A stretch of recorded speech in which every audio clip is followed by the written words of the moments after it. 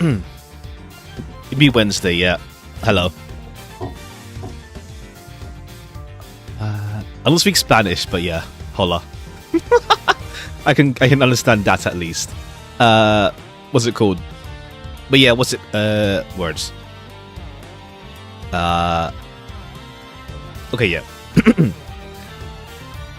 Starting a bit earlier today since what's it called? I mean, to be fair, I don't think we have like super long left. We're still like in the middle. We're still like in the. It's just like middle, doesn't it? Yeah, we're like in the middle of this case still.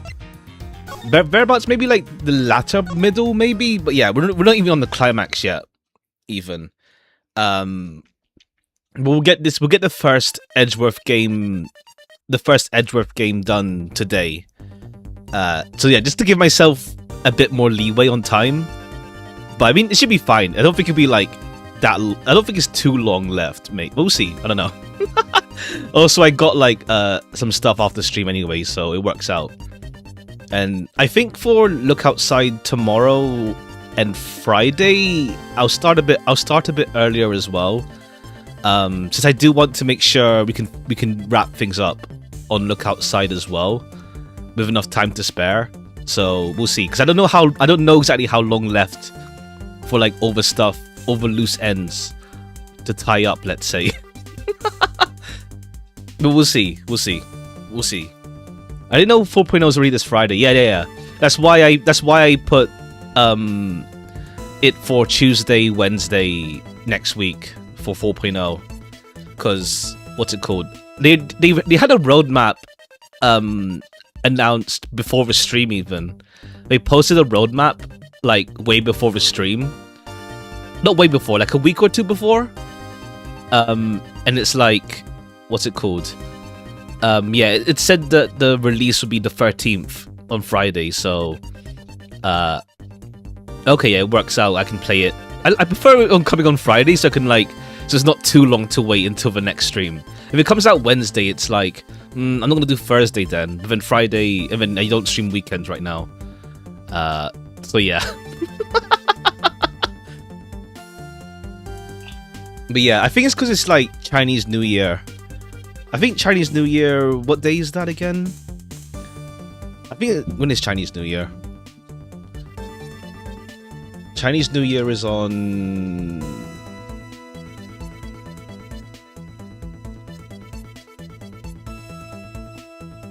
Chinese New Year, okay, yeah, Tuesday 17 to Tuesday the 3rd of March. So yeah, it wouldn't, yeah, so they do it earlier so that, because they have a lot more like they're more on a break during that time. Okay. But yeah, I'm looking forward to it next week.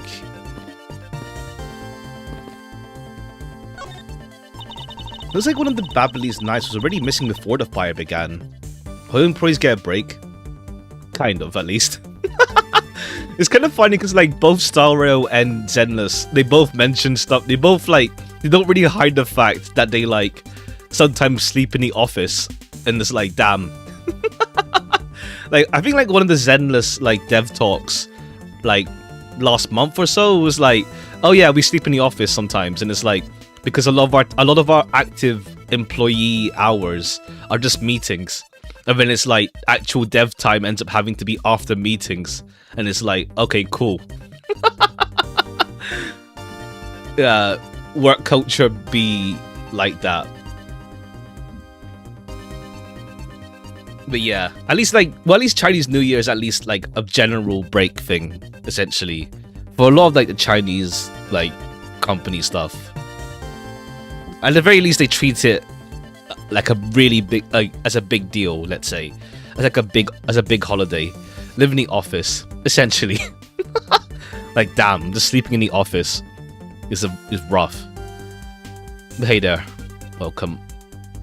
All right, let's get to continuing on this case. Well, I think we have enough time. I'm just overcompensating just in case, but I think we should. We obviously get done today. What culture crazy. I mean, to be fair, just in general, like it's just video game work environments, like, yeah, crunch. It's like, damn. Like, Rockstar is just, like, insane. Like, GTA 6 is like, okay, cool, whenever that comes. It keeps getting pushed back, and it's like, ah, shit. So, who knows when GTA 6 will come out by this point? Well, I mean, they said what? Next year? Is it next year? It was meant to be like, what, spring this year? And then, I don't know, when was GTA 6 mentioned again? Let me just check. It's gonna bother me. It's gonna, oh yeah, no, they plan for it to come out 19th of November. So let's see if it still comes or not on that day. We shall see. We shall see. I don't think it's coming to PC anyway until like a while after anyway. I don't know, because it's like, I don't know why. How did that guy who was arrested and cried because he thinks he would miss GTA re-release? Damn. I mean, damn. I didn't know. I didn't hear about that. No, damn. Canto 10 before GTA 6. Honestly, yeah, it would. Unless Canto 10 takes like 9 months to finish up, it's like it'll come before 6. Like, damn. Missing the release. I see the article here. Yeah. Damn, some guy from Oxford. Life imprisonment. Jeez. Minimum 16 years. Jeez.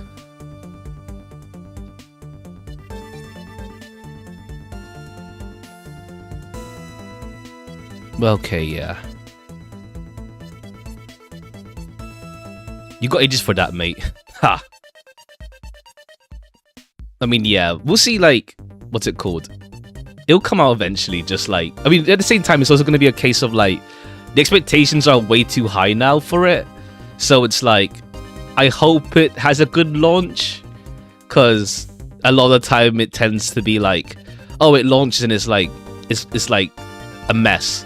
Like, say, Cyberpunk 2077 and, what's it called? No Man's Sky.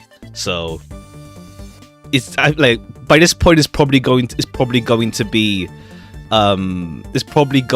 like a mess on release, maybe, based on like the big hyped up, like, way too big scope stuff ends up being. We'll see. Ananta, I saw like they have like a whole, like, they have the whole FIFA arena for some reason. Like, okay, cool, sure. We have like the freaking FIFA PES like one-on-one arena. Like, okay, cool. I'm curious to see how that ends up going in terms of like what's the direction. It just seems like it's stuff, essentially. I'll try it out, but it's also like, it just seems like it's just stuff. It's just like there's no like clear direction. It's just stuff. Here's everything. But we'll see how that goes as well. Gonna be new Yakuza at this point. I mean, Yakuza at least like has like a direction. It's like, what's it called? It's not trying to be everything all at once. Let's say, the game. Essentially, it's like, what are we doing here? I mean, we'll see. We'll see how that pans out, because it's interesting, but then it's also like, it's pretty much just derivative of like everything, essentially. So, what's it called? Like, what makes that game the game itself, essentially? Like, we'll see. Because, like, yeah, it's like, yeah, just like, he's just every single mechanic randomly. Passion Project, yeah. We'll see how that goes, though. We'll see how that pans out, rather. Because it's kind of like, what's it called? Like, with like GTA clones and stuff, you do want to like just go on a rampage sometimes. And it's like a lot of the games that are like in that vein, you can't even do that. So it's like, yeah, we'll see. But this one doesn't seem to be the type that's like, yeah, just like mash up civilians and all that. There's It's probably something that he would make based on his stream talk, essentially. It's just like, yeah, let's go with every random idea we have, and let's just like, yeah, sure, that'll work. It'll work out somehow. Just going on every whim, random BS go. Essentially, it's like, what is like the main direction at least? Like mini games and stuff are fine, but then it's also like, what's the main focus here? Or like, is it worth the dev time and like, what's it called, the resources pouring into like FIFA arena mode? It is funny as hell seeing like anime characters just do the freaking like football player animations, and it's like, okay, sure, I guess. It is funny to see that, but it's also like, why? We'll see. We'll see though. It's kind of like a thing of like if you want to play GTA, play GTA. If you want to play Spider-Man, play Spider-Man. So it's kind of like, yeah, it's like, it could just, if it all just ends up being half-baked, it's like, what's the point? Type deal. But yeah, alright, let's get to continuing. I said that already, but we've been, how long have we been already on stream? 20, 15, 14 minutes. I mean, it's fine. That's why we start early anyway.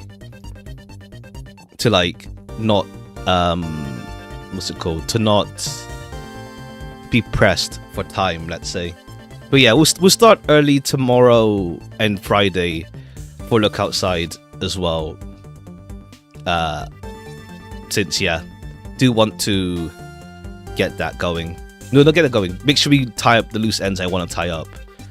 DR2X2, what's that? Oh, Danganronpa. Yeah.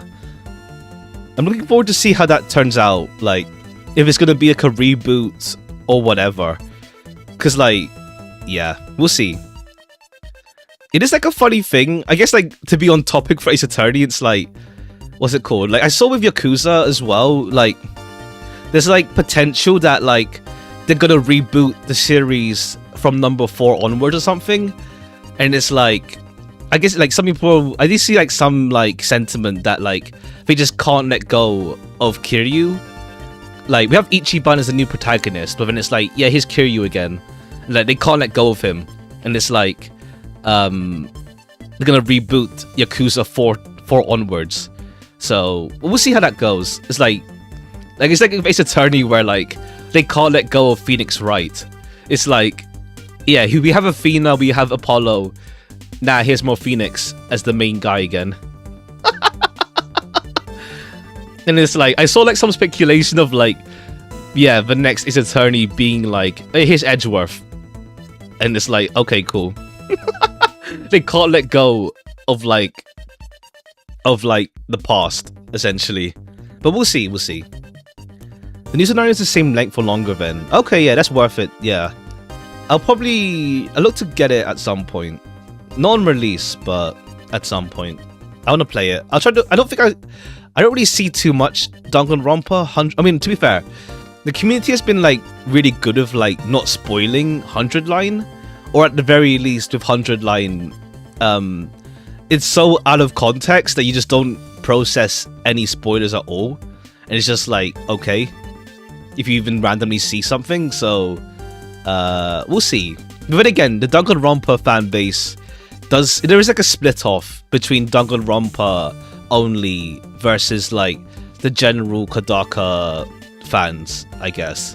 But we'll see how that turns out. But again, I'm not really plugged into like the fandom spaces for like Danganronpa anyway. It's like I see the subreddit sometimes, but otherwise, yeah. And every other game Kodaka's unappreciated.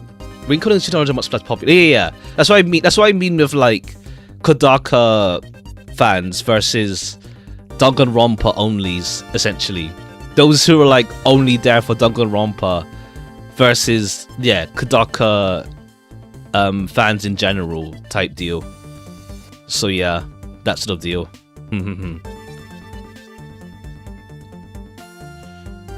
Now look, oh yeah, Shoot an Order I want to play at some point as well. I heard it's getting like a fix up for its like translation or something as well.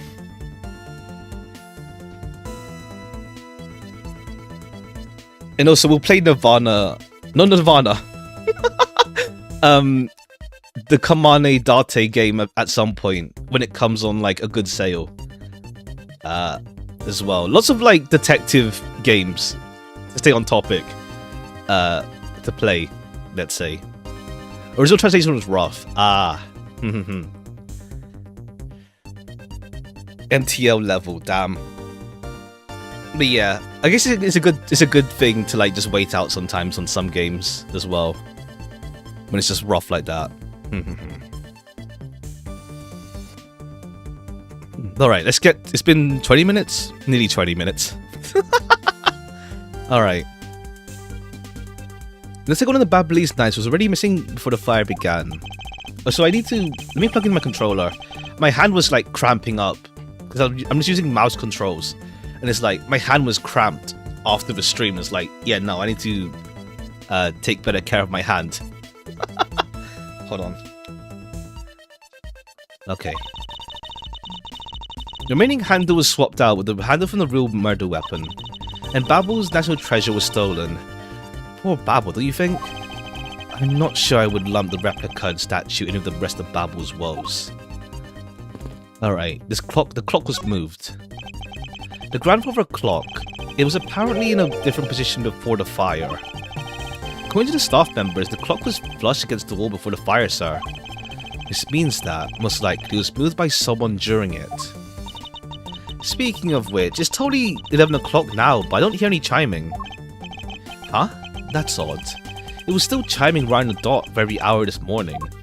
Maybe the fire damaged its internal mechanism or something. Ambassador Paleno, maybe look inside the clock. Sure, go right ahead. Gumshoe, if you could please inspect the inside of the clock. Yes, sir. I'm on it. Alright, what time did it stop at? Mr. Edgeworth, I found the inside, sir. It looks like a length of wire. So, this is what caused the clock to stop chiming. What was a long length of wire doing inside this clock in the first place? A good length of wire that was found wound up inside the Babel grandfather clock. Okay, yeah. It's probably someone doing a zip line for that weird photo we got given, maybe. Why would someone do this? This is a valuable clock. Sounds like it wasn't Mr. Paleno that put the wire in there. He seems innocent at least. Like, obviously, like, what's his face? What's his name? It's only been like a day. What's his name? Koakan, yeah. If he killed the other guy, the Mask 2, then we'll have to see who killed him. Like, the most obvious one would be like Callisto Yu if she shows up this time again. But we'll see. Perhaps it was Koakan's killer who did it. Alright. The pamphlets. It's Gumshoe. Ha! Ha! So, Babel was really into pushing the tourism industry, huh? Yes, it would appear that way. You know, I'd really love to take a trip. Hey, why don't you take one after this case? Do you already have a destination in mind? Ideally, I'd like to go someplace where I could continue my thief training. Well, if you want to learn the fine art of stealth, perhaps you should visit the studio where we make the Jam Ninja TV show. Hey, that's actually a really good idea, Mr. Edgeworth. So I don't know the premise at all for Edgeworth 2, so I'm looking forward to that as well. It's like there's like vague memories regarding like foreign country stuff with this game that I remembered vaguely, but yeah, I have no idea what the premise at all is for Edgeworth 2. So looking forward to that when we get there next week. I can't believe she took me seriously. Like, who knows? Maybe next game we actually do the Jammin' Ninja. The fireplace, huh? So Babel's offices have them too. Two? There's a fireplace in relatively the same location in the Alabastian office. However, we found something before, something that I'd rather not recall again. Oh right, we read this already. On the shirt.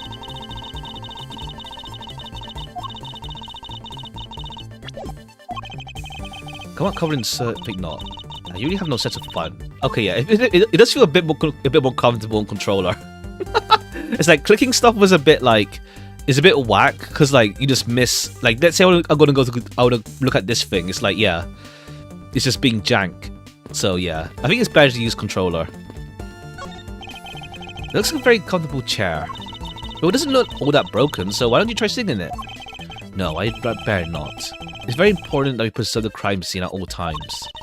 Wait, but you're always touching all sort of things at crime scenes. That's because I am a prosecutor. It's part of my job to examine things. And my job is to be a great thief. Exactly why you're not allowed to touch anything. Alright, now the window. You can see the Alabastian embassy through this window. So where were you when you were investigating? Oh, yeah, we read this already as well. See it from here, I was on the 5th floor, yeah. The mask 2 was killed. Oh yeah, then yeah, she knows about the mask being killed.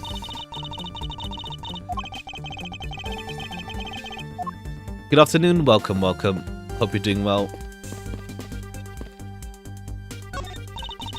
So by this time, the Primrose statue had already been swapped, right? He must have been. As this one was covered in soot. What lousy timing. And these other two countries were about to become friends again too. Would have been better if I had stolen it than for it to get caught up in that fire. Okay, I think I understand your sentiment. However, if you were to engage in theft, I can't look the other way. Right? If you could please stop stealing my lines. Oh wait, she's the one saying that?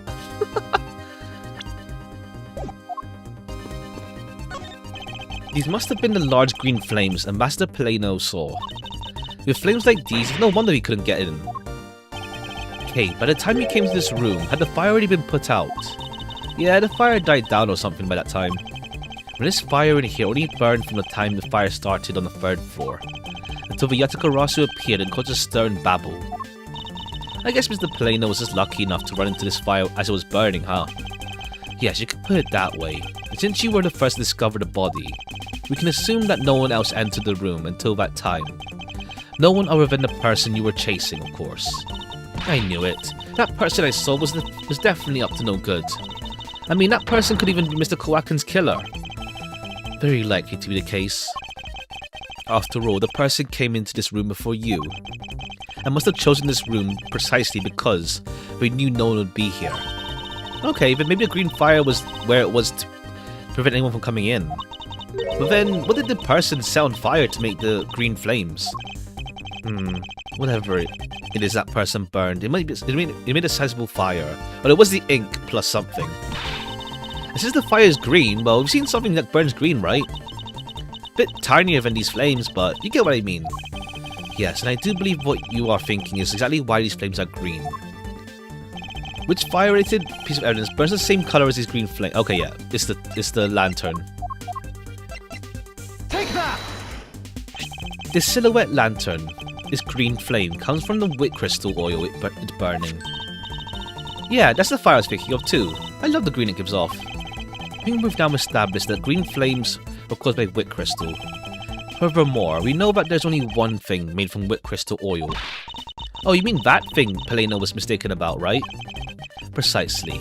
As we found out earlier in our investigation. What? I don't get it. Can you fill me in, sir? Fine. I suppose I'll explain it in a way that even you can understand. This is the thing made from wit crystal that Peleno was mistaken about. Yeah, the ink. Take that! Babley's ink is made from wit crystal. Ooh, so that should burn the same color as the flames of the lantern, right? Precisely. However, the green flames in the room were not from a bottle of Babley's ink. Oh yeah, I guess from burning papers. Because we found the ink Kowakin used on his desk, right? Yes, however, we know that Kowakin was smuggling the ink in massive quantities. Now, what do you suppose he made using all that ink? I believe what he made with that ink is the answer to what gave birth to the green flames. Oh yeah, I'm beginning to really feel the energy coming from you, Mr. Edgeworth. It would appear that I finally found it, the smuggling ring's real goal. Made of Babley's ink, this is the source of the green flames.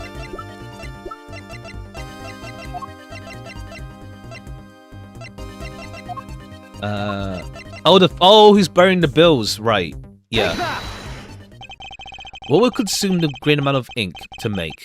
That would be The counterfeit bill was that the smuggling ring made and are circulating in Zhengfa. You're kidding. You're saying that it was Mr. Kowaku that made the counterfeit bills? I mean, I thought we already established that. Unless it was me just like going ahead and thinking. But I think we established that already. I am. I believe you could even go as for say. Yeah, I thought we established this already. But I guess we need to establish it to K as well. Like, I thought we already talked about this with Francisca. Ambassador, Kowaku had permission to freely use the printing press, right? Why yes, and I do remember seeing him use it in the middle of the night. But never did I think he was using it for such a foul deed. Ambassador, because of your secretary's crimes, you will need to be investigated as well. Yes, I suppose so. We've caused a bit of a trouble for a few counterfeits for a few countries, haven't we? It's my duty to search out all who should Kowaku and consider his crimes. But we are the ones who started the fire in order to destroy the evidence. You're all burned up in Babel. Is there something to logic out? Connected fireplaces, renovations. The Babylonese embassy's undergoing renovations. Nah, I don't think that links. Gumshoe, any words? You took part in the initial Babel investigation, correct? Yep, sure did. Also helped put out both fires, sir. But that first fire took me by surprise. I had a tough time escaping the 5th floor. I tried the elevator. I guess everyone else had the same idea because it was in use. I didn't remember to use the stairs at that point. I'd have been burnt to a crisp. You don't use elevators in fires, my guy. Wait, that's odd. We always warn our staff members, in case of fire, it's dangerous to use the elevator. Okay, yeah. Oh. Maybe someone rolled it in a fit of panic? Detective, did you see the Yatagarasu that came into Babylonese embassy at all? I didn't personally. And the other staff members told me they never got a good look at the person either, sir. I wonder if you could tell me a bit more about what you discovered, Detective. Oh, maybe the Yatagarasu was in the elevator. The second fire broke out around the time Yatagarasu was spawning in Alabast. Also, the suspicious person was spawning in Babel, which caused some panic. Okay, we know that Yatagarasu was not actually in Alabast, since it was just a shadow. Well, a fake shadow. So no one was able to get a good look at the Yatagarasu that entered Babel. Yeah, all we saw was a mysterious person wearing a long coat. But that's not even enough to make a positive ID, you know that? Still, it was enough to make the people who received the calling card panic more. A person in a long coat. Sounds like the same one I saw. The Yatagarasu that appeared in Alabast was proven to be just a fabrication, a shadow. In light of that fact, the Yatagarasu appeared in Babel was also suspect. Can't be serious. Not when we're this close to capturing the fake. I mean, Callisto U.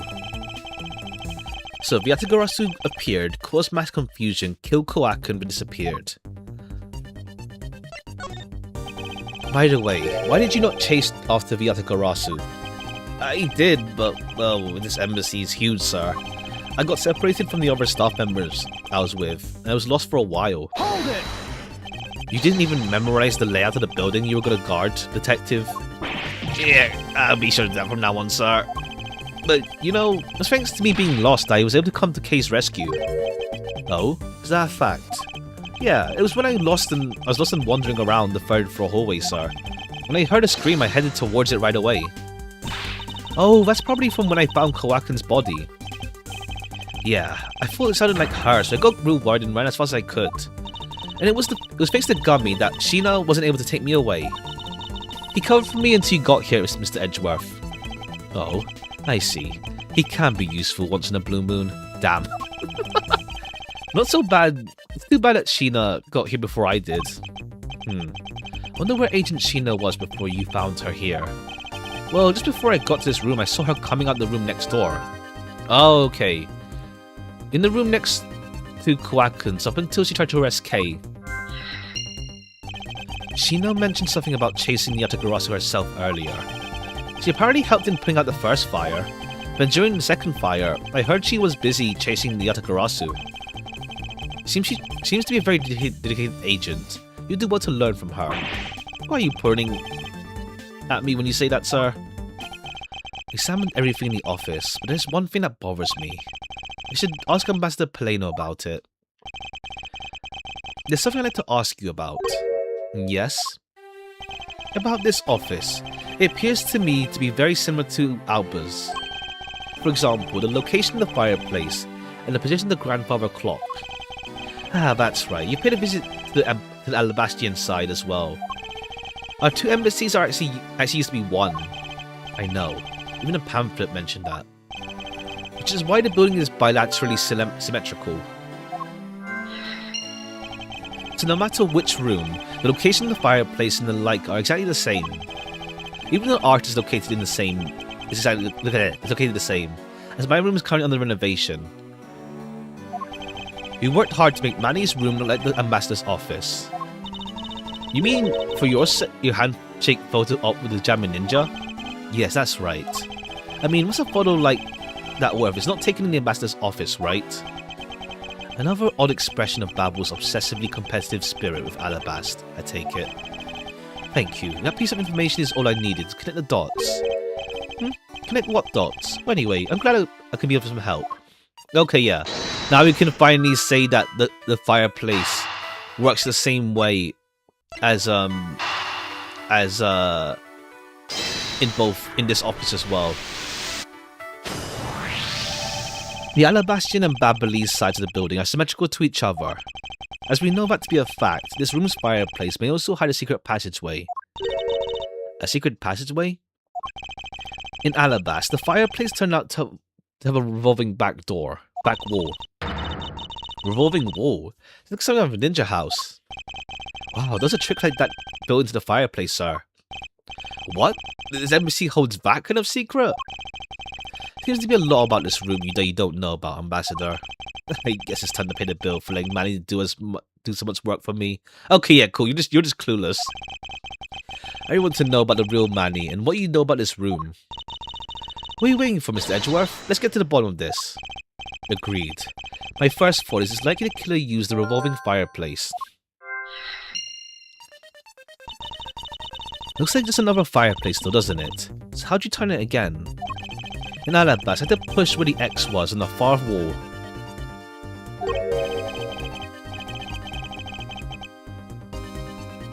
Oh, I see an X back there, sir. Let's see what happens when I push it. Hold it! Ah, you scare me, sir. There's something about this fireplace that lies in contradiction to the facts. Huh? We found an X where you thought there'd be one, right? We did, but that's not what I'm referring to. Something is missing. What does the contradiction mean for us? And what reason I did every nook and cranny? Something's missing. The firewood? It's not somehow connected to any of the evidence I hold.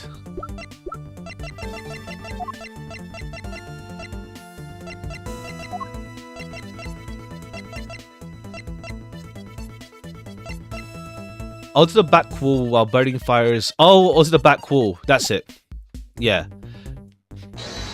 Oh, because it got flipped. Oh, it got flipped over. Someone used it for sure.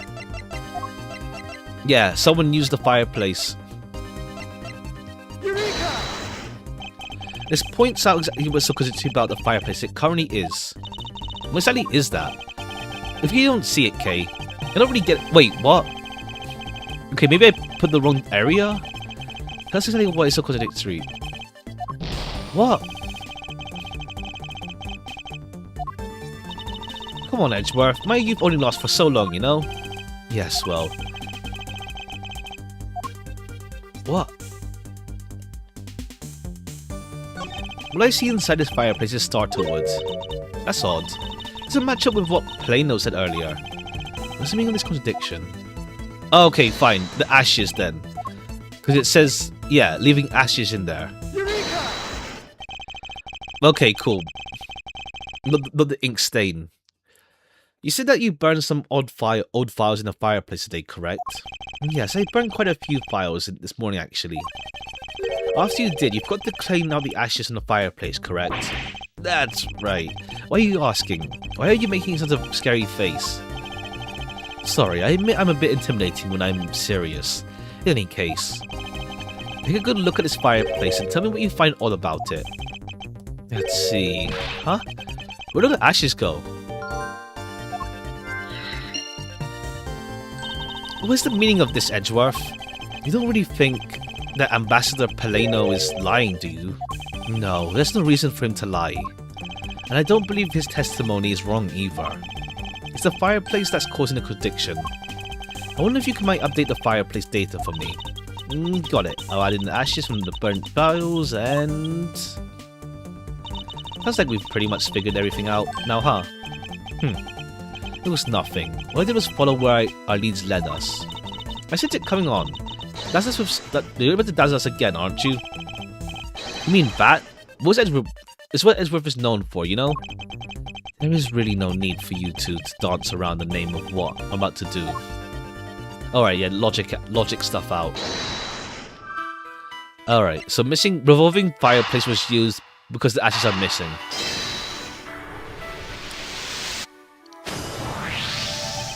The reason as to why the ashes are missing is simple. Not because someone cleaned them up, right?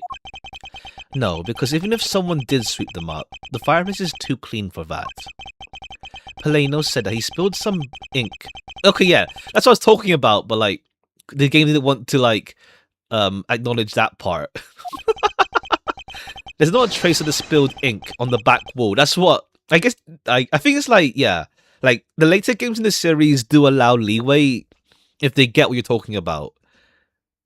Rather than being like, having to follow the logic exactly. But yeah.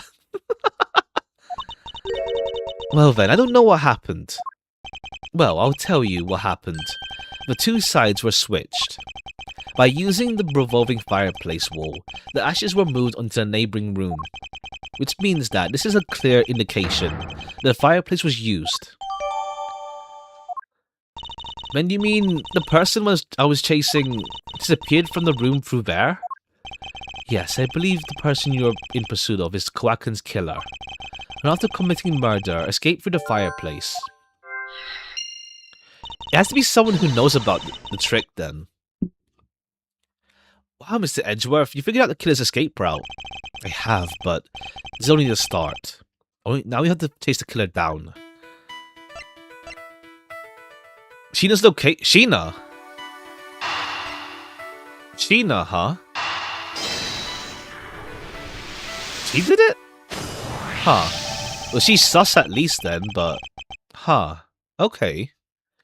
If the killer used the fireplace in this room to escape into the next, it's only logical for us to talk with the person who was in the neighbouring room. Well, the person that was in the next room was... Oh, it was that person, sir. Yes, Detective. Agent Sheena. It's her? Okay. It's her, huh? I guess that makes sense why she's trying to pin it on Kay then. But okay, cool. It's looking more and more like Sheena is the killer, isn't it? Let's not jump to conclusions yet. We need to go through what we know so far. She came running straight into the room from the next one, and instantly accused you. Furthermore, she claimed that it could only have been you that killed Kowakin. I don't have any proof yet, but I know she's hiding something from us. Okay then, we're gonna ask Sheena herself. Hold it! No, not yet. There's something that needs to be done first. Gumshoe. Sir, it's my turn to do something, Mr. Edgeworth. I have a two-part special assignment for you. I need to run a handwriting analysis on Damask 2's note. Okay, I'll get the lab boys on that right away. Second, I want you to see if you can fit through the revolving fireplace wall. Right now, sir? No, next decade. Of course now. Test the hypothesis first, don't we? Go on, Gummy. You can do it. Alright. I'm gonna do this like a real man. Here I go. Through the fireplace and back. You shouldn't need to psych yourself up for that much. For such a simple task, Detective. Or is he too large? Wow, the wall inside the fireplace really did turn. That's so neat. I could try going through here too. There really is a secret passageway through there. I had no idea. It appeared that the ash really was pushed into the other room. Furthermore, Babel? Yeah, the ink is there, like, the game should have given that to me. Whatever. Furthermore, the ink you spilled is on the back wall. Okay, here I go, sir. Hold it. Detective, I'd like you to go through the under the same condition as the killer. Huh? But all that ash and stuff. And your point is, we're short on time, so if you could please hurry on. Yes, sir. Okay, so now we pretty much have the whole picture, right? No, not yet. There's a few more mysteries to solve, such as the Yatagarasu's whereabouts, the other smuggling ring members, the 2 weapons that made it across the border, a key Miss Yu stole 7 years ago. Unless Sheena is Callisto. I don't think so. I mean, it'd be wild if she is Callisto. Like, she removed her, like, freckles, even. I mean, not removed. You can hide your freckles. But I guess maybe, actually, because, like, she has the same, like, eye... Oh! Maybe then, yeah. Because, like, yeah, she has, like, the same bottom eyelash? Yeah, eyelash. The bottom eyelash. Actually. We'll see. But I think so then, yeah. It could be her. In fact, we haven't figured out a thing regarding how Miss Yu is related to the embassies. Edgeworth? Mr. Edgeworth. A number of pieces connect in a very complicated way in this case. It's almost enough to make one completely mentally exhausted. What are you saying, Mr. Edgeworth? I thought you were the one who said that it's easy if you follow the leads. Was that supposed to be an impression of me, Kay? If it's info gathering you need, Gummy and I can help with that. Yeah, all you have to do is show off your fancy-schmancy logical deductions. Show off? Does it seem like I'm being boastful when I do that? It's in part. Let's not overcomplicate matters, okay, Mr. Edgeworth? We've been so focused like a laser, so but only what seems strange and out of place. It's no wonder nothing's clicked when we haven't unlocked anything yet. If you think things through calmly, the answers should come to us. Okay. That's the sort of thing I say to myself. When I'm practicing how to unlock padlocks, you know. There's something I hope practice doesn't make perfect, for your sake. Yay, looks like you're back to your straight-laced self again. Hey, Mr. Edgeworth, I'm back, sir. I can see that. Good work. So you can use the fireplace like a door, sir. Are you alright, Gummy? I'm okay, I just put a bit of ash and dust, that's all. Your jacket has got quite filthy. The hem has probably turned black. Yeah, well, quite a bit of unburnt ink gone to it, sir. I see. Thank you, detective. You did a fine job. I even paid a cleaning bill for the trench coat. What? Oh no, sir, I could never. This is just my old coat, sir. If it was a coat I actually cared about, I'd get it clean, but, you know. I see. Very well, then, as you wish. So basically, Gummy was able to climb through the fireplace. We know it can be used, right? Yes, but that's not all we learned. We learned one other important fact. Oh yeah, you get like a stain on you if you go through it. That is, I will have to explain it to you later. Right now we need to deal with the handwriting analysis. Gumshoe? Yes, sir. I'll be back before you know it. Handwriting analysis on Koaken's handwriting will take a bit of time. Let's go back to Peter Neutralis, along with Lang and Sheena. Okay, and now we've got it in place. Okay, it's gonna be like, I don't know if Sheena is actually Callisto Yu, but it's like I want to see like when if we get like a flashback to everything she's been involved in. Then 11:33 Theatrum Neutralis lobby.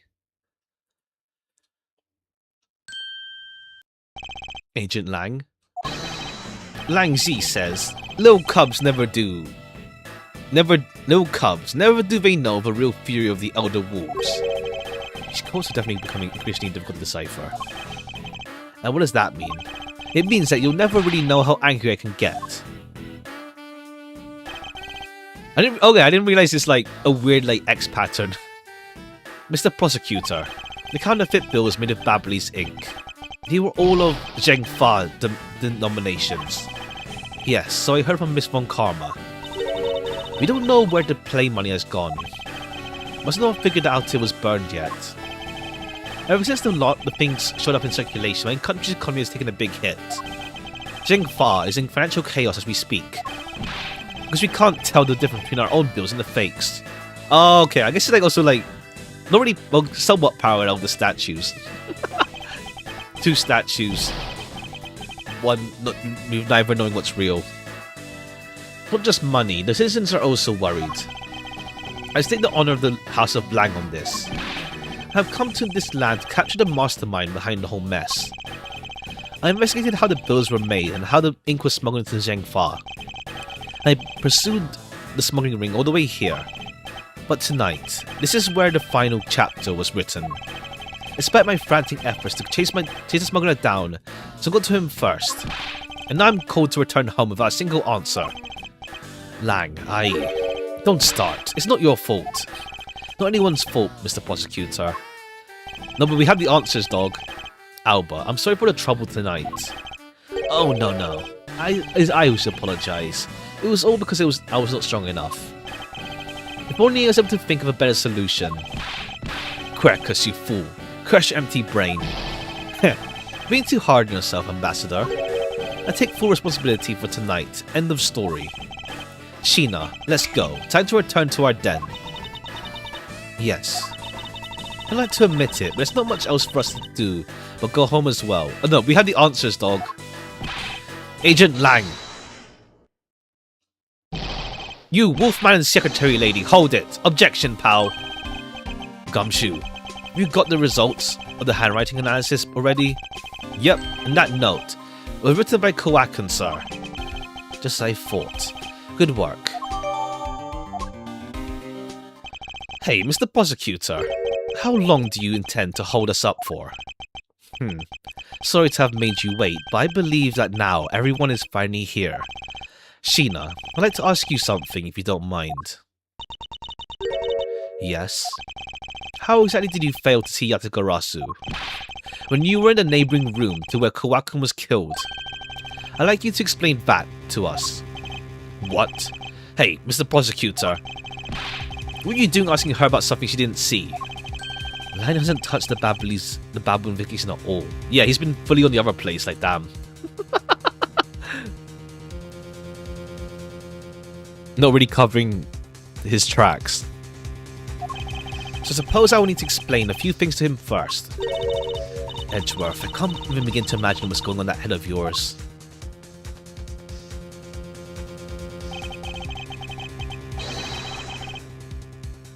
The only thing going on in my head is the pursuit of the truth.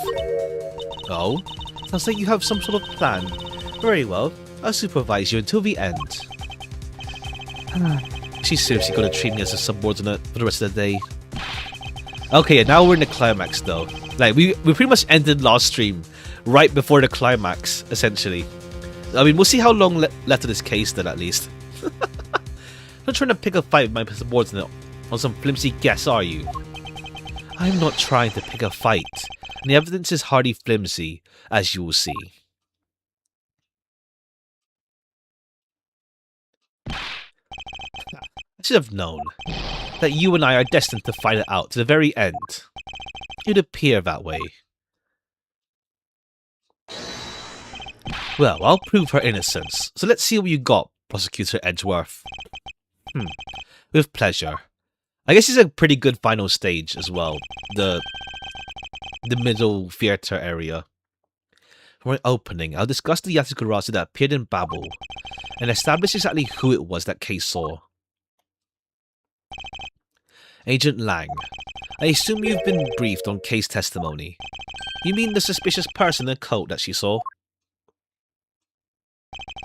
That's right. The person is one of the keys to solving the case. The person who pretended to be Yatagarasu. Pretended? And what do you mean by that? I'll get to it in a second, but first I want to review what Kay's mystery person did. Kay, if you could please explain for us what the person you were chasing did. Hey there, welcome. Hope you're doing well. Alright, seems we're we're now in the climax. We'll see how much we do. Like, if we end up having a lot of time, We'll see. We'll see. We'll see how this, unless it ends up being dragged out further somehow. We'll see. Because it feels like we are in the climax, oddly enough. Can you please explain for us what the person you were chasing did? Okay, you got it. But then again, we still have like one more logic. We still have like a logic thing to still do, so we'll see. The renovations. I first spotted. This is the last case. I've got everything on the game. Yeah, the last case for the first game, yeah. And it's like everything's pretty much come together essentially, yeah. Then we'll do Edgeworth 2, the second Edgeworth game next week, unless it turns out we finish the case like within the next hour. Then maybe we'll do the first case of the next game if we finish it really quickly. But I don't think. I don't know. Unless it like drags on a bit later. We'll see. Because it feels like we're on a climax, but who knows? It is the final case, which ends up like they tend to be really long for Ace Attorney games. I first spotted the suspicious person near the open air stage on the Babalese side. I called out to the person, but as soon as I did, that person ran away. It was rather suspicious, so I immediately gave chase. For the sake of argument, let's call the suspicious person the Yatagarasu. Now please, tell us what happened when you chased the Yatagarasu up to the 3rd floor. Can do.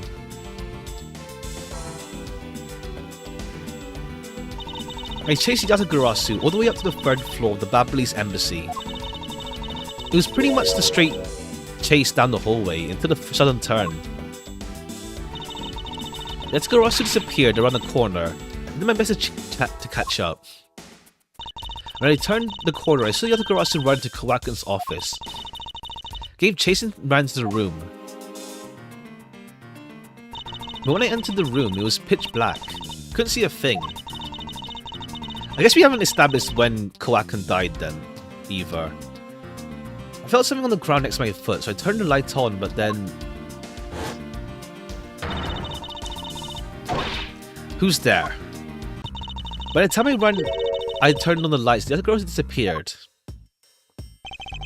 When Kay entered the room, the person she was chasing was already gone. Why do you suppose that was, Lang? What do you mean, why do you suppose? Isn't it obvious? The person slipped out through the door behind the girl on the cover of darkness. Objection! Sorry, bud, I know for a fact the person didn't escape through that door. No. How do you know that was such certainty? That's easy. If the other Garasu had left through that door, we'd have run into this person. Oh yeah, Gumshoe. Take that! This is who the suspicious person would have ran into. Hey, Mr. Prosecutor. Gumshoe was there as well.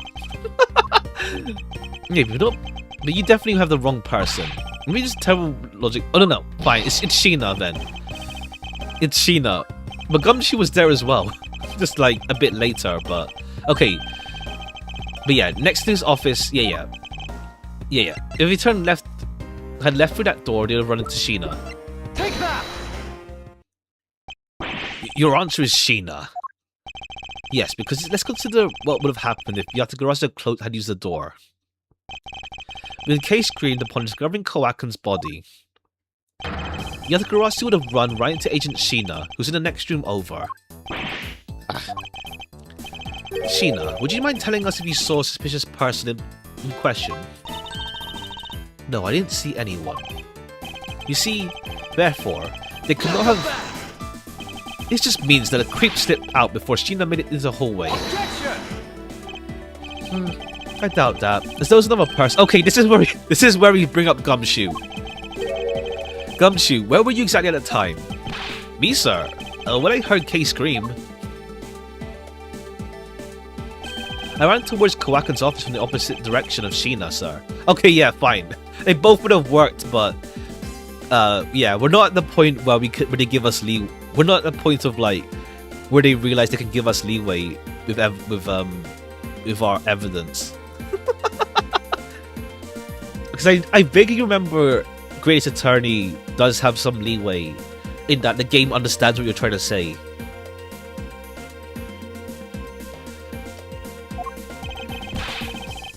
So, Lang, can you explain how someone could have eluded both of them? Even you must concede under these circumstances, the door was not a viable route. Way to go, Edgeworth. You nailed him with just an explanation of what happened. Yes, you've eliminated one of the possibilities from that room. This is far from over. Let's make Lang see as well of yet another possible escape route. Haha, I get it. So that's what you're trying to show me. Hey, prosecutor, let me guess. This is what you're trying to say, right? Because the door was not a viable escape route. Must have been another way out. Precisely. Hey, Edgeworth, it's time to bust out with your revolving fireplace wall explanation, right? Not quite yet. Huh? But why? I thought this would have been perfect time. The revolving wall is known only to 4 people. And if we use this information unwisely, the truth may escape us in the end. Oh, right. Yeah. There's only like a few people who actually knew about it. Even then, it's also like post after the fact. What's with the whispering over there? It's gonna figure out your tactics. No, there's nothing of the sort, Agent Lang. Come, let's continue. That smug, haughty attitude of yours. You really rubbed me the wrong way, you know that? No matter. I figured you out. The only other possible escape route besides a door is the lone window. And since an eerie picture of said route exists. Are you saying that this photo captures... Oh, it's the coat. Oh, it's the coat that... It's the long coat attached to a zip line. I seen that this photo captures the moment Yatagarasu escaped. I guess Bad must have put him in on this photo. I have to admit, at first I thought the window to be a possible escape route as well. However, I know now that it's impossible. Now I realize you may not know this, but... humans can't fly. Of course I know that. That's bloody common sense. Besides, I never thought the photo to be of this Yatagarasu's escape route. Suppose not. Alright then, explain yourself. The shadow in the photo is not the Yatagarasu that Kei was chasing after. You can say whatever you like, in whatever language you want. But there's not only one language I really understand. Evidence. Very well then. I present to you proof that the person Kei saw is not the same one in the photo.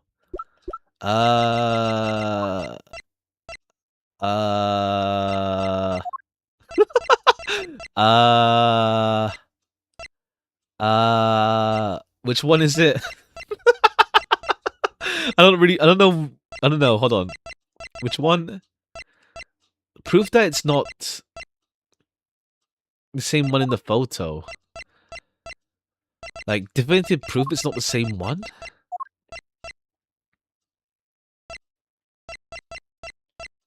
Yeah, that's the wire, but that's the method. It's like a zip line, probably.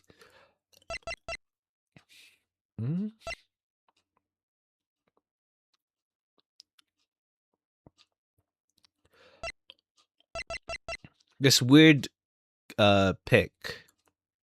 That's not... Oh, wait, we still have that to do as well. It's still early for that. And for some reason, the samurai dogs are still evidence for something. Ah? Not the same as the one in the photo. I don't know if you... How do you establish this? Ah? I mean, the fireplace, but it was too early for that. At least. Proof that the person's case saw is not the same as the one in the photo. The fountain doesn't matter yet.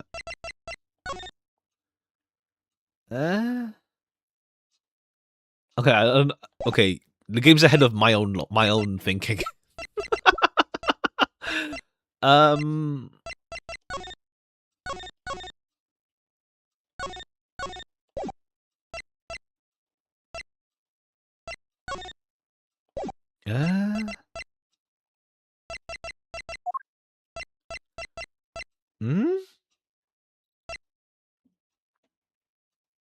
Yeah, okay, cool. I have no idea.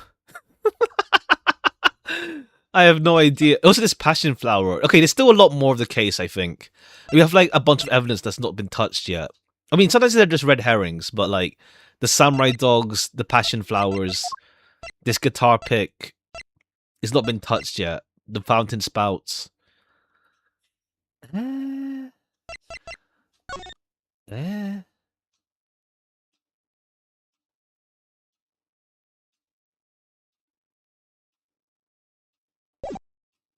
Eh. Eh. There's no ash? No, that's too early. The wire? Take that! No, that's too early for that. Is that right? What do you think, little miss? Huh? Well, I mean, what do you think? Me? I Miss von Carmen, what do you think, sir? I don't think anything. Because I already know that evidence proves absolutely nothing. You've got mutiny on your hands, Mr. Prosecutor. Last thing I needed was him laughing in my face. Okay, I need to think back to what Detective Bad told me. About when this photo was taken. When was it taken? Okay. The timing of it. Oh, after the first fire. Okay, there was 2 fires, right. This was taken after the first fire. So, okay, it's just like, yeah, it's just, yeah, it's after the second fire. There was 2 fires. Right. Okay, specifically when it was taken. Okay.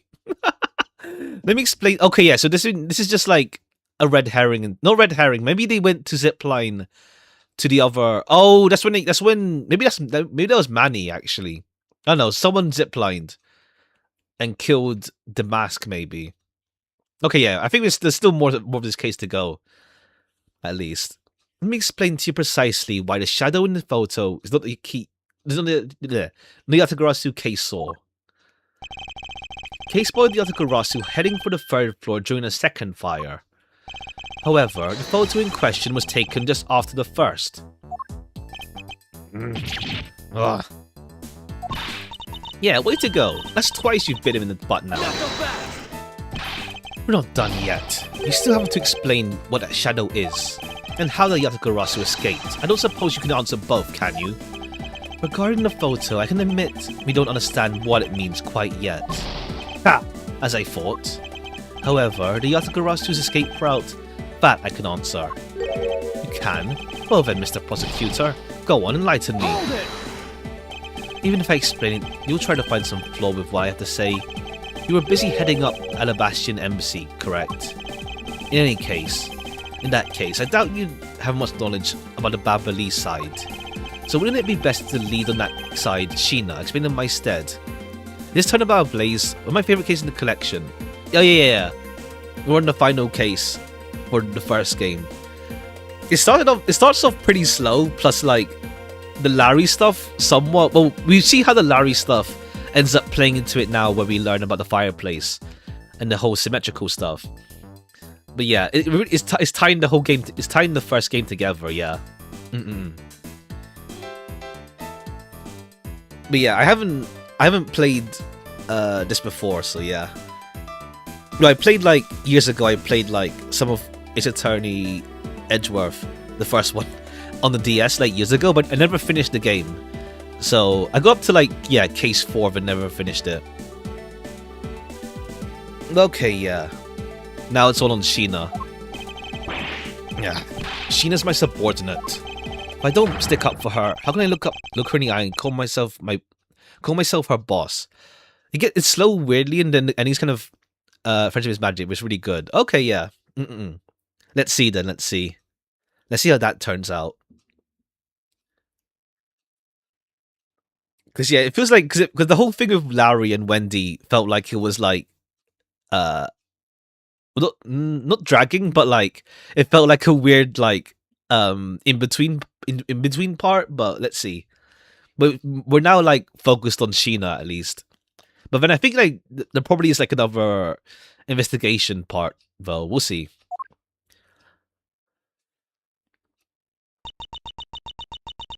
Lang, it's all right. I can take care of him. Okay, yeah. It's like Callisto probably is Sheena. They have the same eyelashes, but we'll see.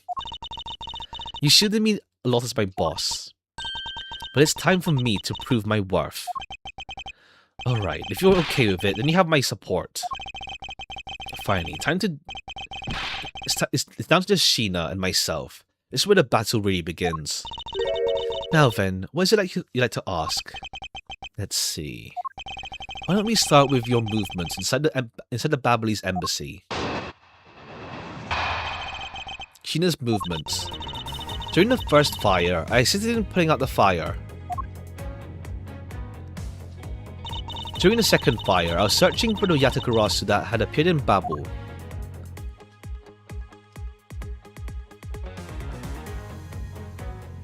Alright, yeah. Okay, yeah, while searching I heard a scream coming from the next room over.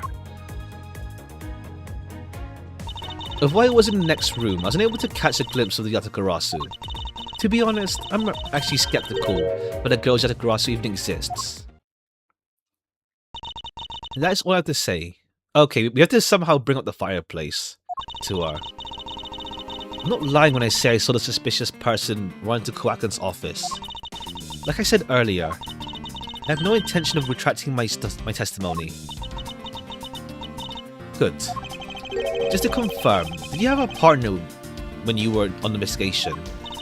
No, I moved alone. In that case, you have no one to corroborate your alibi. Is that correct? Are you calling her suspicious because she was in a room by herself? How pathetic. And it wasn't when Agent Sheena tried to arrest Kay under the same rationale? And how about when you accused Larry because he was the weapon's owner? Okay, yeah, he can't, how to say, without being a hypocrite about that. No, that is unexpected for that useless lump to get in such a situation. I suppose it's never a good idea to let mistakes go uncorrected. I'll make no excuse for why I did in that situation. You should apologize right now for making Kay out to be the killer, pal. I'm sorry. Sheena, apologize. I'm sorry. It's really okay. I mean, not a suspicion anymore. Right, Mr. Edgeworth? I never doubted you. Not for 1 second. And the same goes for me. I believe in Sheena. Then let's put it to the test and see if she really is worthy of your trust.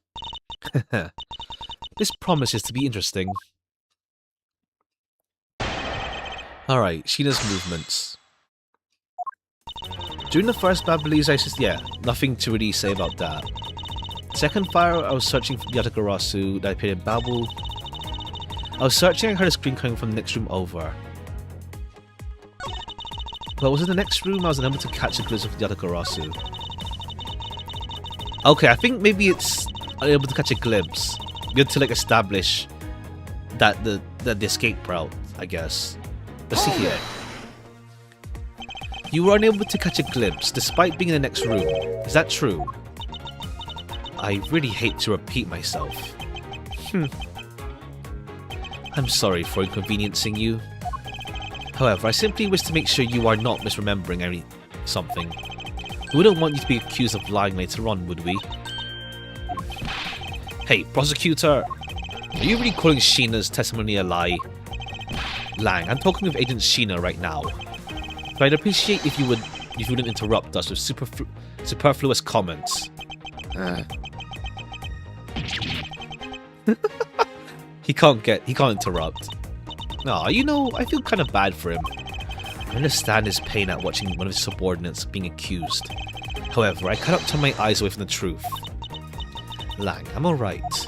As for you, I think you also have to be focusing your doubts on that girl than me. And why is that? I'm actually skeptical on Yatakarasu existing. Okay, I think it's just it's too early to do the fireplace, probably. Hold it! Are you throwing Kay's words into doubt again? Well, she does claim to be the Yatakarasu, right? She did try to chase down the Yatakarasu, despite being an average citizen. She came here with the goal of capturing the fake one. That's right, which is why I would never lie about anything related to Yatakarasu. Suppose you have proof of that somewhere. Not quite, but even without any, I have people who believe in me. That's enough. I see. Case testimony is without flaw, but as for yours, well, let's just say I find your testimony to be a bit suspicious. There seems to be a very large flaw in her testimony. Oh, then why don't you show her, using what we found out with Little Thief? I will in due time. Escape route of the Yatagarasa that Kay was in pursuit of. If it turns out it really does lead to Agent Sheena, then what is that she's keeping us from right now? Okay, I guess we do use it here, actually. I was searching, I heard a scream from the next room over. I was in the next room. Okay, yeah, I think we present it with the escape route. Objection! Okay, we actually do fire off right away. Being in the next room, is the problem with your testimony? Not so fast! Mr. Prosecutor, I don't see what your problem is. The problem you're talking about at all. Agent Lang, do you recall the secret we discovered about the Alabastian office fireplace? Huh? Oh, you mean how it connects with the next room over? What about it? Well, Alabast isn't the only country with secret connecting fireplaces. What? The fireplace in Koakun's office holds the same exact secret. What? Yatagarasu didn't escape from the door to the room or the window. The escape route was through the revolving fireplace wall and into the next room over. Now, do you see? If Yatagarasu escaped into the next room, then the thief would have run straight into Agent Sheena. Meaning that it's impossible for her to have missed them. What's the meaning of this, Miles? Well, would you care to explain, Sheena? How you managed to completely miss the fleeing Yatagarasu, or shall I? Your claim that you were in the next room was a lie all along, wasn't it? The truth is, you were the one Kay saw in the coat. Pretending to be Yatagarasu, you were the one she chased after. You tried to lose her, you ran to Kowakun's office, headed to the fireplace, then shed your coat in the next room, leaving it there to emerge as Agent Sheena. After that, you came back around to place Kay under arrest. Oh wait, where'd the coat go? I guess the coat could be dealt with at any time. Does that sound about right? If not, then speak now or forever hold your peace. How dare you make Kay look like the bad guy when you're the suspicious one, pal?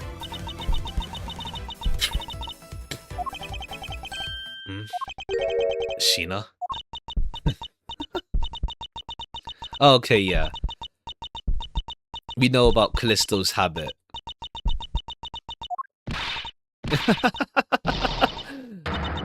Okay, yeah, it's Callisto, yeah. They don't try to like drag it for longer about who she is. But damn, she really like held back after all this time. Okay, damn, she even changed her skin color. I guess like a heck ton of foundation. Remember this irritating laugh. Ugh, I'm getting chills down my spine. Can't be. But it has to be... Sheena, what's wrong with you? I'm sorry, it was so funny that I couldn't help but laugh. Funny, you say?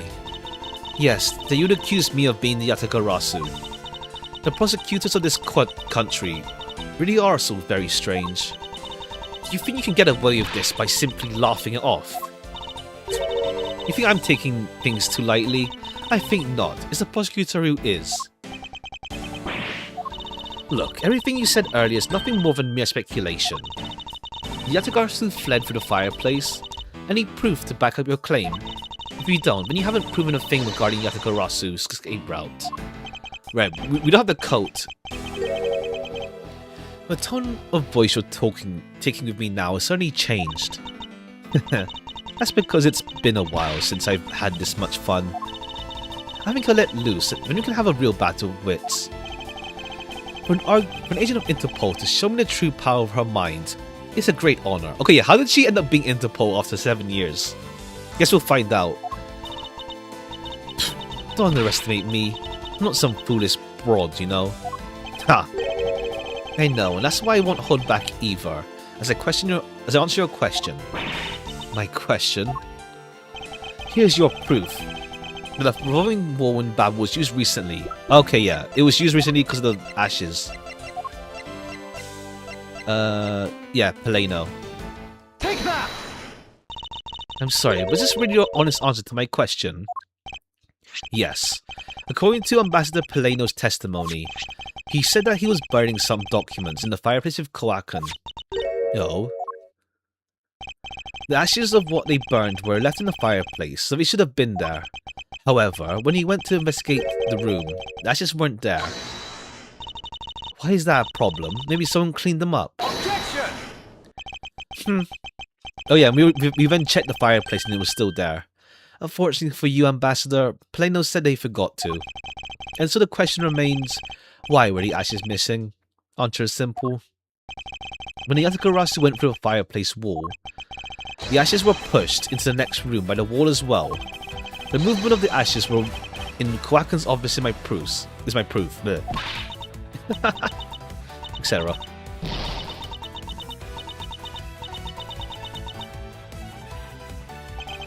And just what is so funny? Ashes proof. Are you even allowed to submit such flaky evidence in court? Well, we saw there's a pamphlet as well. You still wish to fight us? Of course, why wouldn't I? In that case, let's hear your counter-argument. My counter-argument, huh? This really is just like being in court. No, to me, we simply continuing where you left off all those years ago. I have no idea what you're talking about. Okay, yeah, she's not fully clean, but we all know who she is. Doesn't matter if we're at a crime scene or in court. Let's finish off here and now. I suppose. I've had a lot of fun today, but I grew weary of this game of cat and mouse. Let's make this a last testimony and wrap up this absurd case once and for all. Oh, are we really that nearly done? I don't think so. We'll see. Otherwise, yeah. If we are like really on the brink, it's like if we finish within the next hour, it's like we may as well do case 1 of the next game. We'll see. In my eyes, all you proved is that the rotating fireplace wall was used. But you can't really call that proof that a Yatagarasu used the fireplace, can you now? So then, who was it that used the rotating wall? Show me your answer with real evidence. We've already finished our very thorough investigation. We found not a single suspicious thing in Koakan's office. And there you go. My counter-argument. That's very impressive. She has seen through to the fact that I have yet to gather that one piece of evidence. Okay, no, never mind. There's still actually, like, the whole thing with the mask as well. Like, why did Koakan kill the mask? So, we'll see. What is it, Kay? I haven't heard a peep out of you in a while now. If you don't think you can handle it, feel free to leave the rest of it to us.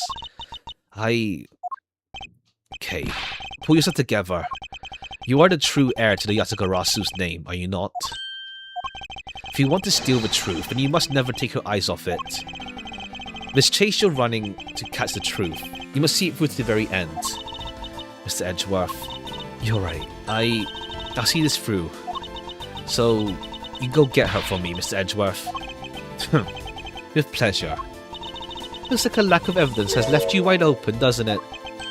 Sheena, please, show me you're someone I can trust. Don't worry, this will be the deciding match, you'll see. I'm truly sorry, Lang. I simply cannot let her escape again. Very well then, Sheena. Shall we begin? I'm ready whenever you are. Alright. Rebuttal. In my eyes, all you proved is that the rotating wall was used, yeah. But you can't really call that proof that you used the fireplace now, can you? So then who was it that used the rotating wall? Show me your answer with real evidence. Remember, we've already finished our thorough investigation. And we found not a single suspicious thing in Koakan's office. Okay, there is something suspicious in his office. There's something weird in his office that is suspicious. We don't... I'm not too sure, actually. I guess we have to go over everything else first. Who was it that used the rotating wall? Show me your answer with real evidence. It's possible that the Yatagarasu left fingerprints inside the fireplace. Sorry, but I had the forensics team check that already. All they found were prints belonging to Ambassador Paleno and Koakan. Yeah. Curses. I should have known better than to think Yatagarasu would have been so careless. There must be some sort of evidence that we still have yet to find. Ha. Take it you have no further objections? We've already finished our very thorough investigation. So Interpol had finished examining the entire Babley's embassy. Yes. The investigators who weren't allowed into Alabas were incredibly helpful. They all put into great effort to search for any sign of Yatagarasu. Objection! And yet, despite all that effort, it appears that they failed to notice the lack of ash in the office fireplace. Furthermore, you were the one who inspected the room next to Koakan's, correct? I didn't notice the ash there in the fireplace of that room, and for that I am sorry. You don't need to apologize, Sheena. As your boss, your mistakes are mine. So allow me to apologize for you. I'm sorry. You know, maybe this guy's not such a bad guy after all. I mean, Lang is chill. He just has a grudge, and that's it. But otherwise he's pretty chill. Like, once he gets over his issues regarding prosecutors, he's fine. Apologize for his subordinates and everything. What a great boss. Are you saying that I don't do anything for my own subordinates? No, nothing of the sort, sir. You're someone who I really respect, sir. Even if you are a bit too strict sometimes. Only a problem on your end. Wow, way to be super hard on him in response. Am I really too strict on everyone? Anyway, Sheena, you didn't find anything in Koakan's office, right? That's right, we finished our investigation. And we found not a single suspicious thing in Koakan's office. Hold it! So you really didn't find anything? Yes, as I said, not one suspicious thing. Although, as you already know, we did find the Yatagarasu key and document detailing the smuggling operation. We still haven't found the blade that belongs to the Babley's knife handle yet. Ha! You see, my subordinate worked hard to investigate everything. There's nothing else to find, right? Wow, Lang really sticks up for his people. Lang Shi says, all men are brothers, and friends become family. So you see, my people are my family, and their families are my family too. That's a rather large family you have there. Yes, but as we all know, there's one black sheep in any family. And though it pains me, Agent Lang, you all know the black sheep in your family. So, do you actually have any proof that the Yatagarasu used the fireplace? No. Haven't found any yet. Then what are we gonna do? No need to worry. Because there is a loophole in Miss Interpol Agent's argument we can exploit first. The one in charge of the Babley's investigation was not Lang. This means that with Sheena in charge, it's possible she may have tampered with the evidence. That piece that we found. If there is one thing I do know is that someone tried to hide it from us. Okay, we found something. What was it we found again? The counterfeit bills, I think? I think the counterfeit bills, maybe. Or do you mean... not this one, that's not here. I think, yeah, the ashes of the bills. Objection! Because they got burned up in the first fire. You didn't find anything suspicious at all? Highly doubt that. I didn't. You can even ask the other men. I don't need to, for I found what you should have a while ago. Excuse me? In Koakan's office, there were signs that someone had burned counterfeit bills there. What in the... Okay, yeah, the whole smuggling ring deal with these guys that they were trying to find as well.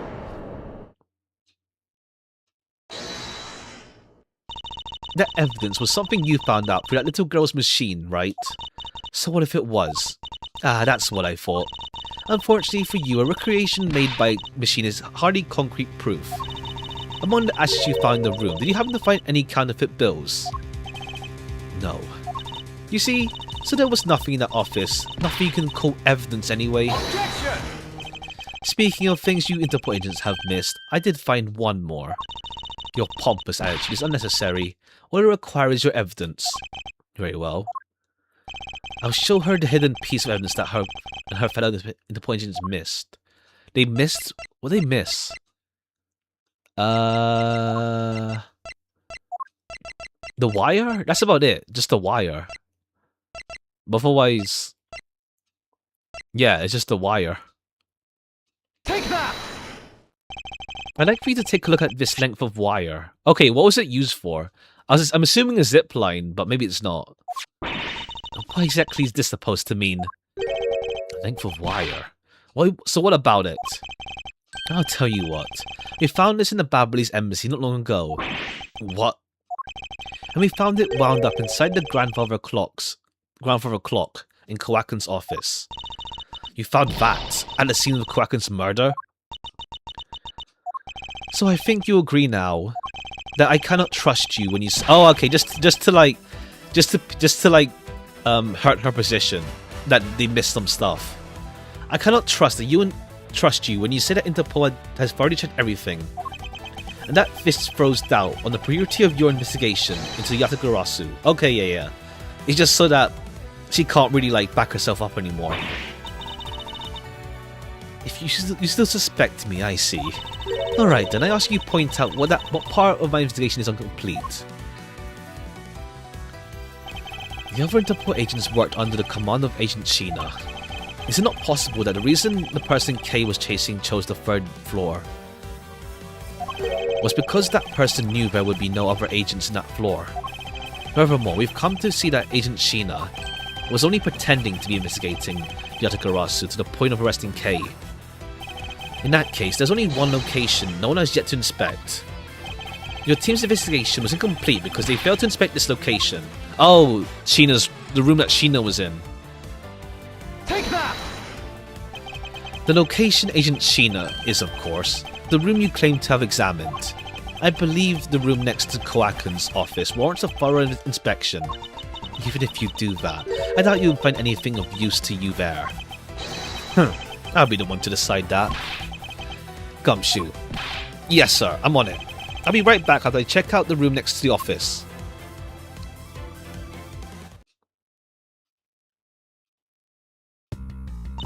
Hey, Mr. Edgeworth, do you really think that Miss Sheena's the Yatagarasu?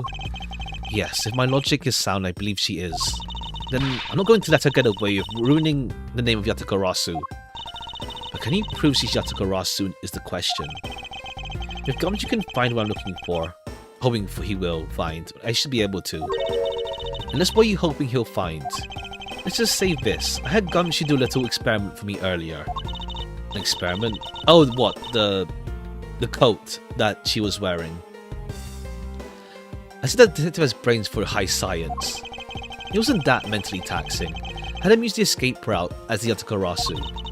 And what you find out, first, that it's possible for a person to fit through. Second, going through there, his coat was covered in ash and Babley's ink. Who cares what his coat was covered in? It's not worth that much anyway. Is it really worth so little? I believe that is actually quite a meaningful result, the value of which I'm about to prove. Edgeworth, I found some things you really need to see, sir. Alright, she just left it all in that room. But I guess there's nowhere to dispose of it, to be fair, besides the room that she thought would be safe. Hey there, welcome. Welcome. What are these things you found? Been a while. Hey there. Makeup and a coat and pair of shoes. Okay, she just left it all in that room.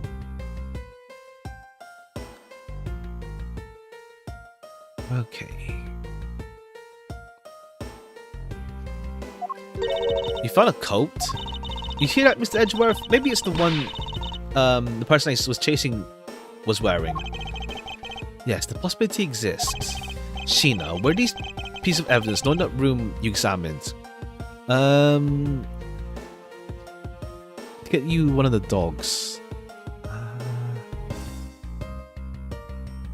Urena. What's that? What was that one again? It's been a while.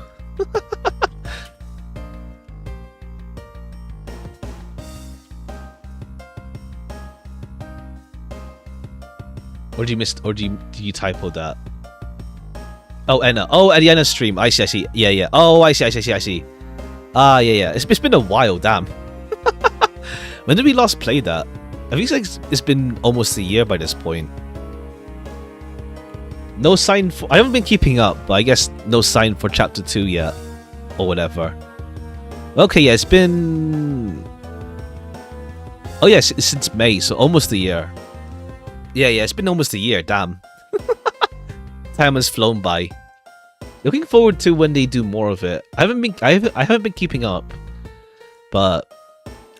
looking forward to when there's more.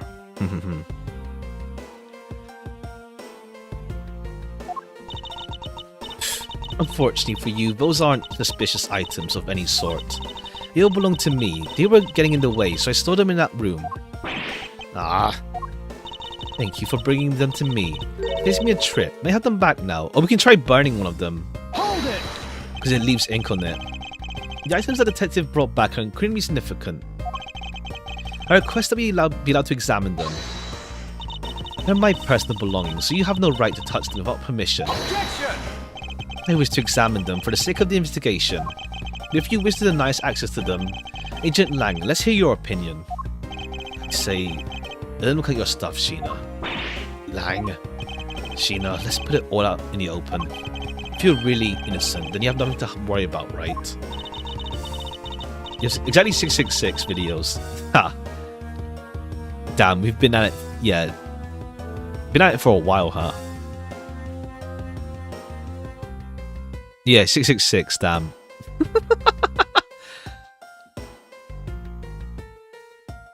I don't know if it counts on listed videos or not. I don't think it counts on listed, actually. Examine whatever you like. After all, I've nothing to hide. Good. Let's begin. So, which of Sheena's belongings are you going to examine, sir? The coat. Let's examine the coat. Yes, sir. Appears you managed to stain your coat rather badly, Sheena. The Yatakarasu that Kei saw was wearing a coat, and I'm beginning to wonder if this stain wasn't created when you went through the fireplace. No, you have it wrong. The soot probably got my coat when I was helping the police put out the fire. And what about the dark substance around the hem?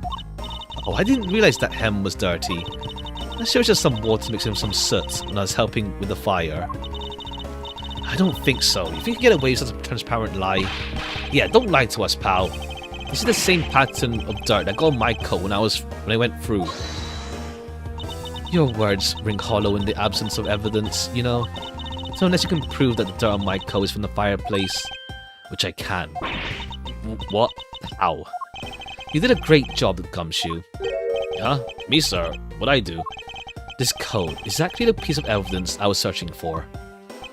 I had been hoping to find the coat that the person Kei saw was wearing. And thanks to you, we proved that going through the fireplace would sully a coat. I don't quite get what you're saying, but happy for that praise, sir. Okay, yeah, we can try burning it. If it turns green. Over remains. For us to show what the dark substance in the coat hem is. Oh, and what do you think you can do?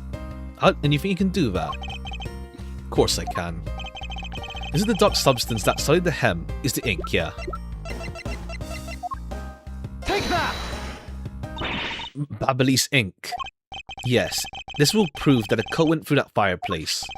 According to Ambassador Peleno, he burned some files in the fireplace this morning. You told us that already, so I don't really see the point in mentioning it again.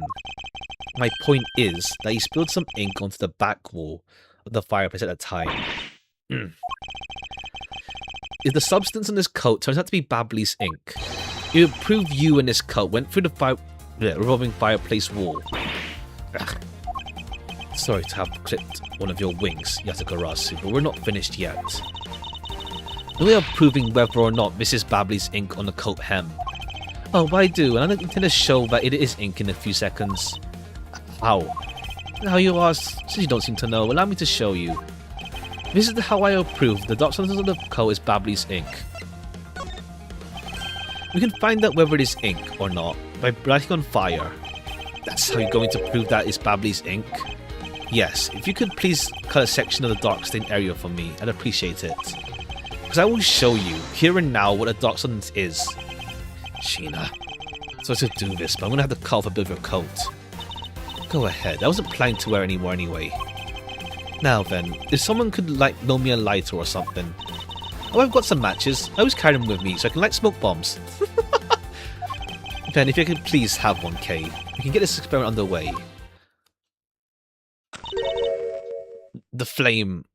Yeah, green flame. It's the same colour as the flames the wick crystal oil produces, which means... It's kind of funny, like, Edgeworth is on the left side, because obviously defendant side, but it's like, he's on the opposite side in the overworld.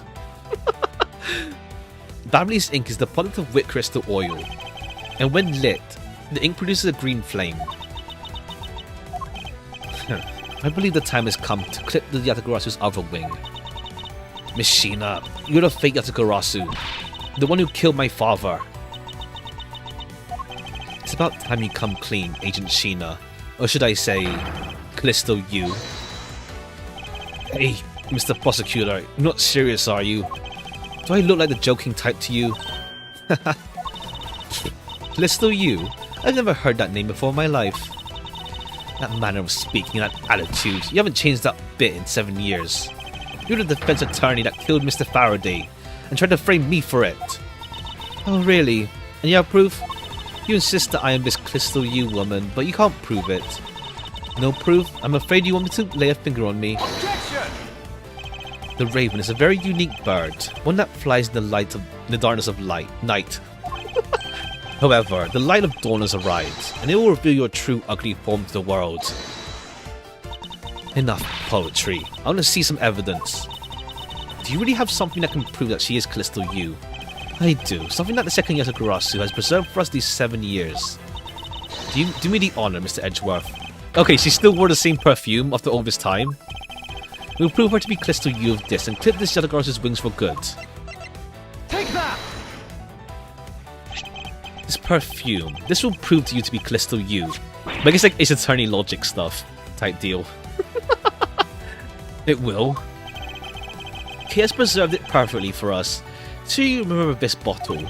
This belonged to Miss Yu just before she disappeared 7 years ago.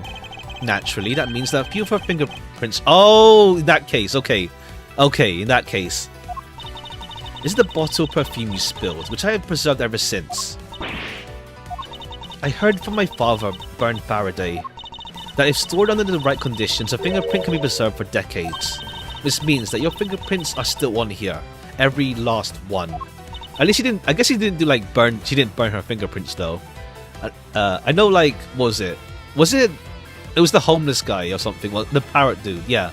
It was the parrot dude in the first game that burned his fingerprints off. We can clear everything up if we were to compare prints on this to your own. I don't think they'll do that again here though. Now come, Agent Sheena. Submit yourself to a fingerprint test. Unless she did burn her fingerprints already. Ha. Ha.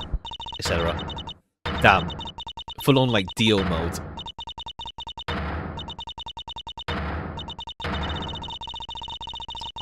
We're still not done here though, I think. Like we haven't really established the whole thing of Koakan yet. Looks like you've seen right through me yet again. You're sitting the biggest chill down my spine, Edgeworth. Callisto you. So you've shown your true face at last. This feeling of thrill. Even greater than that time 7 years ago. We don't really have a motive for her either though. It's like, she killed Faraday, but then it's like, but what happened to her sister stuff? Like, she was gonna avenge her sister. Unless she like, didn't actually care about her sister. We'll see. Even greater than that time 7 years ago. Sheena, you're... Lang, I really enjoyed that time together. You're an insanely strong, nice, kind-hearted idiot of a man. Gee, we're a spy all along. Oh right, wasn't there like, yeah, there was like some mention of us, of like, some leaking or something with Interpol before, I think. I'm most sent by the smuggling ring I've been chasing after. Someone who has been feeding them intel with Interpol all this time. Very good. Never watched any of your streams. Who's Callisto you? Oh no, yeah. She's like, she was the, she was the culprit from an earlier case in this game. She killed Faye's father, essentially. And like, what's it called? So yeah, she's pretty much like pretty much a culprit from the previous case that ran away. And so like, yeah, I mean, it turns out she was a character who was with us, who's there from like, well, case 3 essentially. The fireplace was an escape route for her to like go into the next room over. Because like, how is it? Yeah, because the fireplace is like you can push the wall to go into the next room, secret passageway stuff type deal. But the fireplace had like some soot and ink on it, so anyone who goes through it will get stained by the fireplace, and so that's the whole thing of the cult, essentially. But like, yeah, like she ran into this room and then escaped through here with the fire. She escaped through here through the fireplace, essentially. But no one knew about the fireplace secret until like later on. But yeah, Callisto U is pretty much just like, what's it called? Yeah, she killed Faye's father 7 years ago in a previous case in this game, essentially.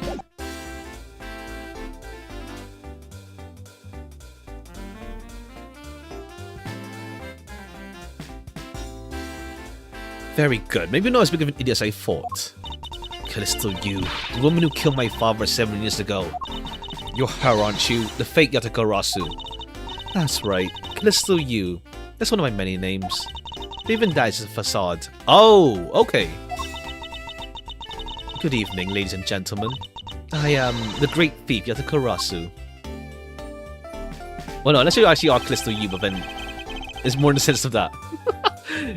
You're just taking on different like names.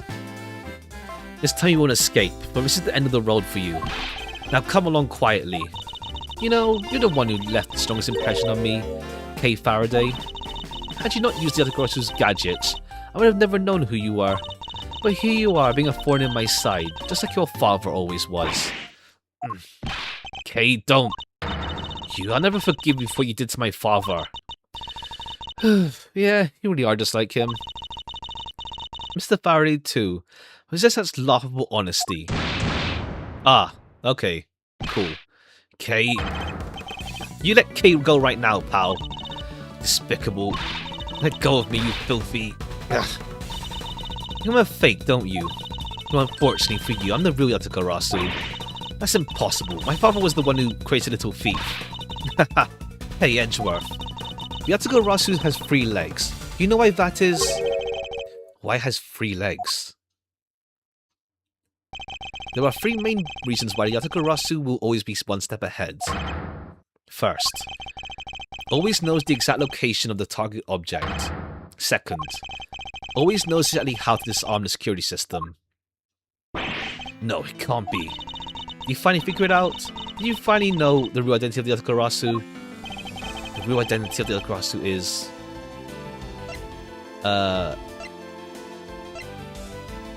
Okay, how does this work out then? Neither? Okay, I don't... I'm overthinking it.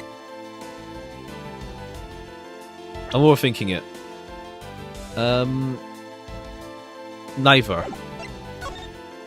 The real identity is neither Burn Faraday nor Callisto U. By the same token, they are both the real... Oh, is that what you mean? Okay, that's what you mean. Haha, how very perceptive of you. No way.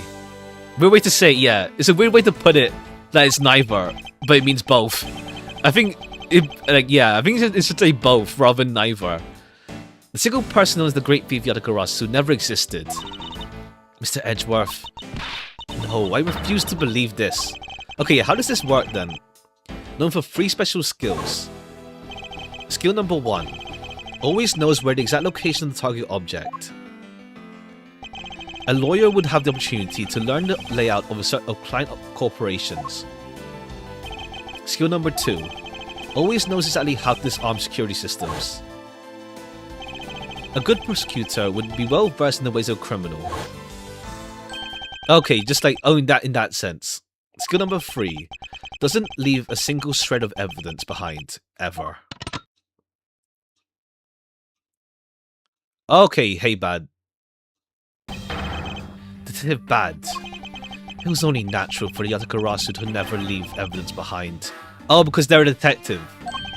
Because the lead detective on the case hid it all away. You're the third member? You.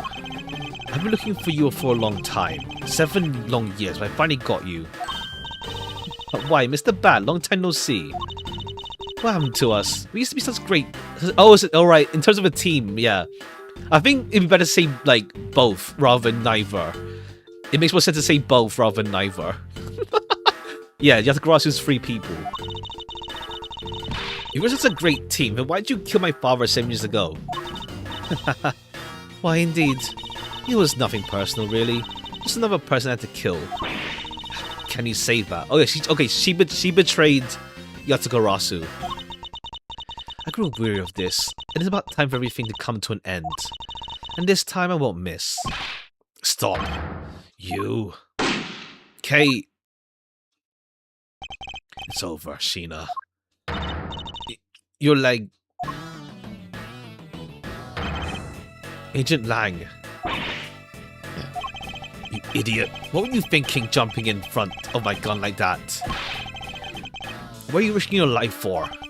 Sorry, Detective Bad, but no matter what sort of part she may have had, or even if she is a spy, it doesn't change the fact that she's my subordinate.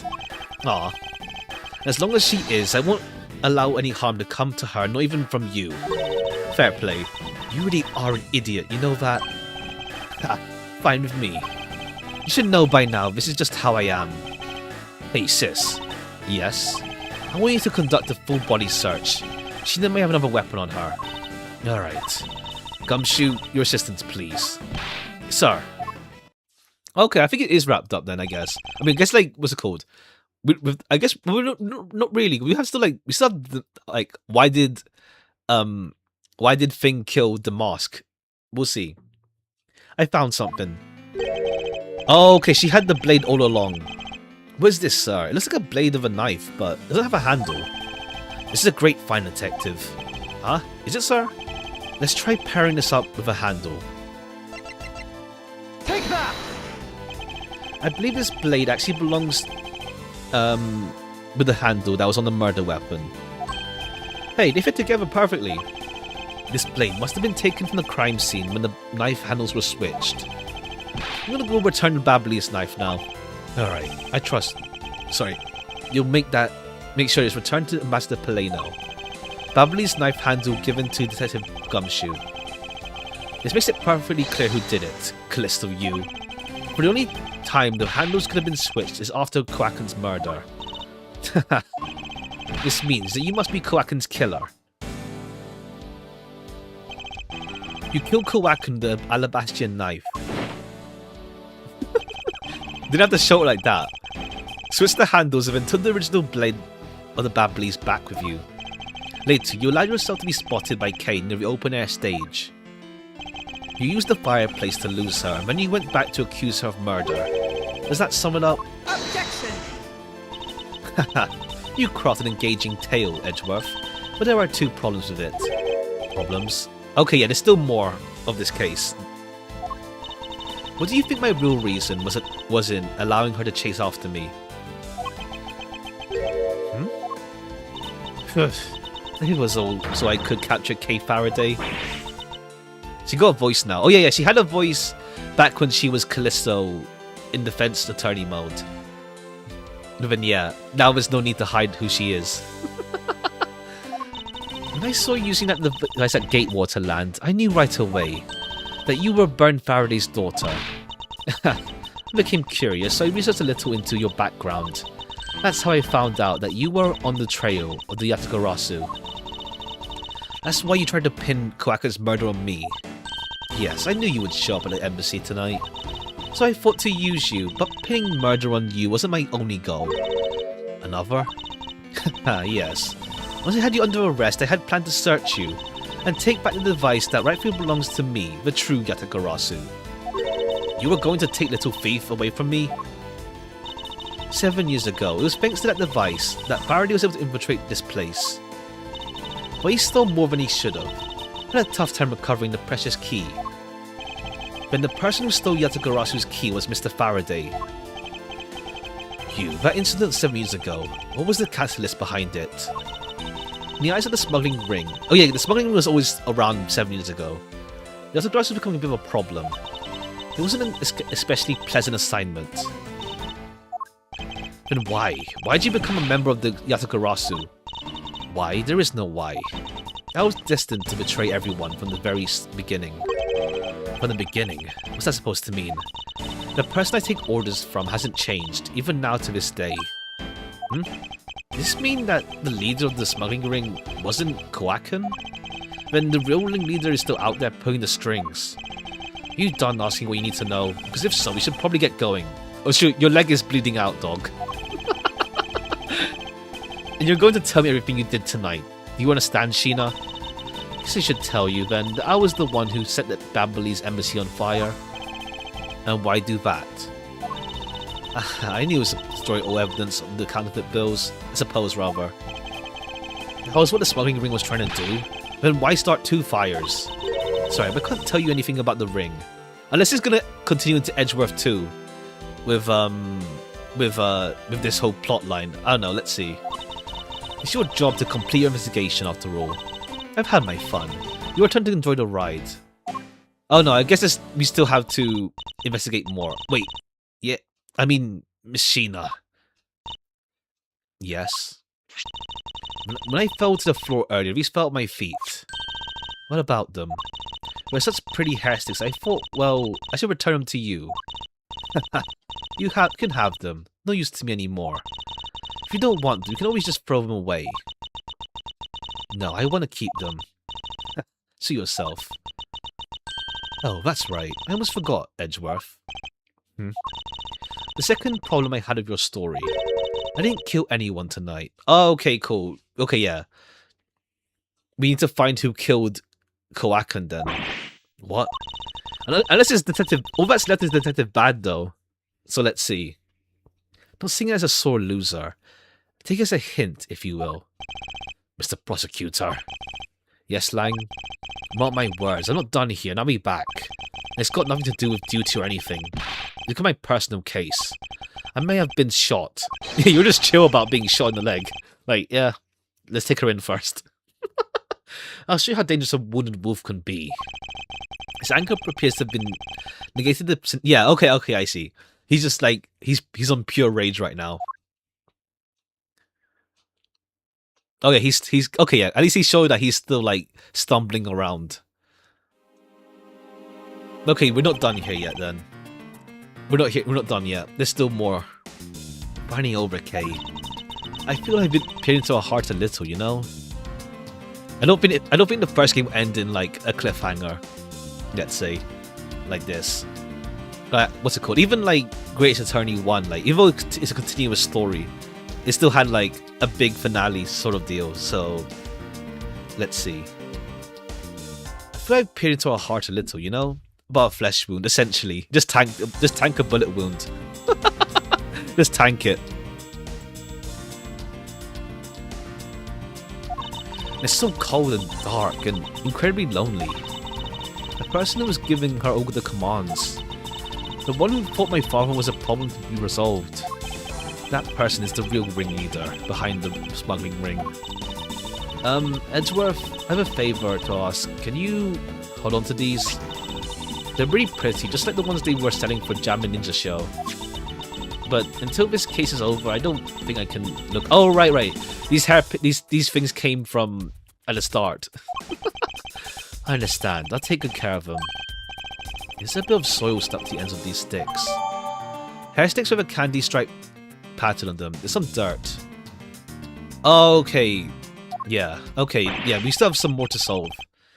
Is this time already, huh? It's midnight. The dawn of another day. Hey, Pops. Thanks a bunch. You've really done a lot for everyone after all these years. Detective Bad. They don't tell me today's the day. Yeah, it is. With this, I can retire in peace. It was down to the wire, and we almost didn't make it. But we did it. We did it. We solved everything. No, we didn't solve everything, dog. That's just it. We haven't solved everything yet. The ringleader of the smuggling ring, you, the Yatagarasu, were chasing after. The legend of that Yatagarasu is now over. Edgeworth, that bit of logic earlier, it was brilliant. I feel like I can leave it all in your hands. I'm counting on you. Is it really true, Uncle Bad? We also part of the Yatagarasu? As I said to you earlier, Kay, I'm truly sorry. I wanted nothing but a peaceful life for you. Uncle Bad. Hey, don't take it so seriously. It's all just one big joke, right? Unfortunately, it isn't. Oh, come on, sir. She's just yanking my chain. Isn't she, Edgeworth? Detective Bad. Wait, no, you're no longer a detective. Mr. Bad. Let's ask you about Yatagarasu. No, you too, Mr. Edgeworth. Mr. Edgeworth, here. I should give these back to you. Oh, right. Because, like... Right. Yatagarasu's multiple people, so I think, yeah, Bad was the one who was inside Edgeworth's office in case 1. Pages from the KG8 case files that Yatagarasu stole. Oh, wait, what? Mr. Edgeworth, I must apologize for last night. Yeah, Edgeworth has had a wild week, essentially. The past few days were all like this one game. Yatagarasu who stole into my room was you, was it? Wait, then that means... What? Tell me it's not true. That's too insane for me to believe, sir. It's true. That was last night. Yeah, a lot. This game is like really like tight. Except for like the flashback case. It's like case 1 last night. Case 2 was like the day, 2 days, like a day before that. When he's coming home. I think like case 3 was like the same day with Edgeworth and the kidnapping stuff. Or like the same day, I think, yeah, the same day after landing from the plane. And then case 4 was the only time we go further back in a flashback. And then 5 is like the next day after case 1. Edgeworth just has like the most tiresome week. Like his brain is on fire, essentially. Plus he gets knocked out like in case 3. Case 1 he's had at gunpoint. Case 2 he's also knocked out. So far in case 5, no injuries yet to Edgeworth at least. But it's funny, yeah. This game is like really tightly within like a few days. Except for the flashback. Where they currently we're in the present. It's like March 15. It was March 14 midnight. It's March 15 now. But like the game's time span is only like a few days, except for a flashback case. Even if it's not something you want to hear. The KG8 incident, it was a very emotionally trying case. No wait, where they are at. Oh no, we're at this like embassy between like this embassy place essentially. We're in the embassy for like this place that used to be Codopia and now split into 2 different countries essentially. The KG8 incident, a mostly trying case. We stood in that courtroom, Faraday as the prosecution, and I as the lead detective. Faraday had evidence in his possession that would prove the defendant guilty. However, because it was stolen, the defendant was found innocent. You was the elder sister of the victim in the case. When the defendant was pronounced not guilty, she let out a great wail. That's when we realized that there was a limit to what the law could do. Oh, okay. Okay, just how did Yatagarasu form? The only way to bring someone like that to justice was to do outside of the courts. Oh, okay. That's what we thought at the time. Okay, that explains the whole Yatagarasu stuff. That's how we formed Yatagarasu, and vowed to bring to light any dirty dealings companies had with the ring, including companies that dealt with the Amano group. Mr. Amano's conglomerate? We called ourselves the Yatagarasu and flexed our collective muscle We expose those sorts of shady dealings as a warning to the business world as a whole. By doing that, we were able to stop the higher-ups from covering things up. But then, yeah, Callisto betrayed you. And then it was finally time. We finally arrived at the moment when we'd find out the ringleader's true identity. It was then that you literally stabbed us in the back, in the heart rather, and Faraday died for it. But why? Wasn't she the sister of the victim in KG8? After Faraday's death, I looked into her past, and that's when I found out she was a phony. Oh, okay, this is what she means by the whole "I'm not Callisto you." The victim of KG8, Cece, she never had a sister. Oh, okay, she lied. She actually had no emotional stakes. What? Then that means Sheena wasn't the only fake name she used. Callisto U was also another pseudonym. Oh, okay. That makes sense from what she said earlier. From the very beginning, that woman was a spy sent by the smuggling ring. Damn, okay. She said it herself. I was destined to betray everyone from the very beginning. Anyway, let's return to the real topic at hand. Edgeworth, this trump card that we stuck onto this page of the case file. Please, use it wisely. Trump card? That photo we stuck on there, try peeling it off. Behind it slumbers a piece of evidence that Faraday hid away all these years. It's the mark of the Yatagarasu, but why? This is a directives card from the big boss. Take a look at the back. There was something Kowakin had on him at the time of the KG8 incident 10 years ago. That blood is from the victim of the incident, says CCU. But why is the card adorned with the mark of the Yatagarasu? The reason why we call ourselves the Yatagarasu was because of the three-legged raven mark that the smuggling... Oh, okay. I see. Okay, that explains why they used that more of a... Rather than just being Yatagarasu because of the three of them. Okay, it was already a symbol used before. Oh, right, that's why there's like one white and one black Yatagarasu card. Apparently, orders from the boss would come on these cards without fail. The person who received the order was supposed to burn it immediately after reading it. And apparently, it burns a bright... Oh, okay. It's got Babali's ink. Oh, so who's the ringleader then?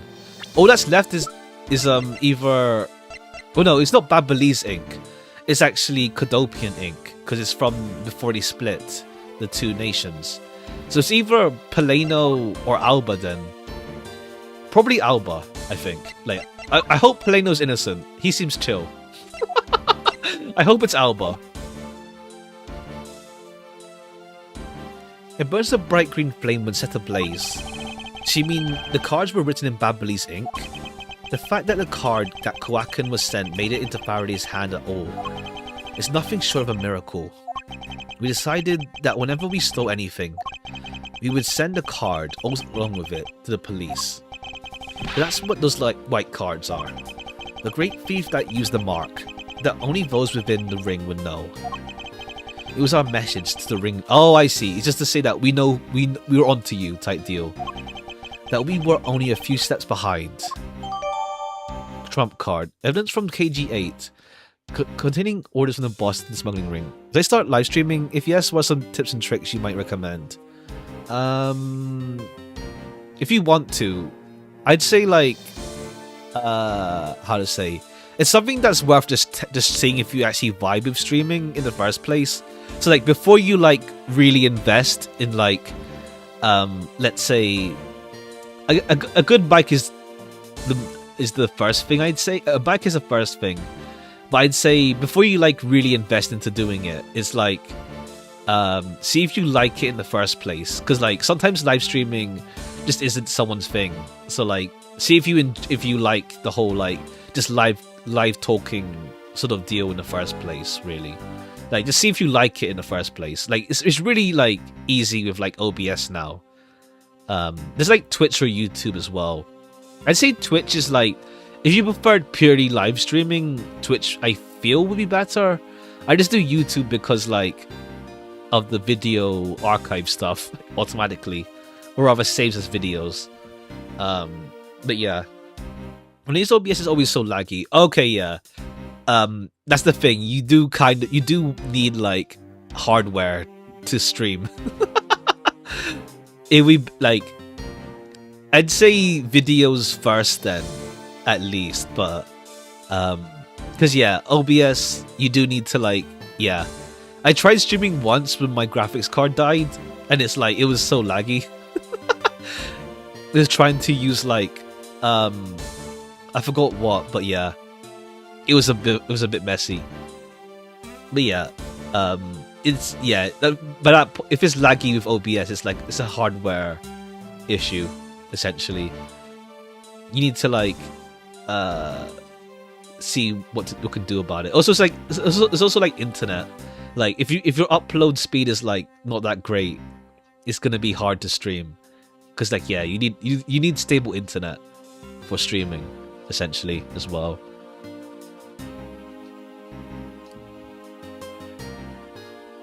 Yeah, if your computer can't handle OBS streaming alongside doing anything else, it's like yeah, it's a bit it's just straight up like a hardware issue on that part.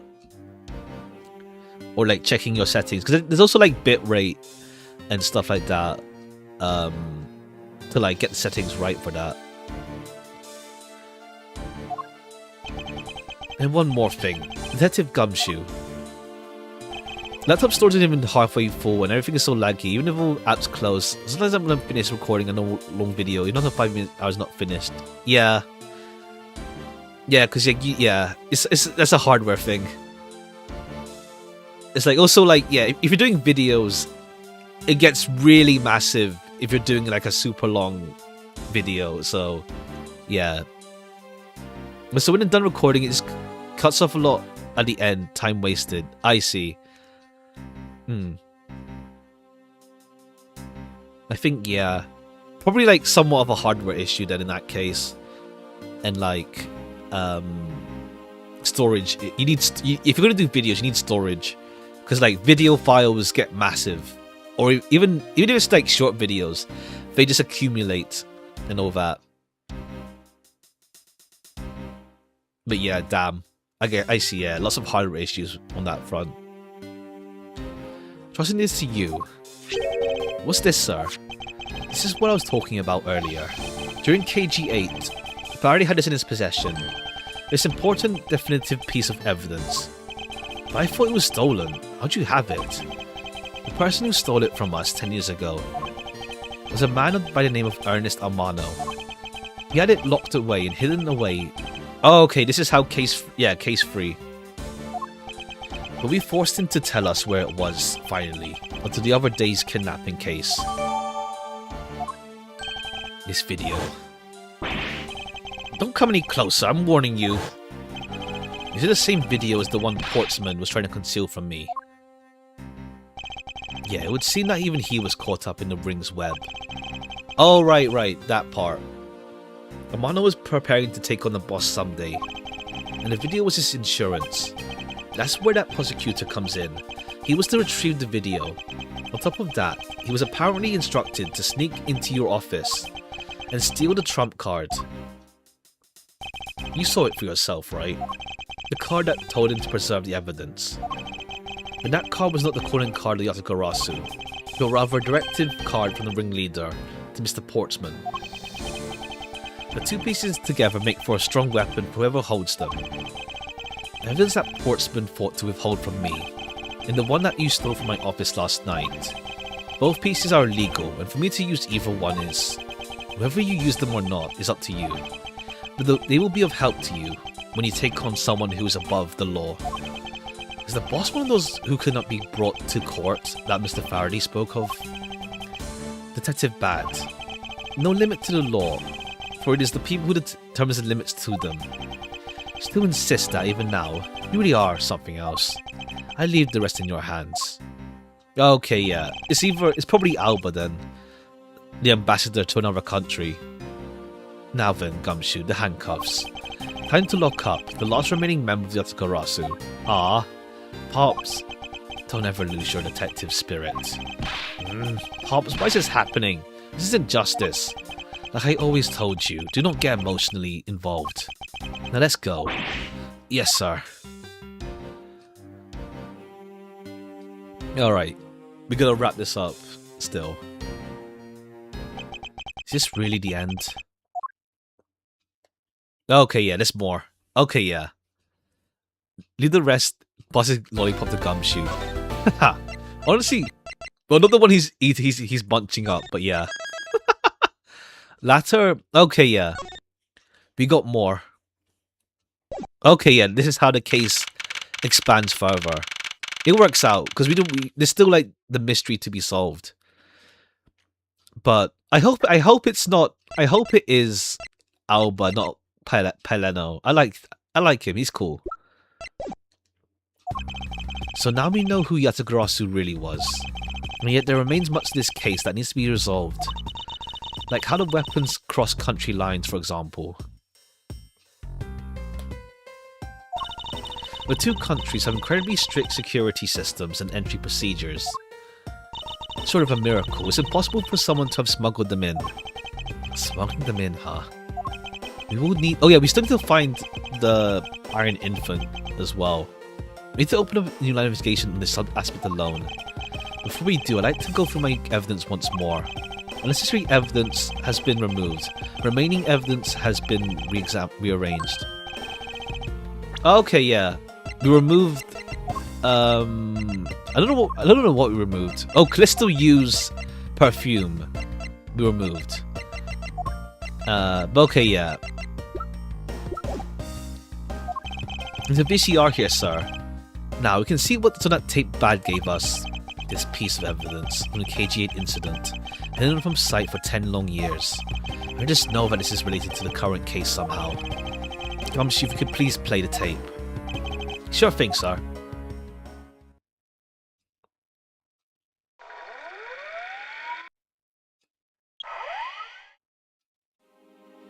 Okay, he's just stanced up. This man, it's Maniko. He just came in with a knife. Maniko Wakan. And he's holding a knife in his hand. This looks like footage from a security camera at the entrance of an apartment building. Apartment building? How'd you figure that out? Unlike you, I actually read the summary file on the KG8 incident. The crime scene was the victim's own apartment. Okay, he walked in stanced up with both in his hand. This footage was shot at the entrance of the victim's own apartment building. At the trial, Faraday claimed that this piece of evidence existed. However, no one could find it. Yes, somehow someone was able to steal it and hide it through Mr. Ernest Amano. I can see how this would have been a definitive evidence, and why someone would hide it. But this piece of evidence from a 10-year-old case. No way it's related to this case we're working on right now, sir. Actually, I believe it has everything to do with it. The ringleader even went so far as to use Portsman to retrieve it. This means that in this video lies a very inconvenient bit of footage. Where? Yeah, guy just stanced up. Wait, what was that? Huh? That bit you played just now. Please, show it to me again. Oh, did they show up in the footage? This car. Oh, okay, yeah. It's the one that... Cool, you used like the Cadopian embassy car for this. There's no driver though. Why is that, sir? Look here, Detective Gumshoe. Okay, because he's in the passenger seat. Someone was driving. Take that! Don't you find this section to be particularly of interest? Okay, do you mean the flag? Do you mean the flag? Yeah, you mean the flag. The flag is the first thing. Take that! The Cadopian flag. National flag of the Principality of Cadopia. Because it has the national flag on it, we know it is a government official. Well, the question we should be asking ourselves is, what was a government official car doing here? Ah, Miss Von Carr and Mr. Edgeworth, you were here all this time. Ambassador Alba, thank you very much for continuing the investigation even at a time of night. Ah, if only if I was even a tiny bit more careful. This tragedy would never have happened. I am truly sorry. This wasn't your fault, sir. Nothing to do with how careful you are. You idiot, Quercus. You couldn't chase after a simple thief. Now then, let's get down to the real reason why I came looking for you. I would like you to put the investigation on a hold for a while. Can you do that? Okay, yeah. It's you then. You're the smuggling ring sus. Excuse me? I heard you apprehended the thief that turned this embassy upside down. And we are in the middle of an event celebrating our country's reconciliation. We can't exactly have the police and detectives walking around here forever. You're scaring the visitors away at midnight. So I hope that you can understand how I feel. We must finish our investigation and resolve the remaining issues. Why don't we leave the rest to the Alabastian and Babalese police? Ambassador, we are so close. Little more and Miss Von Karma. I'm afraid... Okay, yeah, to be fair, like, sometimes in Ace Attorney, who done it isn't the important part. He's trying to pin them down. So it seems like it's Alba. I made up my mind. And without my permission, you can't proceed with your investigation anyway, right? Oh, we go to Babel. That's true. However, as he said at the very beginning, this area could be considered to be Alabastian soil. In which case, we are nothing but foreigners in their land. This is really where our investigation ends. Shifu. Okay, you're back. Hey. Okay, how did you get around the corner, I guess? At least we didn't see you. We found Edgeworth, sir. Shifu, this way. Yo.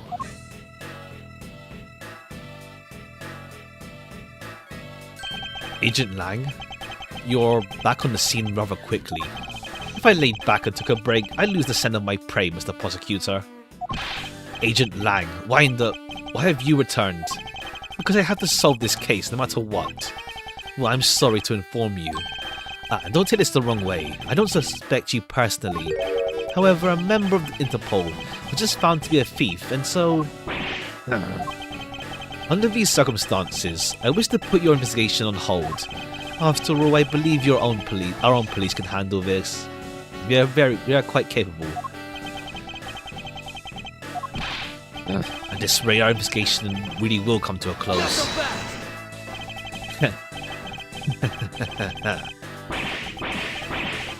Etc. Ambassador Alba, I get it now. I really do. Oh, I'm glad you understand how I feel. No, not that. What I was talking about is... I know who the killer is behind tonight's murder. You... No? The killer?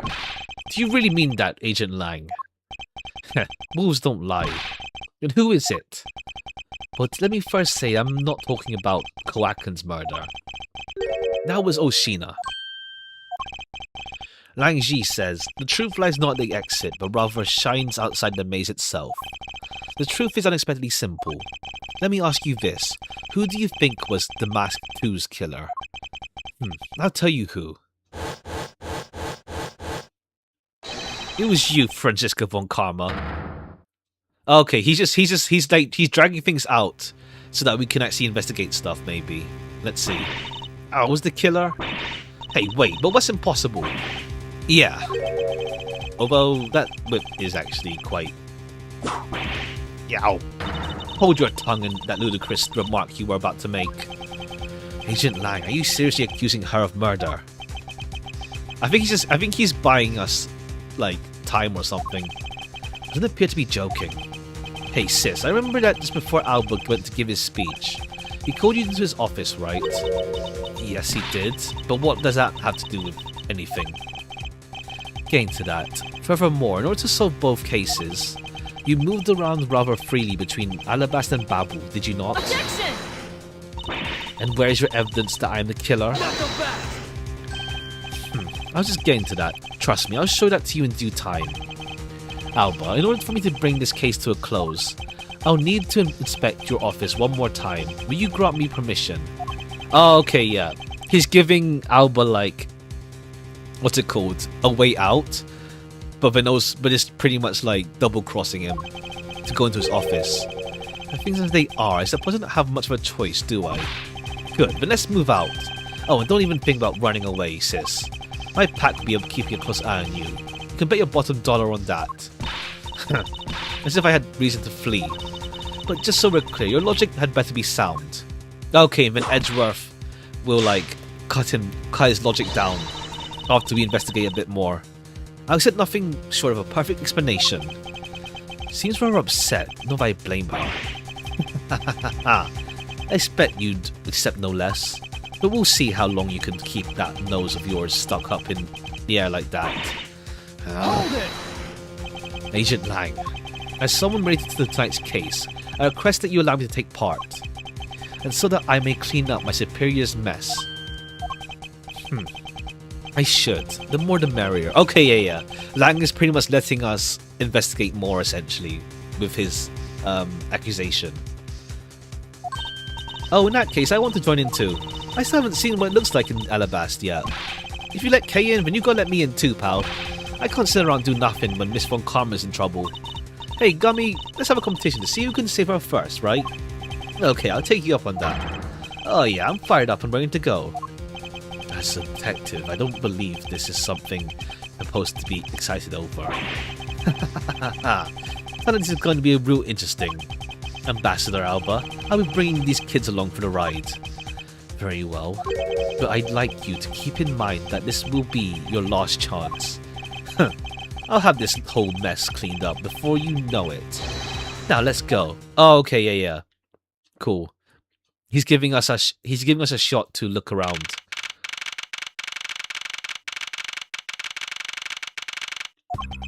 Okay, now first let's go over the facts one more time. Kawakin's body was found over in the Secretariat office in Babel. The weapon that took his life was one of Alabast's ornamental knives. The body of the Master II, Mr. Kashi No, was found in the Alabastian ambassador's office. Oh, okay, yeah, right. We're doing the whole, like, okay, even the bodies parallel each other. Or rather, symmetrical. Through our investigation, we found the murder weapon was the Primaduck statue, and that this actually Babel's statue. This case, no matter how I look at it... Sis, if it wasn't you, then there's no one else who could have pulled this off. Objection! Agent Lang, do you understand the full implications of what you're saying? Of course I do, sis, and I'm serious. You were on the trail of the smuggling ring, and you wanted any evidence you could find. And so, while people were distracted by the Yatagara's appearance, you snuck in here. That's when you two ran into each other. You and the other thief, who took advantage of the confusion from the fire. Objection! Even if all that were true, how do you explain the movement of the weapons?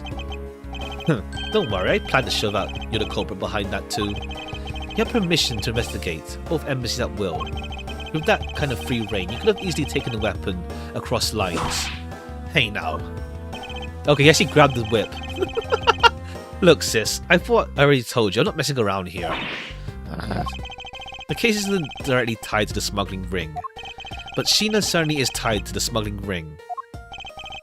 He's right in saying that she's a member of the smuggling ring. However, a connection between the case and the ring, could it not be deeper than that what any of us can imagine? Let's get this ridiculous circus over with already. You need to calm down, because you only know the facts of the Alabastian side. I don't believe you can see the case as a whole, and therefore solve it. What? But don't worry, I'm taking this seriously as well. I'll prove your innocence. That's the only way to be, Mr. Prosecutor. Or can you come up with anything that can top my hypothesis? Of course, your explanation has to solve the mystery of the moving weapons as well. Of course, I will. Let's now delve into the truth behind the murder of the Master II. You do understand, don't you, Mouse Edgeworth? This isn't a confrontation against Agent Lang. If you can't figure out how the murder of the Master II is related to the smuggling ring, then it will mean the end of our investigation. As long as I have no good counter-argument to his hypothesis, the best I can do is walk the thin tightrope and see what I can do. Come on, let's get started. Let's. Okay, I guess we have to... Kowakin's note, maybe. One of Alabast's knives was used in Babel to kill Kowakin. The murder weapon is the killing of Master II, is Babel's Primaducks. Somehow these two objects were able to penetrate two countries' impenetrable security. The only one who traversed the two countries just before and after the crash was you. Okay, we have to prove there was someone else that could do that. So as long as I can't explain how the weapons moved about, Francisco remains a suspect. You got it, Mr. Prosecutor, so why don't you stop giving me a hard time? Under these circumstances, who the heck can carry a weapon across enemy lines, country lines? I've worked for every possibility, but there's only one plausible, your boss. Agent Lang, I've learned from you just now that you lost sight of yourself. Okay, never mind. Okay, he's not really doing it on purpose. He is helping us, but like indirectly, without realizing. What are you talking about? Focusing on too intently on which is in front of us, we become blind to the truth. Don't tell me Lang Xi never said anything about anything to that effect. You prosecutor. Who do you think you are speaking about Lang Xi's proverbs like that? We don't need his proverbs. Because my words are all you need to see the truth. Alright. Border crossing weapons. Okay, how do we get here? One of the knives was used in battle to kill Koakan, sure. And then the masked second was killed by Primadux. Able to penetrate both countries. The only one who traversed both was you. Hold it! Was Francisco really the one person who travelled between the two countries? According to this guards at both doors, the only one who can go back and forth. The sis here was in Alabas when the other guards who showed. And then just before you guys found Koakan's body, she entered Babel. We can assume that when she brought the knife into Babel. That's when she brought it, rather. How do you explain the Primadux statue? Haven't quite figured it out yet. However, the fact that the two weapons crossed the border proves that the killer must have also travelled across country lines. The only things to cross the border are the Primadux statue and the knife. I should hardly think that those are the only two items, Agent Lang. Okay, something else that crossed the border. Something else that did. Oh, the note? I don't know if that counts yet. Length of wire.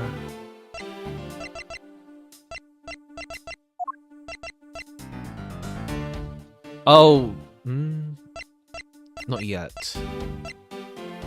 That's for later. Something else crossed the border?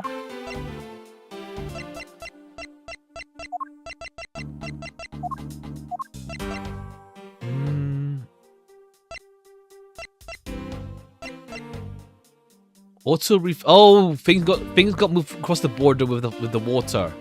Okay, that's I think that's for later though. We're jumping ahead.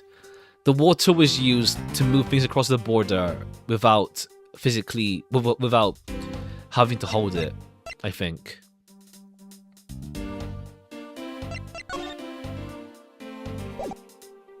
Maybe this? Objection! No, too soon.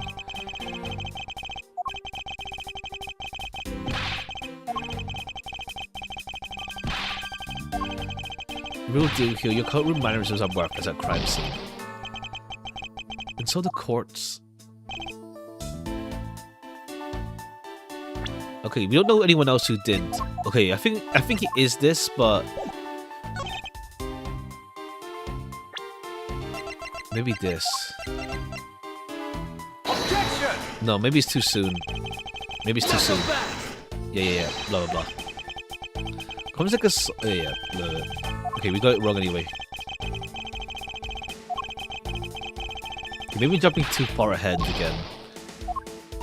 You going to let him lecture you about your self-confidence like that? I don't need to be overflowing with self-confidence. I need to think rationally. I need to be confident in the facts.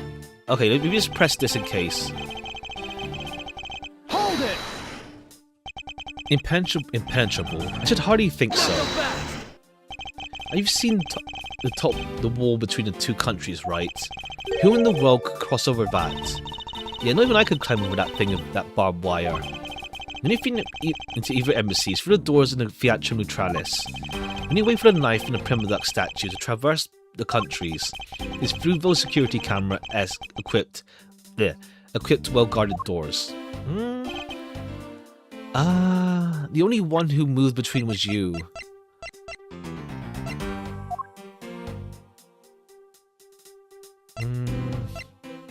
something else that we know moves between both?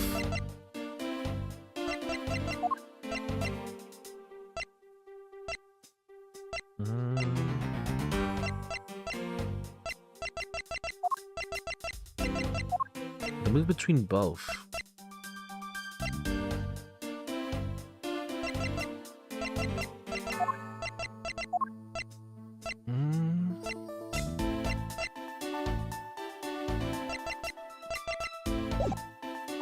Unless I'm missing something obvious.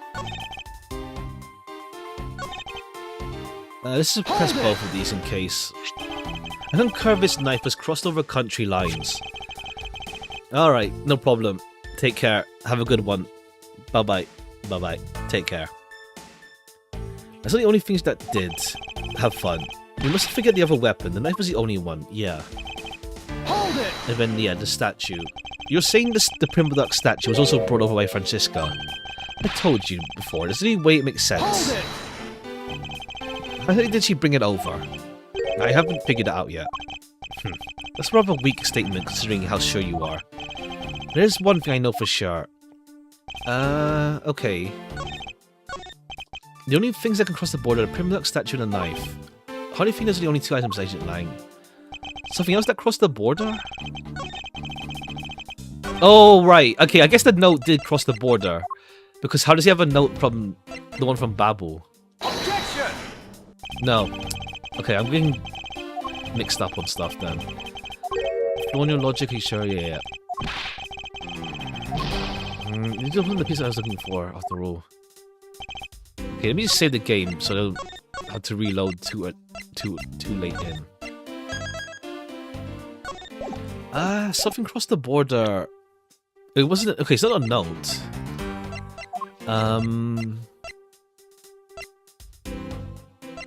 The water crossed the border, technically. The water did. The water did cross the border. Because the water... Objection! No, I guess not that part. Something crossed the border besides the statue. Oh wait, as in like... Well, yeah, because then how do you switch it back and forth? Objection! No, because...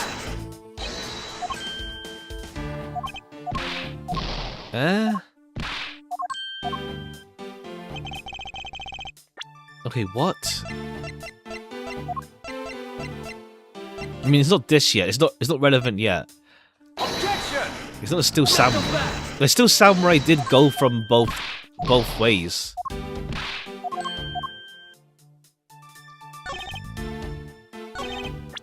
The still samurai did. We know that. But we don't really have anything to say still samurai. But I don't think that's relevant yet.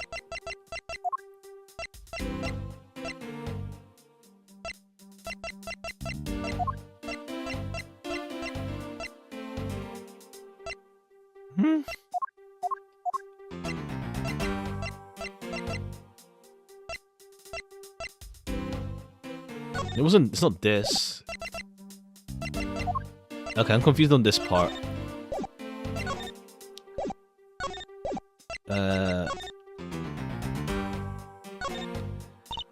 Hey, take a look at this, Edgeworth. There's dirt on here. Somebody ruining the beauty of this hair stick. I suppose. Why is there dirt on the end of a hair stick in the first place?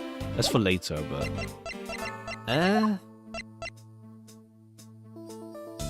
Yeah? The pick? Objection! That's too early for that. Whatever. We'll get full HP. Yeah. Come along. I'm tired of waiting. No.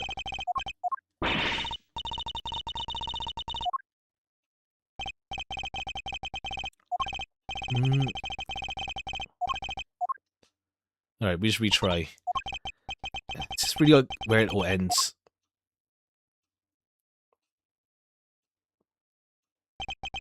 The truth was lost for all eternity, etc.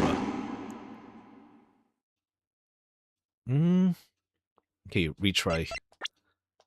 We get full HP. The only traversed the two countries before and after the crown was you. I mean, yeah, this seems to be the statement that we contradict, but... Somehow these two objects were able to penetrate the two countries and penetrate the security, somehow. I mean, that's not really, like, a contradiction. The only one who travelled... It's okay, there has to be someone that travelled both... That's someone that travelled both ways. But... I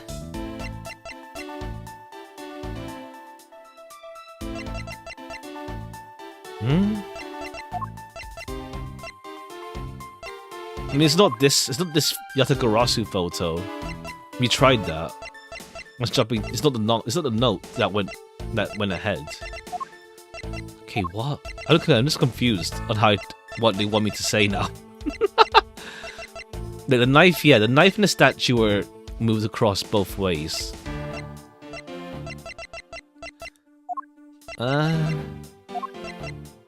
These are for later in the end game. Fireplace doesn't matter yet. Yeah. Okay, I'm confused on this part. Not gonna lie, I don't know.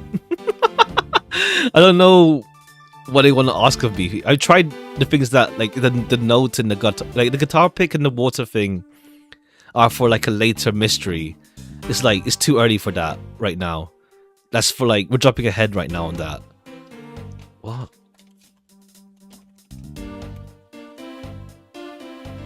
Okay, I just have to check this thing. I don't want to be stuck here, but it's like I have no idea.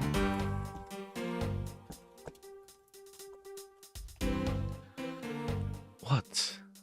This one's kind of a bit whack.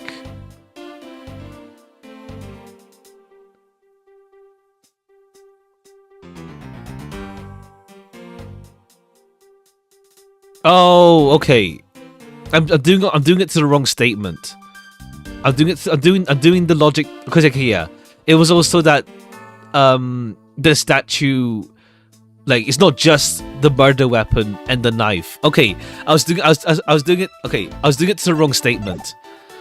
It's this statement. There was 3 objects that were swapped around. Objection! Yeah. Okay, I just used it for the wrong statement. It's already object specifically, but it's also that yeah.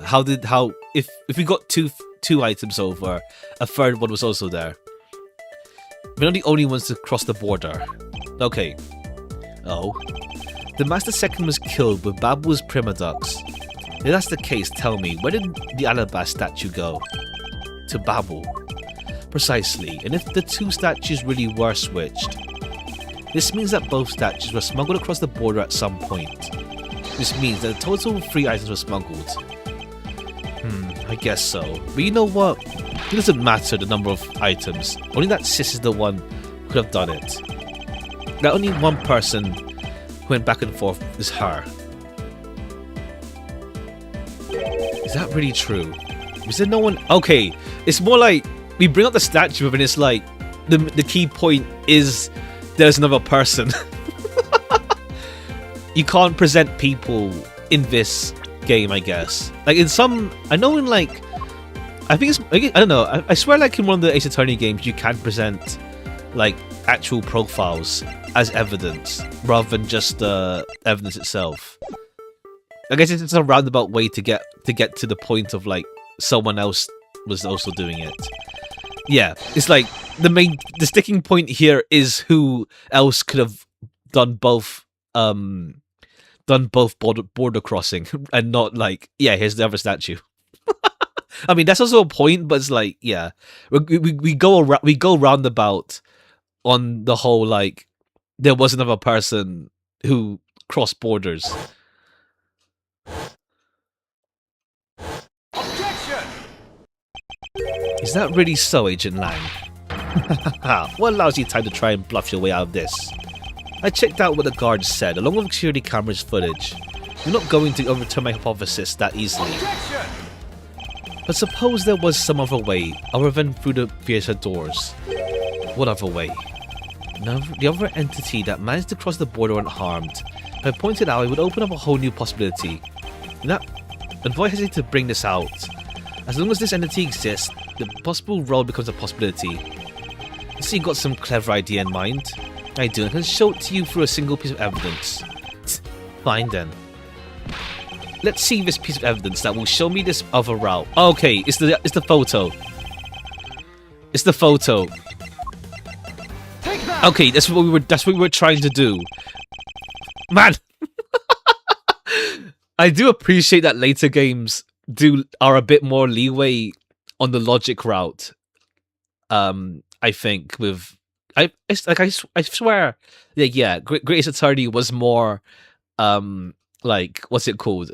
I had a bit more freedom for the logic route, a bit. It's still like the route to go through, of course, with presenting, but like the game understands what you're going for. It's like, yeah, we tried this on who else crossed the border. It's like, yeah, now we're at this point. I'm sure you're familiar with this unforgettable photo. That supernatural photo. Like I said before. Humans can't fly. No, of course not. I understand that perfectly well. And don't start claiming that Sheena somehow grew wings either. I wouldn't dream of claiming that. And I won't allow you to take back what you said earlier. I'll say it again. Not humanly possible to fly through the air without wings. So you better have a good explanation for this, Mr. Prosecutor. Okay, it's the wire. Prove who it was that flew through the air in the photo. Wait, not humanly possible. Eureka. Very well. You will have your explanation. Sounds like you have a good idea of simmering inside that head of yours. Let's hear it. The face hidden within this photo's blurry trailed shadow is... the face. Oh, it's a statue. Yeah, it's a statue. And they put it through a wire. And he had a statue go... zoom. It's the alabaster statue. Take that! Naturally, the shadow is the third smuggled object, the Primaduck statue replica. Can't be serious. Yatakarasu, or rather Callisto Yu, dressed as Agent Sheena, was inside Babel. She dressed the replica statue up in clothes and launched it through the air. Ha! Mr. Prosecutor. You left out a crucial bit of info. I know I did. She launched it through the air. And how exactly did she do that? Literally baring his teeth at me. He has a point. It's the wire. It got ziplined. How did it move through the air like that? As long as it remains unsolved, you want me to move any closer? Okay, yeah. And the hairpins was on the ground and used as a zip line. Didn't he say this earlier? Oh, not the ground. I think it's for the passion flower. Yeah, the passion flower... the hairpins were probably on the passion flower soil. I remember this just before Ambassador Alba went to give his speech. He called you into his office, right? So just before the murder, Francisca was called here, right into this very room. If that's the case, there may be another avenue I can pursue. Agent Lang, in order for me to answer that question, I will need to hear testimony from Miss Von Karma. Oh, what are you up to now, pretty boy? You mentioned something of interest to me. You said that just before the murder occurred, Miss Von Karma had been in the room because Ambassador Alba had called to her, and for that reason alone, you believe her to be the killer. I guess I did say something like that. In that case, I believe it is my duty to ask her what her side of the story is. Really think a criminal would tell us the honest truth? How dare you? As I've said numerous times, there's absolutely no proof that I am the killer. Miles Edgeworth, don't let me suspect... Don't you tell me you suspect me too. I don't. However, I can't ignore the fact that you were in this room at one point in time, which is why I would like to hear about it from you. Francisca, I feel that I still don't have enough information, which is why your testimony is very important to the outcome. Alright. So, what would you like to hear? I'd like you to please testify on your movements up until you came to this room. Alright, let's try this with your way for a change. If what she says turns out to be a waste of time. I'll place you under arrest. Faster than you can how no. As you wish. As I said earlier, I was assigned to guard duty in the Alabastian embassy. After I saw this new samurai off on his way towards the ambassador's office, I returned to the Rose Garden for a bit and checked up on his security situation. After the preparations were in place, I was called back to Ambassador Albert to his office. Okay, we have the Steel Samurai mentioned now. Made this clear from the very beginning. So what I wish to confirm is that the only time span in which you were in this office was before the murder occurred. Is that correct? Of course. I see. For now, the only way I can receive us to break out of the situation. I'll ask Francisca about her testimony in more detail. Okay, just press. Just press, essentially. As I said earlier, I was assigned to guard duty in Alabastian embassy. After I saw this new samurai off on his way towards the ambassador's office. Hold it! So you were at the theatre as well. I suppose you were also there as well, watching the stage show. Yes, so Francisca was there. Well, after the show was over, I saw the new samurai off. I returned to the Rose Garden. Okay, just press everything. Just press everything. Oops, wrong way around. Hold it! I thought your duty was to find anything you could about the smuggling ring. Yeah, that was my job.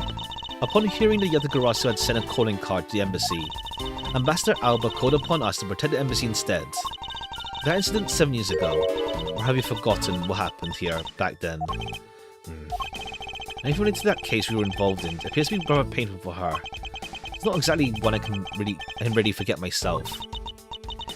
Looks like you remember the case after all. Of course I do. Inspected every location, every possible escape route, every aspect of the police's security detail. I did all of that, but after that, I returned to the Rose Garden for a bit. Hold it! Why did you need to confirm the degree of preparation for even the speech? For security's sake, of course. What other reason could I have had? No one knew just how Yatagarasu planned on getting in, right? Suppose you're right. In the end, Yatagarasu did choose to appear in the Rose Garden, even if it turned out to be nothing more than a shadow. Who would have thought that she would use a shadow? Calm down, Francisca. I'll still be nursing a grudge over the fact that she couldn't figure it out herself. Ha. Anyway, there was no one in the Rose Garden. We were aware that the speech was set to start thereafter. Preparations were in place. I was called back to Ambassador Alba. Hold it! At that time, the Master Second's body had yet been found in this room, correct? That's right. Ambassador Alba was here. One could hardly miss his rather large presence. Criminal will say anything to get out of getting arrested. How do we know you're not lying? Well, if you need proof, I'd be happy to oblige you. Seriously? I keep telling you. When I arrived at his office, Alba was already here. He was standing by the flower box on the windowsill, watering his plants. I can attest to that. I remember speaking with the lovely lady around that time here in my office. Alright then, add that statement to your testimony, and let's hear some details. Alba was in the room at the same time, was he? When I arrived, Alba was watering the flowers in the windowsill. Hold it! Okay, if there was like more than 2 flowers, let's see. For the sake of being thorough, I'd like to ask you something. How do you know Ambassador Alba was watering the plants? What do you mean by that? The entrance to this room is on this side, however the window's on the opposite side. If what you say is true, then when he entered the room, his body would have been like a wall. He would have been blocking your view of what he was doing. Is that not correct? I suppose it was a bit hard to see around him. Fortunately for me, Alba is not an immovable wall. I knocked before I entered, and as he did, he turned around to greet me. And with a watering can in his hand, it's only natural to believe he was watering the plants, right? Suppose. After greeting, he spent a little time talking about his flowers. Obtained them himself and is growing them with utmost care, you know. Yes, the plants in this room, they are all like my children. The passionate flowers in the flower box on the windowsill are growing beautifully too. All 4 of them are in full bloom. Miss Von Karma, what'd you say? I said that the flowers are growing beautifully. What about that statement do you not understand? What do I not understand? I do not understand why a certain thing is the way it is. Okay, append a statement to your testimony. Okay, there's only 2 flowers there. There are 4 in bloom in the flower. Okay, now we get this part finally. Objection! There's 2. There's only 2. For some odd reason, your testimony contradicts with this piece of evidence. It does appear that way. Ha! Knew it. I knew we couldn't trust your word, sis. Mr. Edgeworth, what are you doing discrediting Miss Von Karma like that? Yes, sir. If you keep this up, she's gonna get arrested. All I've done is state what I saw. I have not made a single mistake in my testimony. And for this, I am still under suspicion for murder.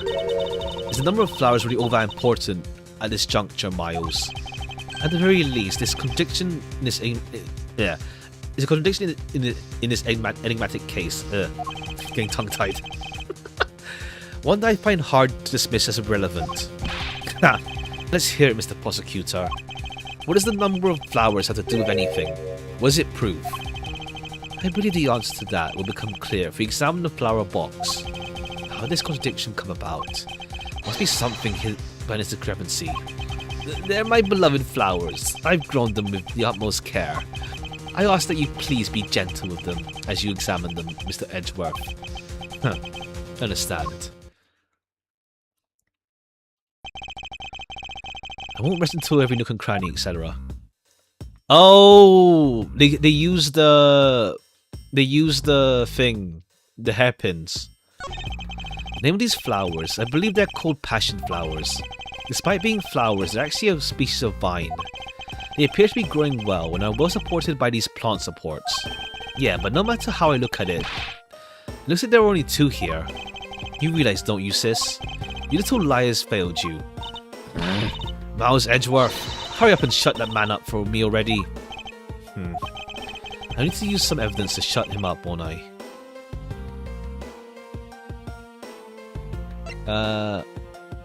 About what? That she lied about there being 4?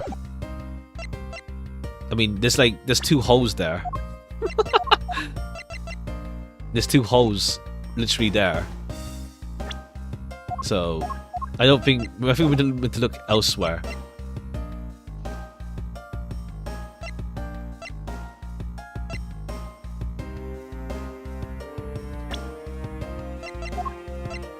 Oh, I guess unless we use the sticks, I guess. But show? I believe I have just the piece you require. You do you? Stand in the face of the current plight. I die or lost until the end. You howl like a wolf, Agent Lang. We'll see if you can use any bite. Back at that bark off. You see the evidence. The truth of the person can be seen. Okay, yeah, the hair sticks. Take that! Sheena, who was supposedly in Babel the entire time, had these hair sticks on her. These look exactly like the plant supports in this flower box. In other words, I believe it can be said that these hair sticks are in actuality support sticks for the passion flowers. So what? Is this really all that important to the case? Of course it is. It means that we found yet another item that was smuggled between the countries tonight. Yeah. Okay, that route. Think about it logically, Agent Lang. These sticks were originally in Alabast, but somehow they wound up in Sheena's hands, who was in Babel the whole night. So make no mistake, these sticks were smuggled somehow, just like the knife and statue. Very well then. I want to hear from you exactly how they wound up in Babel. How did they find a way to Babel and why? There must be some reason as to why they ended up here. So that's why. Agent Lang, if you would please take a look at this and tell me its shape. Another stick, isn't it? And so it is, but the shape of the support stick is what's important. And for what they're used with something this. Oh, we got shot across. The object that completes the picture when used with support sticks is. Oh, the crossbow's actually used. It got shot. Eureka! That's a crossbow. Wait, you're not really suggesting. I am. These hair sticks are rather plant support sticks. They make perfect arrows. Yeah. I've done it. I found a common thread that connects the two offices, but this thread has yet to be completely untangled. Even using the arrows, how does this explain how the statues were transported? Okay, the wire. If we use that now. Furthermore, who else could have fired the sticks as arrows? There must be a common thread that ties all these together. Hold up a second. You do realize what happens when you tie a statue to an arrow, right? You don't fly at all. Okay, the wire. So Babu's statue was draped in Yatagara's clothes and shot over there. Even if you figured fire the arrow from this side, they wouldn't go far with a statue tied to them. Tell you that the permaduck statues don't sprout wings. You're a realist, officer, aren't you? The permaducks didn't sprout wings. Of course they didn't. Glad you understand. I feel much better already. I was afraid for a second that you were unaware of that crucial fact. Only crucial because you're under the belief that the wings are necessary. What? You need to free your mind a bit more and let it fly like a bird in the wind. The permaduck statues flew, but not on wings. Allow me a bit of your time. Okay, yeah, now we use the wire. It got ziplined. It got ziplined across. Even if you fired the arrows from this side, they wouldn't go far with a statue tied to them. I don't think I need to tell you that the permaduck statue didn't sprout wings. Hold it! The statues didn't need wings to fly. And how would you explain things? I'm looking forward to whatever fantastical explanation you can come up with. Okay, then I think the wire. Objection! Not yet. Okay, we're jumping ahead again. We're jumping ahead again. It's the wire for sure. I can say something in full confidence and be wrong. Are you going to let him lecture you about your self-confidence like that? I don't need to be overflowing with self-confidence. I need to be confident in the facts. Okay, I think if you see the... Okay, let's just see here. But we are in agreement that an arrow by itself would reach the other side, correct? But just the arrow by itself is pretty meaningless, don't you think, Prosecutor? The things that they want to smuggle were a lot bigger than nothing. No, that's not necessarily true. What? Okay, now we say... not further discussing of my conclusions, it's the launching of my conclusions. But you don't want to launch the crossbows, not statues themselves. Rather, something a crossbow can launch that can be used with statues. Okay, yeah. What did the crossbow... Okay, we have to press to get that statement up. Then it's the wire. Then it's the wire.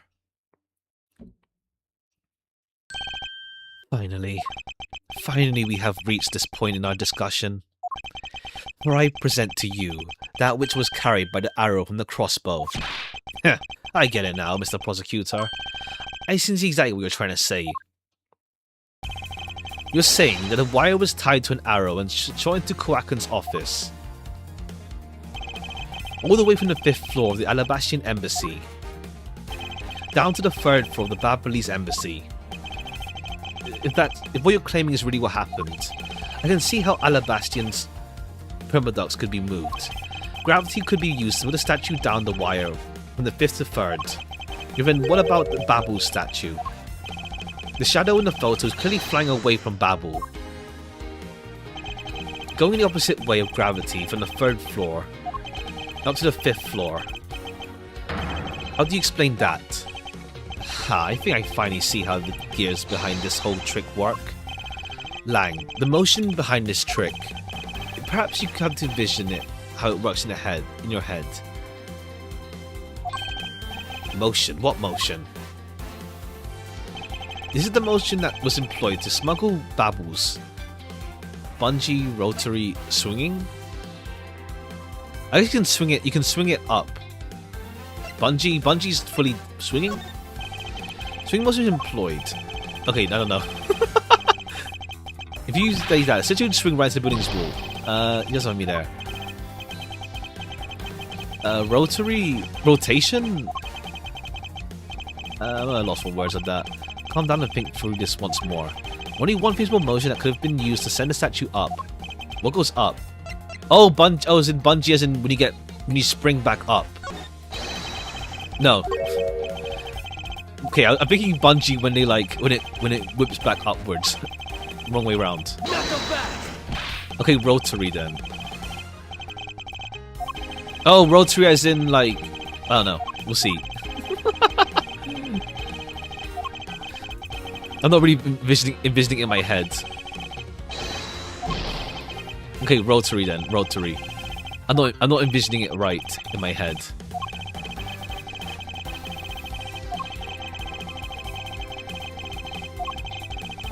It appears that Agent Lang is correct. I need to calm down. Hey, rotary.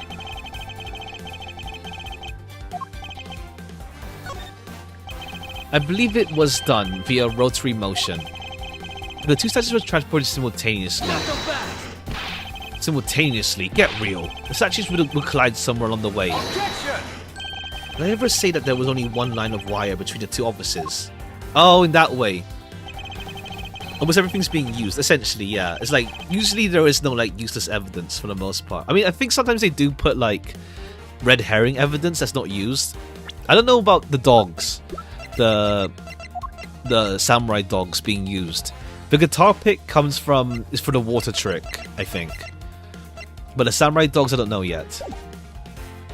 But yeah. Essentially. If you should... Okay, that kind of rotary, okay. It's a pulley system of sorts. Is pulley the right word? Is that kind of thing. If you show an arrow of two ends of a wire tied to it, a circular belt is formed. Lang Ji says, don't object and cause success what is beyond reasonability. Take into account the tension between the two wires. The top would sag too much to the point where the statue would collide anyway. Objection! Agent Lang. As you know, the Prima Duck statue is a one-of-a-kind national treasure. The fact that Babu's statue is a hollow replica of the real one, it would naturally be lighter than the real one, meaning that my idea is very possible. Lang Ji says, oh. How? Here's what I believe happened. You and her mystery conspirator let themselves up in two different rooms. The conspirator bridged the rooms by shooting two ends of the wire down on one arrow. The two of them covered the statues and proceeded to transport the statues. After the switch was complete, another arrow was fired, carrying the other end of the wire down to Babu, it will be disposed of. And to do that, you hid it inside the ground floor of a clock. QED.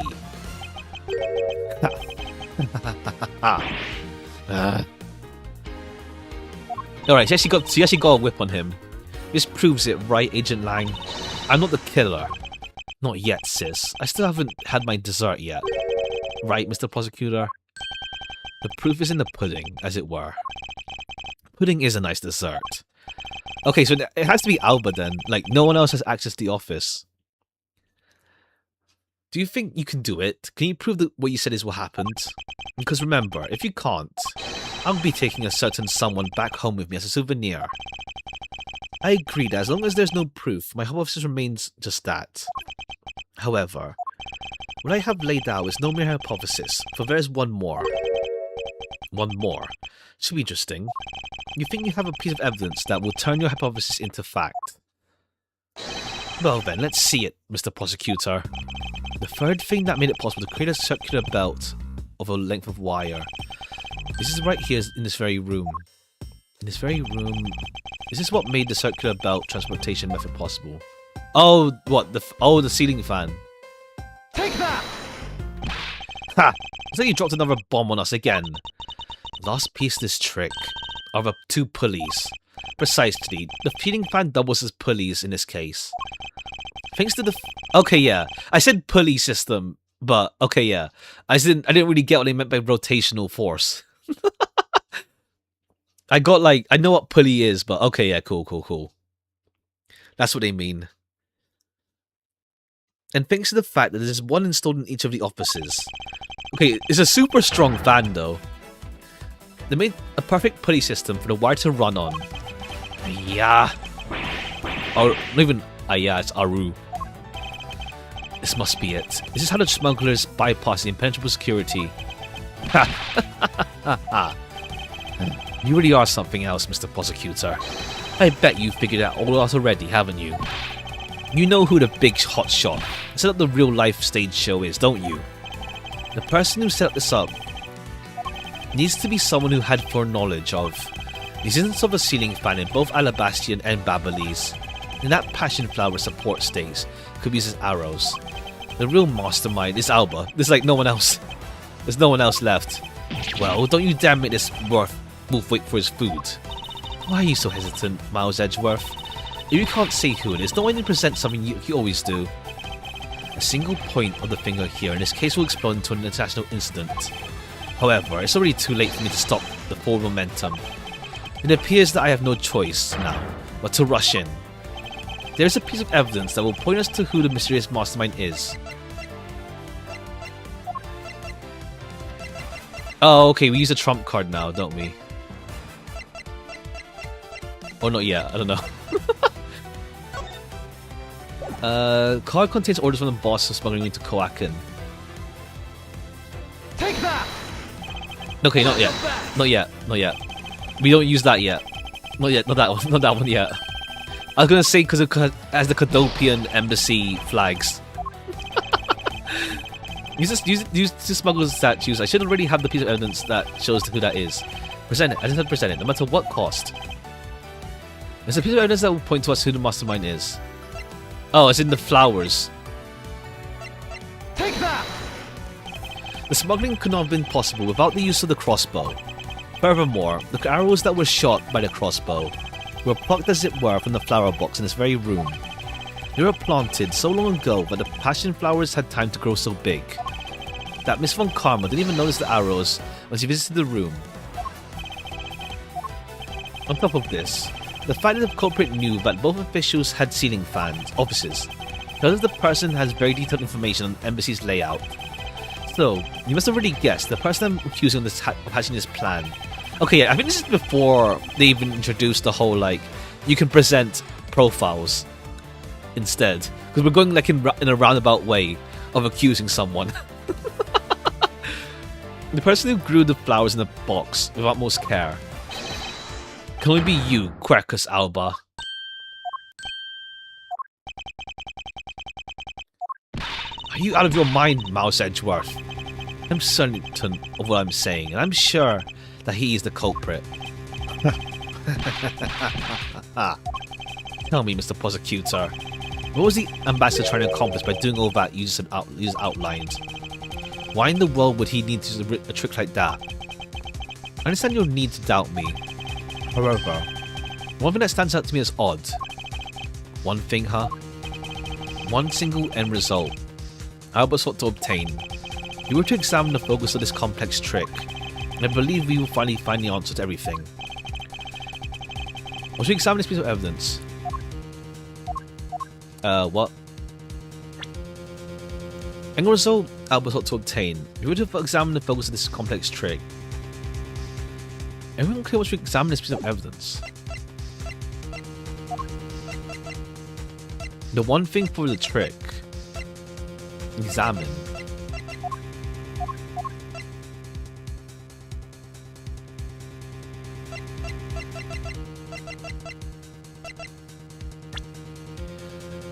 The one single end result Alba sought to obtain. If we were to examine the focus of this complex trick. One thing that's slightly odd. What was the ambassador trying to accomplish by doing all this? Why in the world would he use a trick like that? Why in the world would he use a trick like that? Okay, the why. Why would you?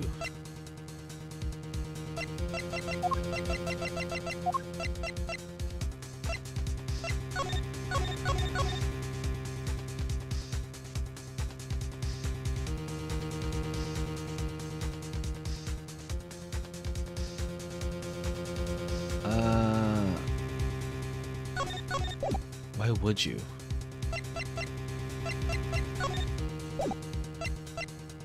Is it to switch the statues for the whole, like, for the whole thing we're doing today? Take that! Okay, I'm getting confused on, like, what they're asking of me.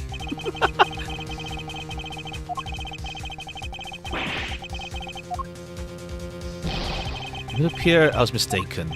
Ancient Lang is correct. Most of the evidence has already been undergone intense scrutiny. There's one piece of evidence that has only been partially checked. That piece of evidence will lie at the heart of the... Oh, okay. Okay, it's the tape then. Take that! No. Not so fast! What happened? Okay, I'm overthinking it. Okay, I just save just so we don't get booted out. Only partially been checked.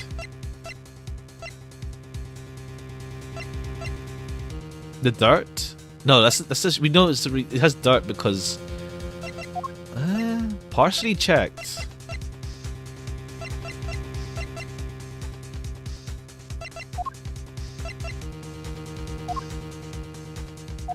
I'm getting confused again. I'm overthinking it. Something's only been partially checked.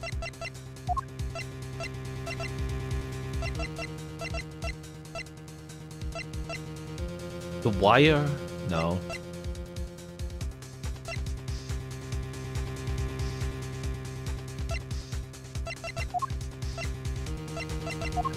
I'm getting confused.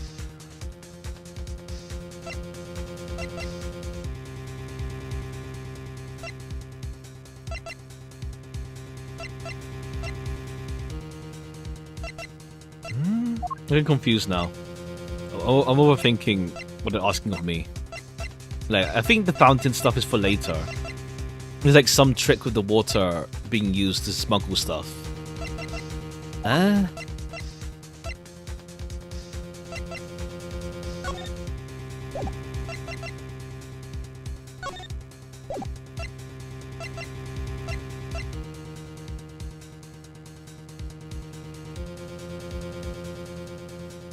I should examine this piece.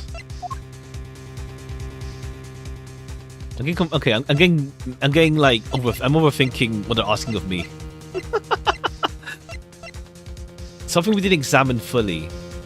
Most evidence has already gone intense scrutiny. However, there's one piece of evidence that has been partially checked. And that piece which lies at the heart of the smuggling is why. Oh, the bills. Take that! No, I don't. Okay, I'm getting confused. I'm getting confused on what they're asking of me here. Something they haven't. That's like only been partially checked, and it's not our ace in the hole yet. With it.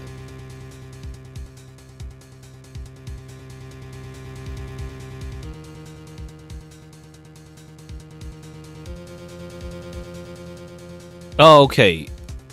Huh. I guess. Okay. I guess that's the logic. Because we're not allowed to touch the statue. Okay, I just had to check what we had to do, what we had to press. Okay. Take that! We didn't look at the statue fully. Okay. I would fully understand the situation had it been in reverse. Oh wait, all right. Why did they want the replica statue in here and not the real one? Why did they swap the real with the fake? Or rather the real, yeah, why did they swap the real with fake? However, to go through the trouble of swapping the real one for the fake, I sense a very shady reason for such a bizarre action. And who better to ask for that reason than King Primadux himself? I see. Ambassador, we'll be examining the statue now, with or without your permission. Okay, let's take a look. There's the... Okay, yeah. Alright. There's nowhere else besides there, so... Here. It looks like they're still samurai, don't you think? Because they look alike that he was picked to be the goodwill ambassador. I suppose that's possible. Look at this area around the base of the neck. The gap. Hey, you're right. Maybe it's meant to be some kind of secret. It's possible to open a statue from this gap in the construction. What? Hurry up and open it, Miles. Alright, here goes. Okay, we got Zhengfa money. A Zhengfa printing press. Was this thing that fell out? Even more thorough examination of it is required. Okay, yeah, it's the Zhengfa thing. Wonder, is this... Hey, is this what I think it is? It's a plate for making counterfeit bills. Somehow, it appears that we've at long last arrived. And the exit to this complex labyrinth, we finally hold within our hands one of the counterfeit money plates, and the reason why the replica was smuggled into Alabas to begin with. Okay, yeah. The Primadox statue was only to be handled by the ambassador or the secretariat, and the replica is nothing more than a hollow shell covered in gold. I joined by play Metaphor with friends for what's later. Have fun, yeah, have fun, have fun. I'll play Metaphor one day. I don't really feel like a long RPG for a while though. Have fun, have fun. These two circumstances make the statue the ideal object to hide contraband. After receiving the statue containing the counterfeit plate from Sheena, the ambassador had the misfortune of accidentally running into the Master Second. Okay, but why did Kowaken... Yeah, why did Kowaken... Yeah, why did Kowaken want the statue stolen? Huh. Surprised by the thief, the ambassador raised the replica statue at the Master Second and... just whacked him somehow, damn. In order to frame the two samurai of the murder, he covered the samurai sword in blood. Well, Ambassador Alba? You're the leader of the smuggling ring? My country is a mess, and it's all because of you. You're the one who killed the Master Second? Answer us. I never thought that you would figure things out to this level. However, there is one point I disagree with on you. The head of the smuggling ring was Mr. Kowaken. Oh, okay, yeah. We're pinning it on Kowaken, but now we have the tape and the thing. How lies the real statue? I thought it's real gold. Oh no, the one they're using here is the fake one. It's a hollow statue with the plate inside. So Alba could lift it up pretty alright, I guess. But it's like, damn, the Master Second was just like weak as hell. Like no counterattack to like getting whacked by a statue. Like damn. The Master Second was just weak. No sympathy for someone who would try to pass the guilt onto a dead man. Is there's one thing I'm sure of, that you're the ringleader, Quercus Alba. It's not good to speak of such subjectivity, you know, Agent Lang. Subjectivity? My conclusion is anything but. It is the result of logic and investigation. Logic and investigation. Only seconds ago, you were ready to arrest Miss Von Karma. I don't think we can give such flip-floppy logic any real weight, do you?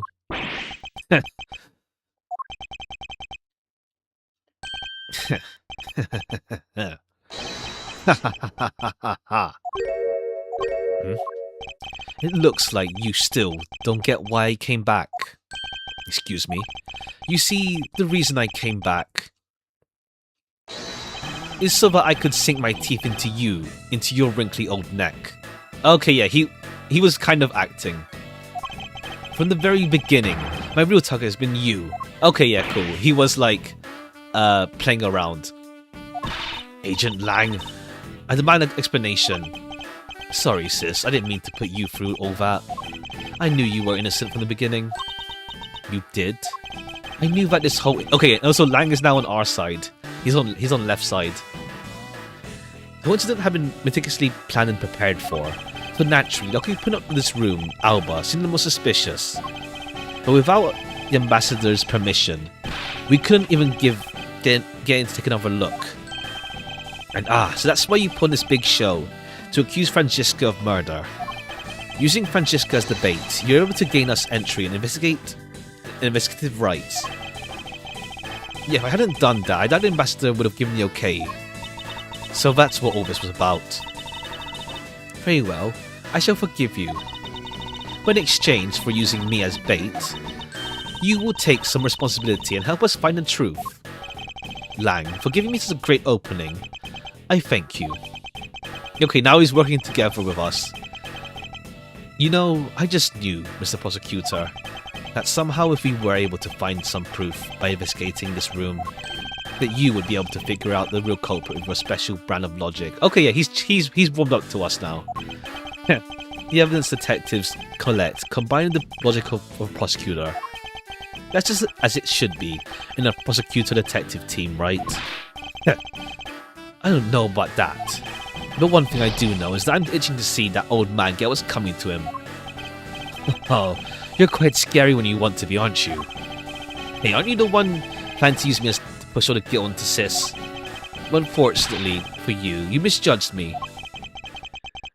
Alright, does he go final boss mode? Agent Lang, I wish for you to try to stop trying to intimidate me. What we need right now is evidence and proof. I wonder if you have what is necessary to prove that I am the head of the smuggling ring. Objection! Okay, yeah. We have our, like, decisive evidence that we got from Bad. Also, one moment. Give me a second.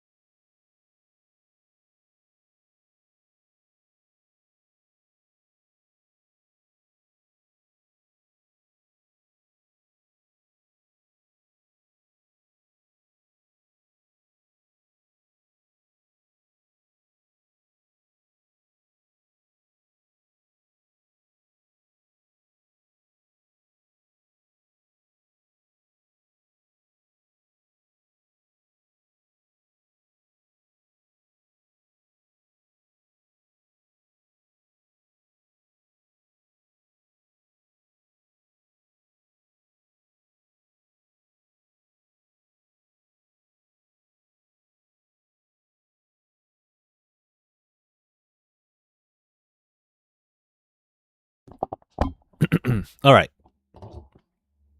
Dimitri's a sore loser. If you really are the head of the smuggling ring, then you should acknowledge your crimes with dignity.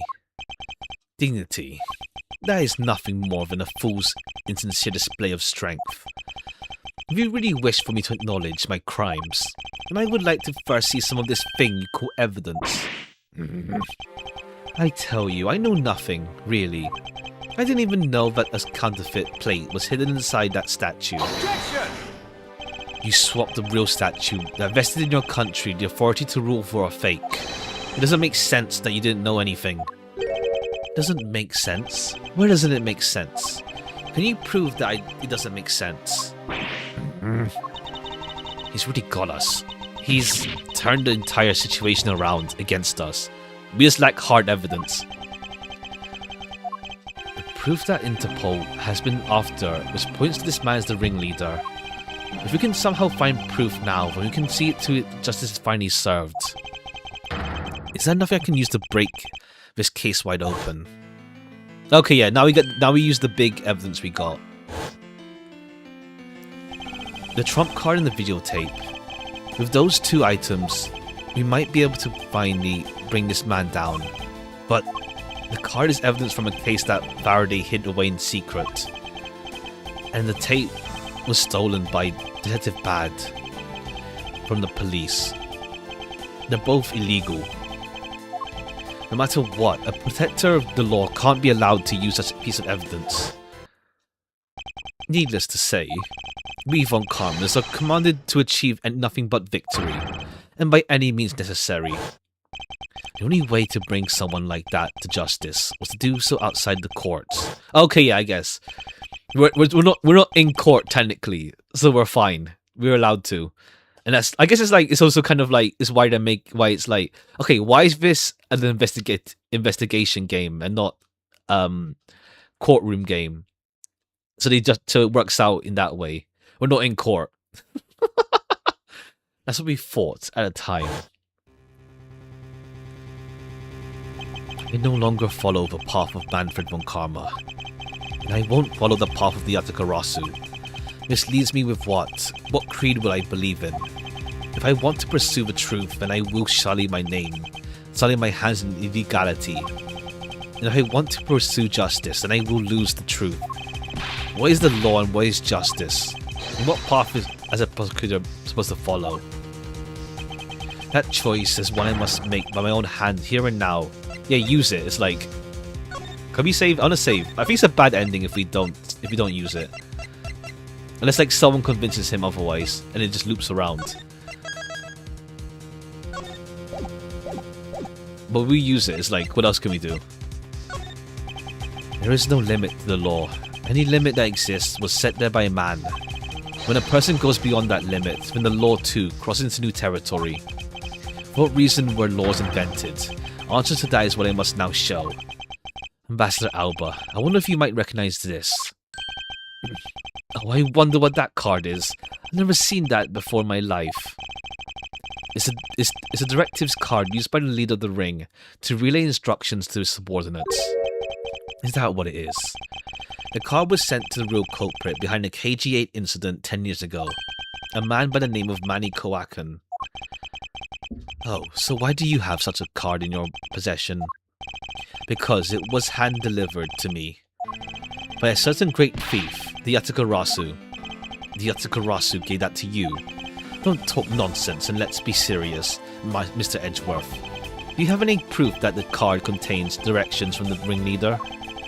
Have you know, the card is not the only thing I was given. What? This contains security footage that was shot just before the start of the KG8 incident. The KG8 incident. The card and the video. These two pieces of evidence are what seal your fate. Oh, interesting. I must admit, I'm very curious now. Very curious indeed in these case-deciding piece of evidence you presented. The prey that Yatakarasu had been chasing all this time now stands before me. I cannot allow this man, who had free reign for 10 long years, to simply walk away. Now's the time for me to bring to fruition the valiant spirit that was given to me. Ah. Okay, we go to the hall now. Let's watch some videos.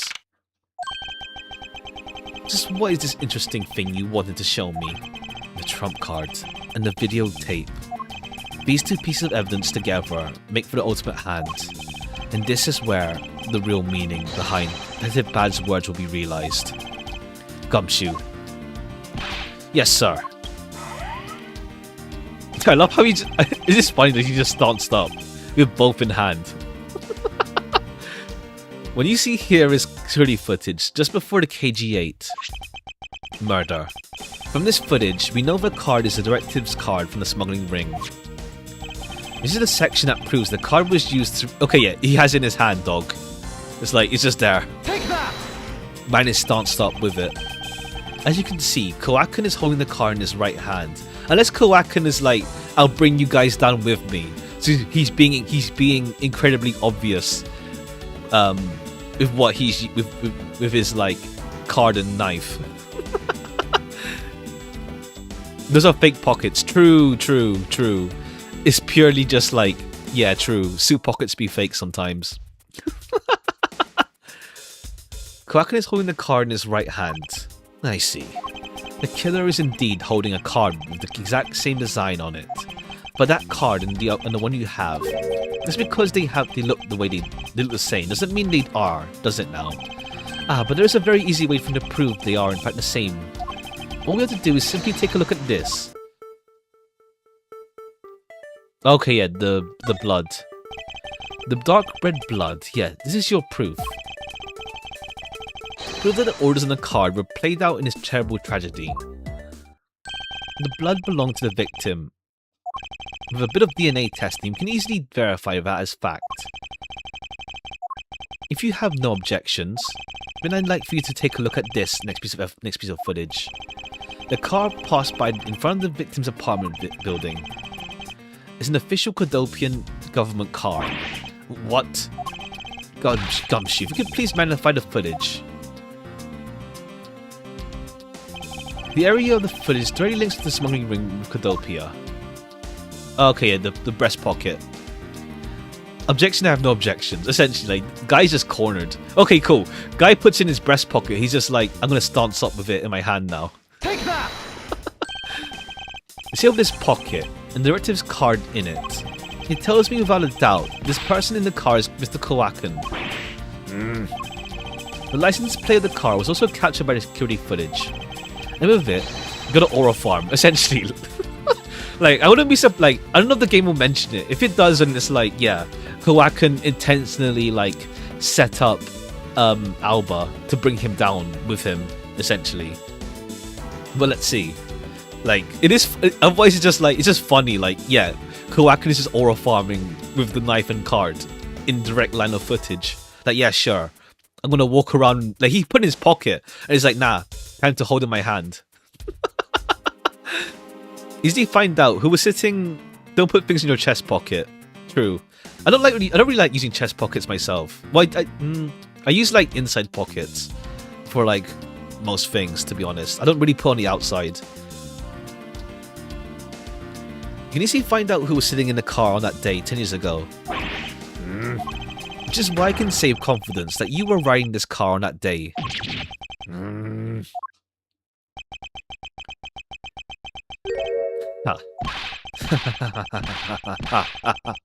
Etc. Okay, boss form. Okay, yeah, he's stanced up now. Okay, I see. It's kind of like with with Peleno when he stands up straight, but this time it's like actual final boss mode. You've done well, boy, to make it this far. Okay, yeah, he actually is strong. He just looks weak. Okay, yeah, he actually can like beat someone on the head with a statue. However, about your claim that I was riding the car at the time, that's going to be mighty difficult to prove. How so? The Principality of Codopia no longer exists, so naturally, all records from the time period also no longer exist. The arrogance. What he really means is he's already erased all traces of them. Early designs for Alba made him look even more like a tree than he does now. Oh yeah, because we have his nose in that weird like plant trimming in his office. Okay, damn. I think we have the concept art unlocked in the gallery actually. I'll take a look for the first game after we're done, I think. May as well. Are you finished here, boy? Okay, it's just like I'm just thinking of that meme of like that military guy with like over badges and it's like, oh yeah, when Discord has so many roles. And it's just a guy with like so many badges on him. Are you finished here? Are we finished here, boy? The only weapon I have left on me now is this piece of footage. There must be something that can use against him. Okay, there's a guy with the emblem. What the? Ambassador Alba? Yes, what is it? You were once an army man in the service of Codopia, and it was you who made the many missions you participated in successes, correct? Why the sudden backhanded praises, boy? Though, to be sure, the brilliant medals on my breast were awarded to me during the era of Codopia. But now I'm only one who owns this particular... Yeah, cool. Like, guy can't help but show off his medals. In that case, the only person it could be in the car is you. How do you figure that? By the medal captured in the footage. It is clearly the same medal as the one on your chest. What? Call me back when you own a copy of Rhythm Heaven, Alba. Ha!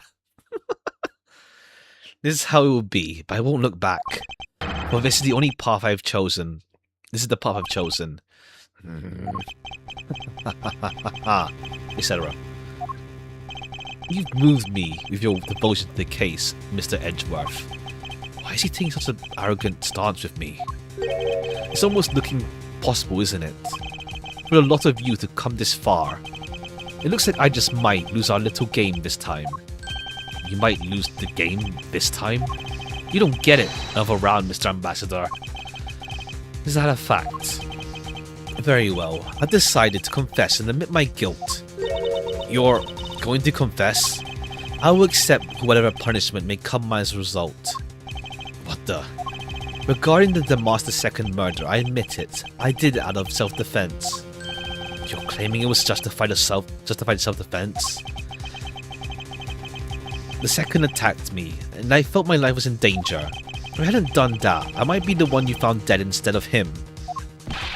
What a pathetic performance. You gotta wait. I'll look back, but this is the only part I've taken. Ha! Ha! Ha! Alright, actually, I'm not giving you one. Wow, you two really know how to laugh at inappropriate times. Thanks, Kay. If you wish to claim it was self-defense, then we'll need some evidence. It's always evidence with you, isn't it? If that's what you require, I'll prove it. The man left a mark on me when he attacked. What?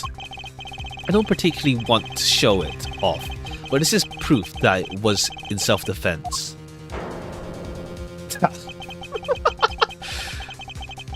Doing the classic, like, just show your, like, chest pose. I'm an old man, and sometimes I don't pay enough attention to where when I should. But the mask too didn't have a single weapon on his body. Hold on, it's nothing to get worked up over, because I hid the weapon. You hid it? I'm sorry, but as you know, a murder is a murder, even in self-defense. I couldn't let it become public, seeing as I am the ambassador. This is the weapon you seek, my special bonsai trimming shears. Oh, he got stabbed. It's covered in blood. He was trembling quite badly during our struggle. That's when he grabbed the shears that were receiving my office in attack. Or he could have stabbed himself, to be honest. He's just setting it up so he can say self-defense. So you see, he was an act of self-defense. Is that right, Mr. Edgeworth? Is he right, Mr. Edgeworth? Since he has both a wound and the weapon that caused it, it's enough to declare it so. Ambassador Alba's wound. No way. Oh, which reminds me, I guess there's still one more accusation I need to resolve. Smuggling and counterfeiting. Unfortunately, all of this is my secretary's doing. I had no knowledge of what was going on. Stop spewing nonsense. Oh yeah, who is your secretary? We know it's like, yeah, who is your secretary? We haven't seen them. I'm trying to throw my investigation under the bus in your desperation. If you want to get real honest, everything in this case compared to you. The murder of the Moss 2 was done in self-defense. In my trials, no man escapes his crime alive. Perhaps so, if you were my opponent in court. However, there's one important fact I think you may have forgotten. And what is that?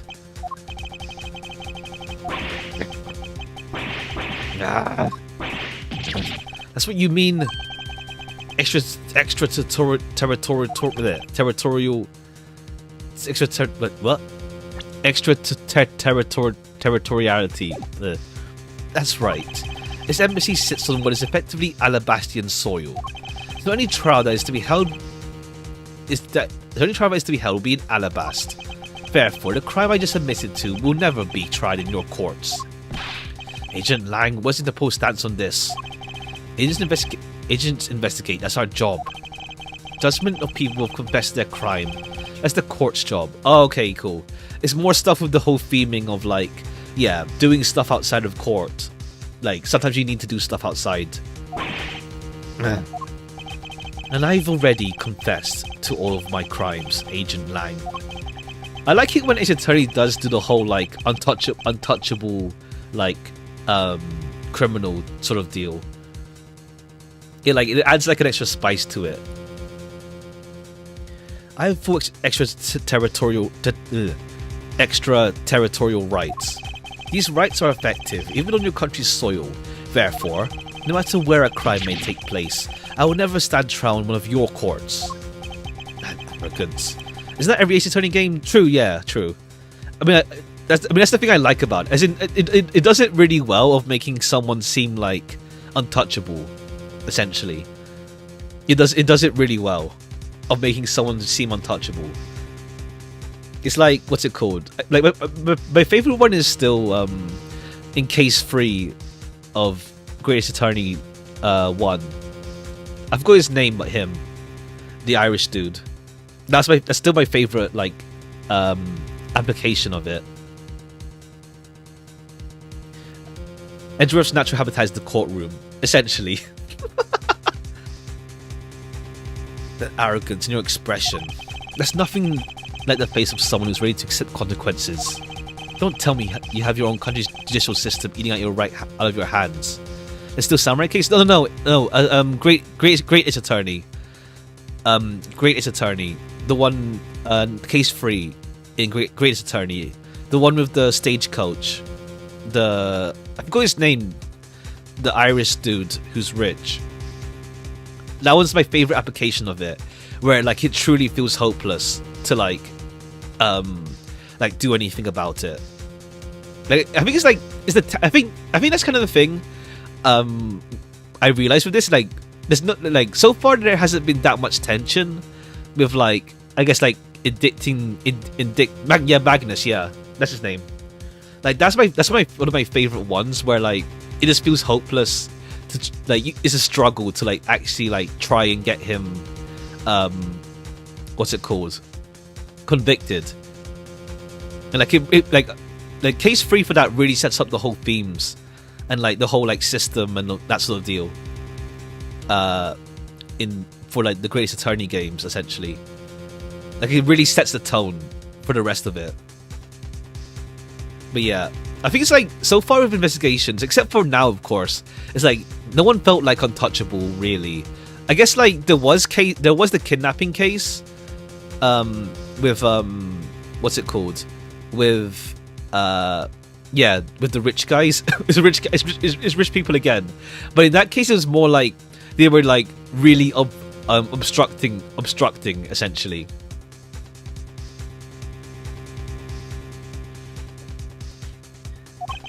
These crimes you will speak so seriously of.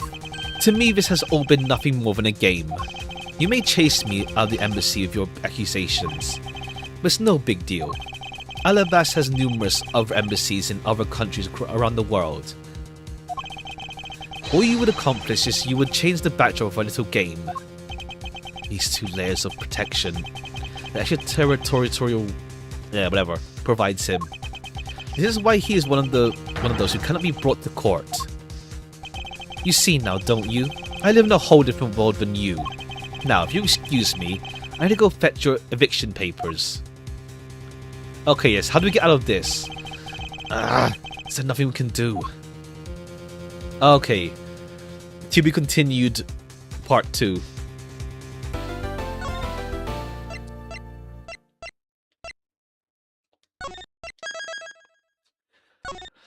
Latter, he who is above the law.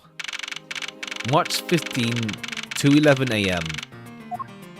Can't believe it, sir. Extraterritorial, whatever.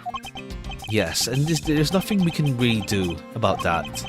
In the end, we didn't have enough authority to bring him to justice. I can't believe that even though we knew he's the boss, we can't lay a finger on him. I know. Hey, Mr. Prosecutor. Sorry to skip out on you, but I've got some business to take care of. Okay, he's doing his own plan. Can't even give an evil guy like him a slap in the wrist. Then what the heck was the laws created for? What good are they? If the law can't help us, then I'll go as the Yatagarasu and take care of this myself. Don't you dare. Mr. Edgeworth. Sorry, that was a bit too harsh. I know how you feel, sir. We're trying to take on an ambassador after all. And he did tell us earlier to get out of the theatre. This is kind of their country, I guess. But I feel like I've been slapped across the face for just doing my job. What am I going to do? Should I retreat for now and formulate a better plan of attack? Come on everyone, we can't give up yet. Okay. Now we need to think about something for a sec. We never let up even for a second, as long as we don't stop investigating. We might find the rotten treasure hidden here. She's right. Come on, Mr. Edgeworth. You're right, Kay. Very well, let's reopen the investigation and see what we can find. Right behind you. Okay, I'll go check out Babel a bit more. And I have something I need to investigate further in Alabast. Oh, she's allowed to still go there? The eviction papers are taking their time. Now then, before I gather any more information, I should do a bit of housekeeping. Okay, let's see what gets removed from our inventory again. Passion flower data erased from my organizer. Okay, just that. Just the passion flowers. Alba seemed agitated over something. I wonder why. There were two special circumstances that surround the ambassador. The embassy itself has extraterritorial rights. If something happens on Alabas soil, we are unable to legally prosecute him. Cool. Sounds like the embassies are the perfect place to steal whatever you want. And murder the Moss too, run a smuggling operation and make counterfeit bills, apparently. I thought the counterfeiting was done by Koakud and Babel. Apparently he used the embassy's coupon printing press. It's the same story over there anyway. Babel has extraterritorial rights. This brings me to my next point.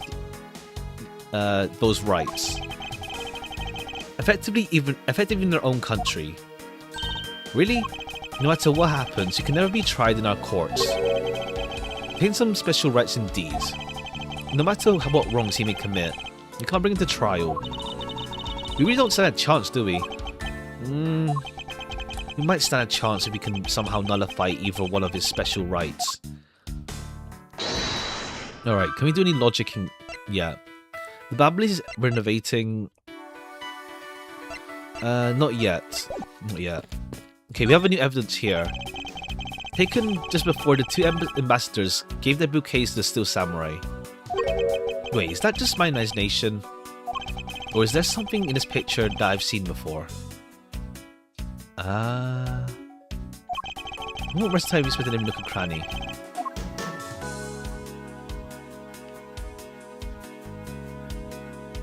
That we've seen before?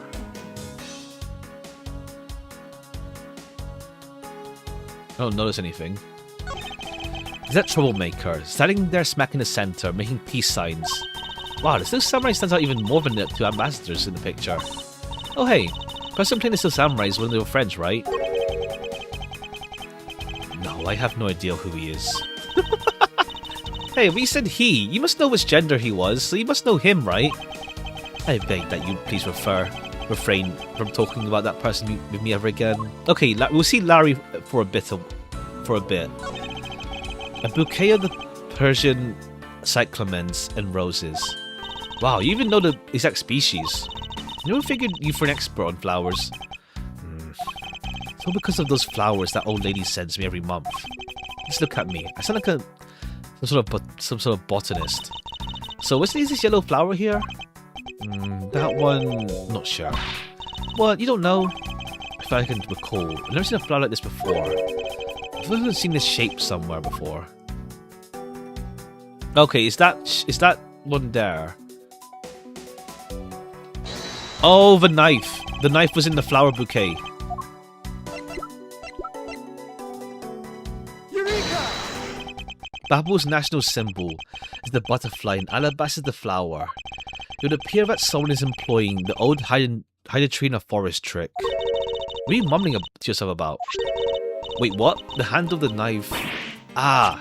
Yes, the handle that was supposed to be on the blade that killed Koakud.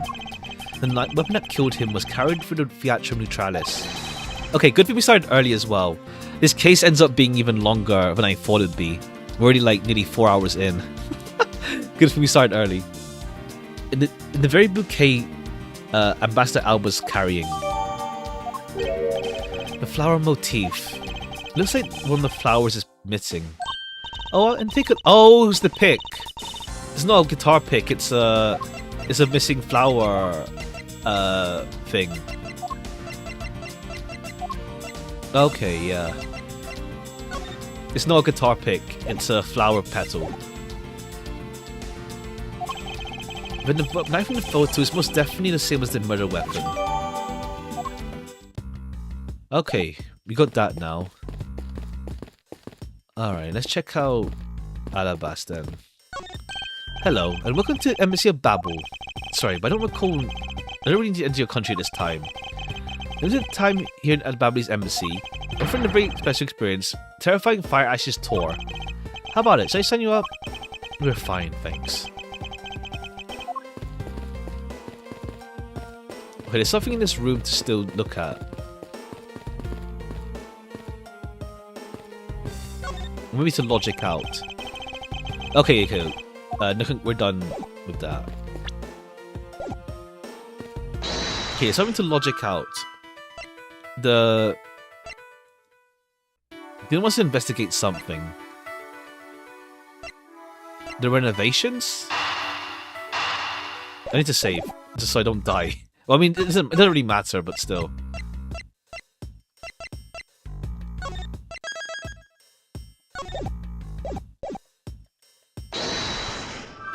The renovations, maybe?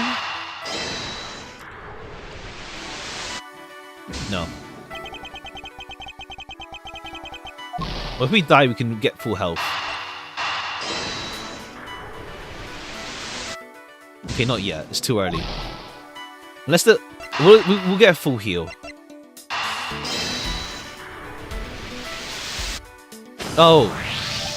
We know that the counterfeit bills were printed using the embassy press, but the necessary materials, such as the Babley's ink and paper, must have been hidden in... Oh, I see. The renovations were used to hide stuff. What do you think would have happened if the renovation had begun? Well, we probably had to find a better hiding place. Oh no, as in... Okay. It got moved somewhere else. Renovation was the cause of the plate and bill disposal, and the reason Koakun was killed as the ringleader. Based on what we know, who do you think was the one of the most to gain? Alba. Like, Paleno's chill. It's the one person who has been erasing all evidence of the smuggling operation. From both embassies, the co-conspirator who is mopping up, Alba. Alba had a strong motive to kill Manny. Oh, okay. Fine. He's agitated because he had a motive. The cause of Alba's agitation, the rotten treasure we may find, and the motive for killing Koakun. You said herself that she didn't kill anyone tonight. If we were to take her word at face value, the reason for the ambassador's nervousness is going to be one thing. He didn't want us to discover the real circumstances under which Koakun was killed. What do you mean, Alba is the real killer? Okay, Alba killed both of them, yeah. I thought the two of them were friends. Maybe they were. But what if Koakun was the one who first betrayed their friendship? Oh, I get it. Wasn't Koakun pushing really hard for Paleno to be ambassador of the reunification? Yes, and that was the real reason why he wanted to steal Alabas Primadux. So Koakun hired the Moss to go steal it for him. But when Alba found out what he was up to, he killed Koakun. Definitely possible. Those two really thinking of no one but themselves. Okay, cool. We're just going to, yeah, power struggle. How did he do it? Alba was in Alabast, but Koakun's body was discovered in Babel, right? Right, and that's what we must solve next. We now understand why Alba was so nervous and agitated. It must have something to do with where Koakun was killed. A place where Alabastian ambassador was likely to meet the Babley's Mr. Koakun. Place where him to have committed the murder is in Neutralis? Take that! The only place that makes sense is here, at the Theatrum. What, here? The Goodwill event was being held here today, correct? The only place that both of them would have been here is here. But if that's the case, then everything changes. The theatre isn't actually Alabastian land. And it wipes out all those extraterritorial rights he has. It makes logical sense, in which case he has a reason for us to investigate. Okay, we can at least get him on Koakun's murder, because it's the only place he could kill Koakun. So what should we check out? Let's see. We should check out the immigration records for both Alabastian and Babel post-haste. Babel's records should be easy to obtain. The problem is Alabast. They would allow us to see their records despite the order to vacate. Objection! Okay, Francesca got on that case already. I'm already one step ahead of you, Mouse Edgeworth. Francesca. I have here the security footage from both Alabast and Babel. Take a look at the contents. You move fast. Avon Karma strives to be perfect in every way. It's not in my nature to keep on retreating like this. I took the liberty of looking over Babel's investigative reports as well. From now on, you will make no excuse to back down or say we can't solve the case. Sorry about earlier. We won't be beaten, because my cute little subordinate is going to try his very best, isn't he? Hasn't he patronized me enough for the lifetime? And the video contains footage from Alabast's immigration screening. I really hope there's something in here that we can use. Okay, video time. 5:21 p.m. 5:22 p.m.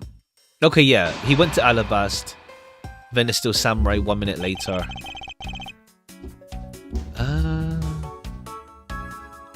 Unless, like, the body was inside. Unless the body was here. Unless there's something inside here that is already bent already as well. Isn't something about this lump shape strike you as odd? Huh? Is it supposed to be the shape? No, there's clearly something odd about the bulge. When we had the pushcart itself, we could compare and confirm my hunch. Okay, cool. Let's check the footage from Babel security. Probably sure there's something good. Clearly, wasn't a single suspicious person or anything. That's right. That right here is a contradiction. Huh? Did I miss something? You didn't miss anything. Because there was nothing to miss. However, what is missing is the image of Mr. Kowakan entering his own country. Was this body found in Babel? It would appear that the true face of our final puzzle has finally revealed itself. Okay. Let me get a heal.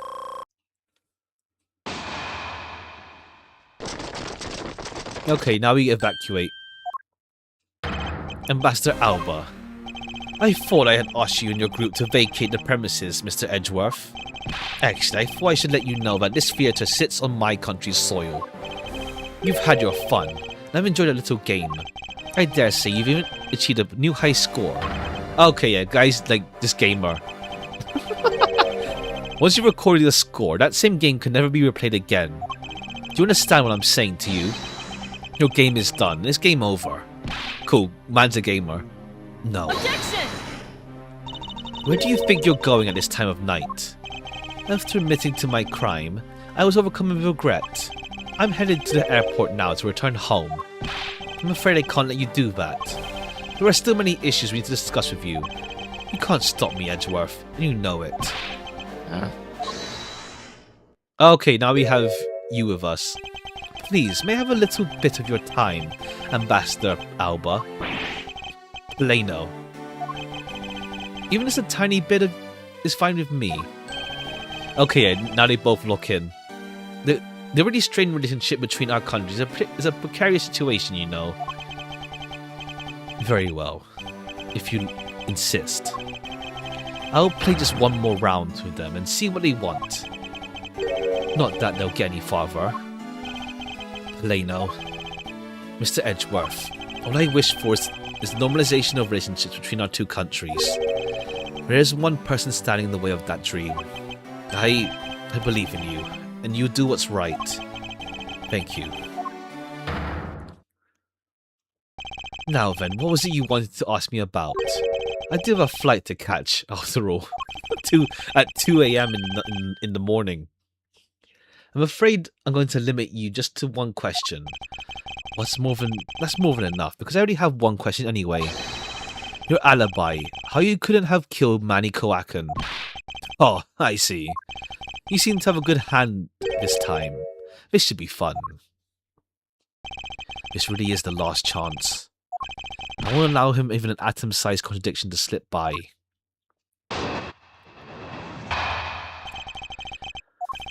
Frankly, I don't understand why I'm being placed under suspicion here.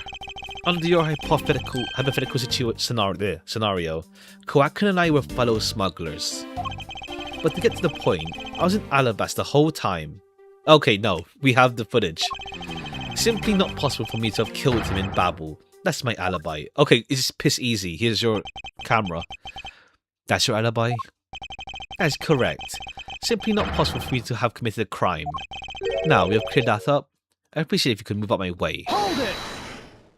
I said hold it. What is it this time?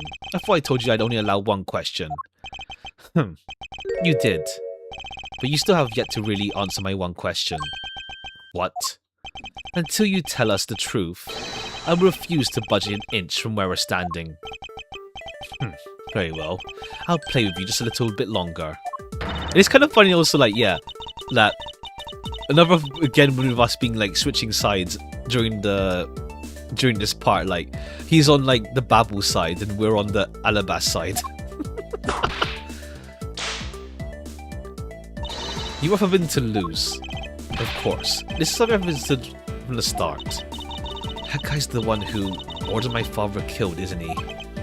Yes, I believe so. The goal of the first Yatakarasu was the capture of the smuggling ring's leader. My father and Uncle Bad. Their legacy will live on. Through me. That's why we've got to catch him, okay? We will. I promise. Now, Alba, let's have the truth now, shall we? No matter how many times you ask, my answer remains the same. Okay, yeah. Something easy to start off this last portion. I don't understand why I'm being placed in suspicion. You have a particular scenario. Kawak and I were fellow smugglers. I was in Alabasta the whole time. Yeah, you're on tape, dog. Objection! No.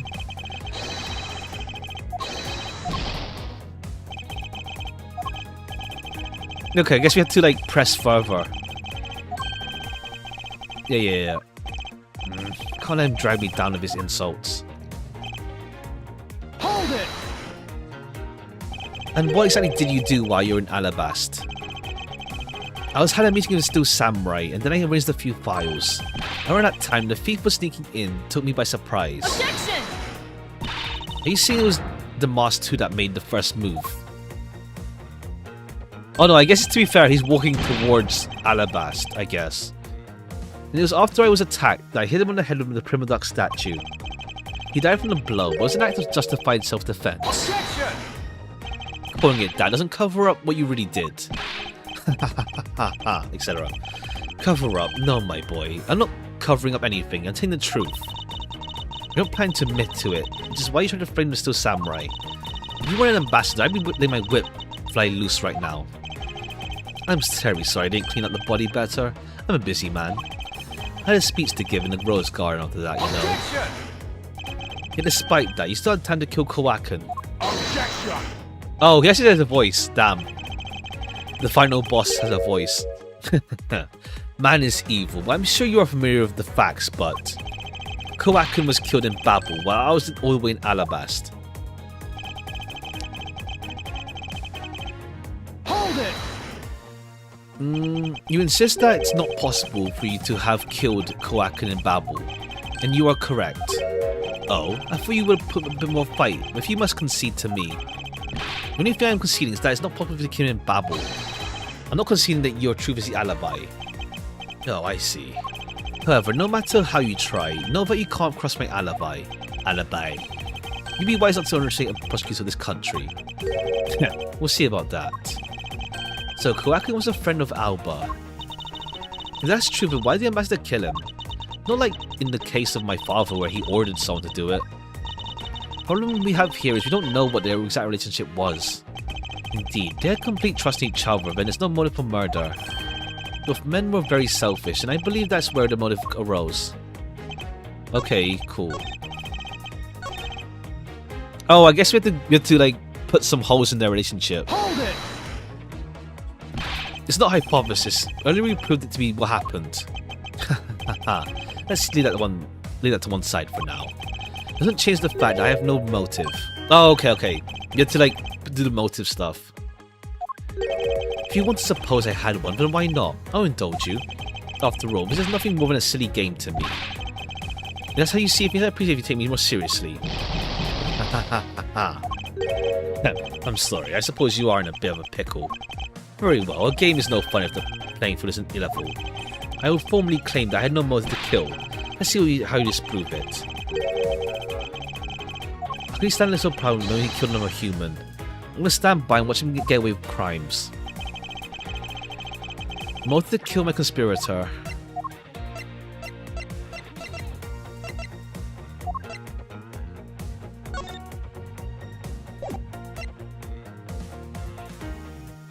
The motive. Maybe I pressed that. Are you sure that because you were partners, you had no motive to kill? I'm following your hypothetical scenario to its logical conclusion. Not going to admit to himself that he was in league with Kawakan. Suppose not. Do you know his relationship to the smuggling ring and to Mr. Kawakan? He's the ringleader and that Kowakin was his subordinate, right? Correct, but I know more than just that. I'm sure you remember the safe in Kowakin's office, correct? Yes. The safe had 2 compartments to it, didn't it? And why do you think those stolen goods were being stored in Kowakin's office? Because he was trying to cheat Ambassador Alba behind his back. So Kowakin didn't turn the goods over, but decided instead to keep them for himself. That's possible. Seems to me that both men were only concerned with their own wealth and well-being. Okay, yeah, that part. We don't have a trusting relationship after all. Well, oh, right. He killed him because of the thing with the mask. Yeah. The thing with the mask. Yeah. Okay, yeah, the thing with the mask. That's why. Yeah, the mask. The note to steal it. Objection! Yeah, because Koak. That's it. Yeah. It's because Kowakin double-crossed him. If you want to know, I believe you did have a motive to kill. It's because of Kowakin. Because Kowakin betrayed you. You had your own reason too. You want to pin over smuggling on him. Evil begets evil. Because you're trying to test each other, it turned into a mess. Objection! I don't believe this. You have a bad penchant for telling tall tales, Mr. Prosecutor. And if you're not, then I suppose you have some proof to support your argument. I never use guesswork in moving my case forward. It's been proven that this note was written by Kowakin's hand. Should we take a look at it? The content of the note is a request calling for the theft of Alabast's Permaduck statue. Killing him and pushing all the guilt for the smuggling onto him, you walk away spotless. I believe you understand what I'm driving at. You had more than a few reasons to kill him. Objection! Are you finished with your hypothesizing? Excuse me. Let's suppose I did have a motive. Even so, a motive or thought alone cannot kill. Isn't that right? I didn't expect him to resort to playing the semantics game with me. Appears that this is where the real battle will begin. Now then, if you excuse me. What? What? I told you at the very beginning, didn't I? One question.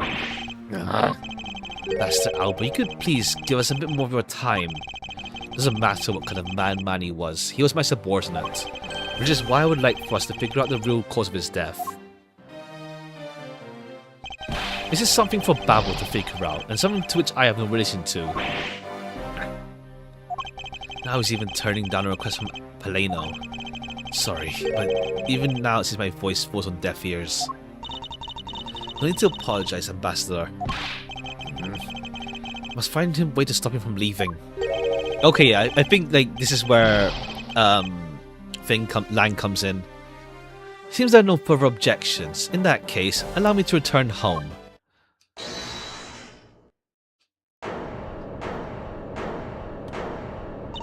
Hold it right there, Ambassador Alba. Okay?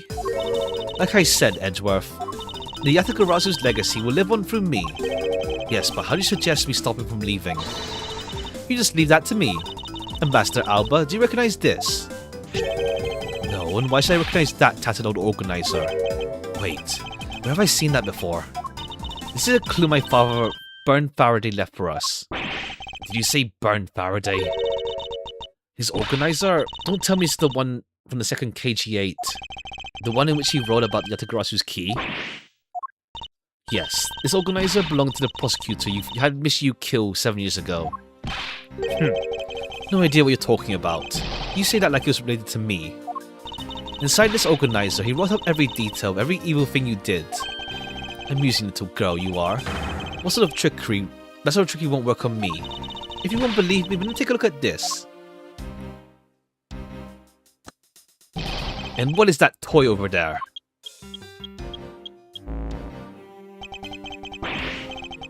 That's the thievery device. This thievery device was used by Yatagarasu, or rather by my father. 7 years ago, he used this when he snuck into this embassy. What? These 2 pieces of evidence that hold information that Yatagarasu dug up on you. If you go home now, I want you to send it over to Alabast right behind you. Little girl, get to the point. Go up against Edgeworth one more time. If you win, then I'll hand over these 2 pieces of evidence. Oh, okay, yeah, cool. It's just like getting him to stick around. It's a Garasu, ever the thorn in my side. Does that organizer really contain information on his dirty dealings? Nothing case-breaking, really. Yeah, and it was your bluff. It was. we can't let it all. Can't let all the info on my father and Uncle Badbang go to waste. Plus, the existence of little thief is troublesome enough for him. Those 2 pieces aren't they keepsakes of your father? Oh, okay, yeah, this is just gambling essentially. It's okay. I believe in Edgeworth. He'll come out on top. Hey.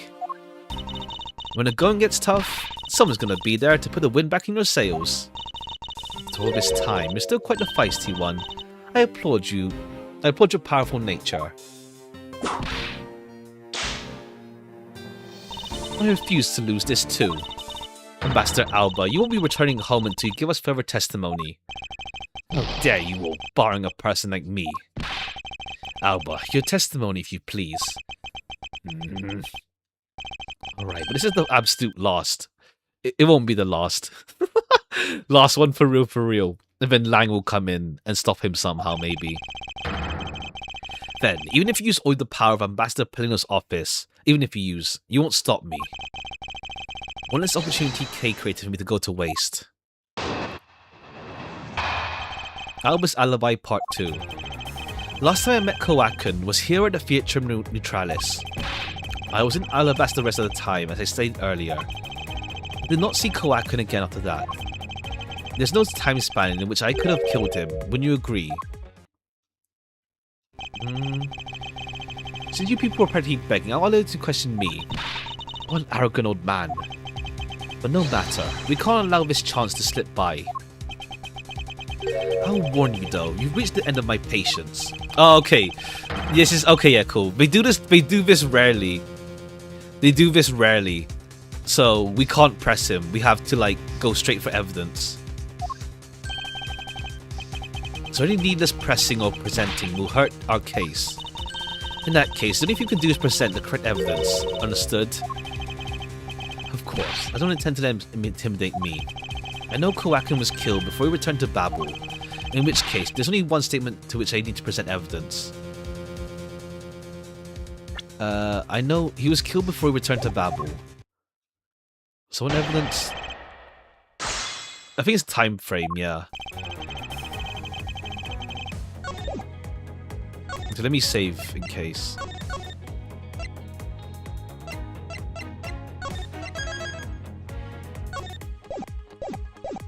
Last time I met with Koakun was here in Neutralis. I was in Alabasta the rest of the time, as I stated earlier. I did not see Koakun again after that. There's no time span in which I could have killed him. Wouldn't you agree? I guess time span meaning time.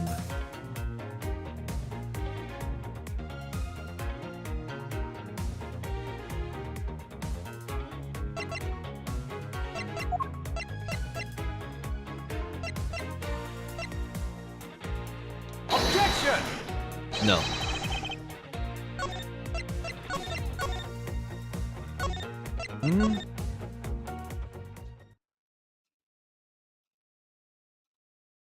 Okay, there's no pressing here. Okay, last time I met Koakun was here at Neutralis. Okay. Okay, it's one of the later evidence we have. Videotape, there's nothing yet. The stabbing.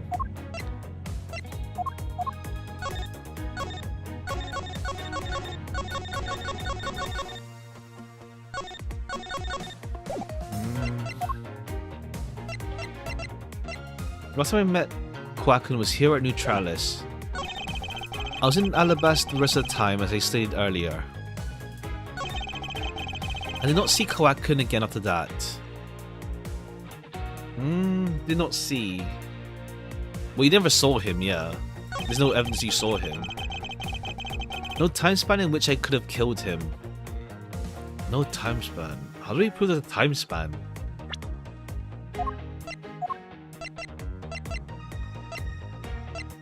I mean, we know the body was in the pushcart. Alabast, yeah, going into Alabast, the pushcart is there.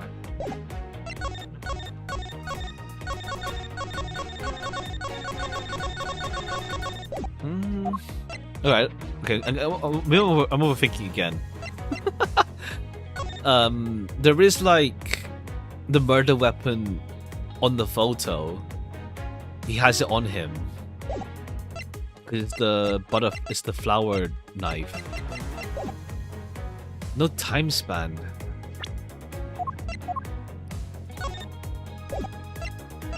I'm overthinking it now. In any case, I don't see Quacken again after that. I was in Alabasta the entire time, as I said earlier. Last time I met him was here at Neutralis.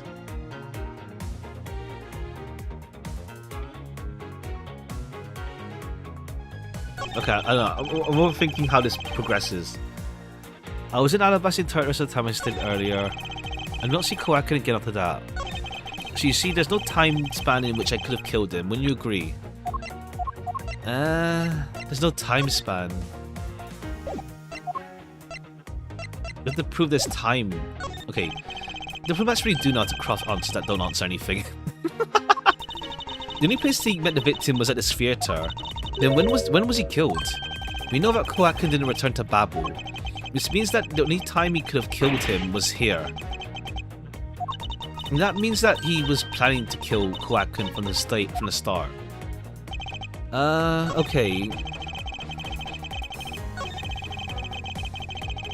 Okay, well, he never... What? We say that Quacken never returned to Babel?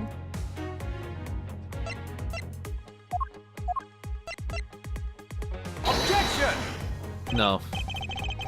Oh, whatever. If we die, we just get full HP.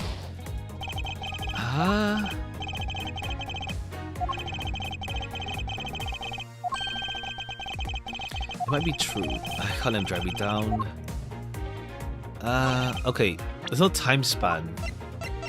Nothing else is here about time except... Objection! That one? Okay, how does that explain? There's no timestamp on it. Look at this photo. Nice picture, isn't it?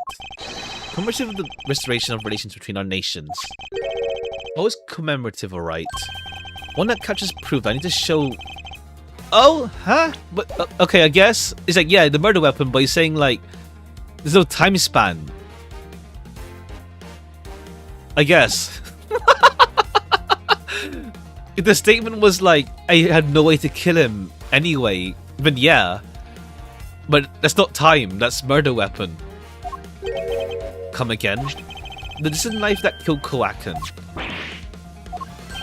I see you recognize it as well as you should, for it was you who brought to this theater. I guess, like, yeah, the point is that he had a murder weapon on him. But, like... Okay, because I guess it's like, because the statement itself is time span and not about the murder weapon, so it was confusing there. Okay, cool, I guess. You hid it in among the flowers you were given to Steel Samurai.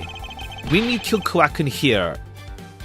I guess time span meaning he had the weapon on him at the time? I guess. But like, I think if the statement said murder weapon, it'd be more clear.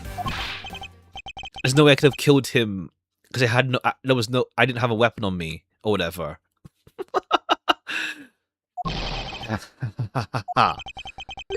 It's time for me to catch my flight. Objection! You are not through yet. Objection! It's game over for you, Edgeworth. I thank you for this entertainment. No matter how passionately you orate, the end result will be the same. Over confusion, kind of, but it's like, the statement itself doesn't actually mention the weapon, but then Edgeworth's attack is based on Alba having the weapon on him. So it's like, it's a bit confusing there. It's like, there's no time span, but then Edgeworth's no time span to kill him.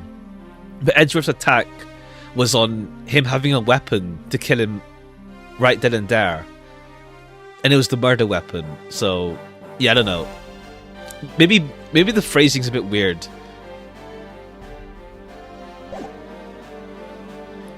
Won't return to the country ever again. Bye. That's right. This man is an ambassador. And he has yeah. No matter how hard we chase him, we won't be able to try him in court. Exactly the face you should be making. The face of a worthless cur. I thought I was gonna say said something worse. When I was like reading it fast. Now then, ladies and gents, I bid you farewell. The courts. Is there no one who can lay a finger on this man? Is this really the end? Okay, yeah. And now Lang comes in. Agent Lang.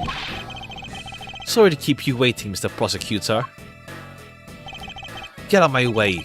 My plan is scheduled to take off soon. I love that they went downwards to get out, but then I guess like for framing to show that he's blocking the way, it has to be towards the Alabastian embassy. You can't really go downwards. It doesn't frame that well downwards. Get out of my way. My plane is scheduled to take off soon. Sorry, but you're not going anywhere, Mr. Alba. I'm through playing games with you people. You can't touch me. If you do, it would spark an international incident, Agent Lang. Sorry, but no, it wouldn't. What? Hey, Mr. Prosecutor. Good job holding him off until I got back. So, Alba, you diplomats, your diplomatic immunity has been revoked. What do you mean, revoked? Spare me this nonsense and let me through. Lang Ji says, before aiming for the throat, chew the neck shield off first. Interpol headquarters and the Imperial household of the Kingdom of Alabast. Took a while to get things rolling, but they finally moved on it. The Imperial household? Oh yeah, because you're just ambassador. You're not the actual leader of Alabast. You have been relieved of your duties as ambassador, Mr. Alba. Alba's guys also disappeared. It's too much to fit on screen. It's like game was on DS. It's too much on the screen at once. What?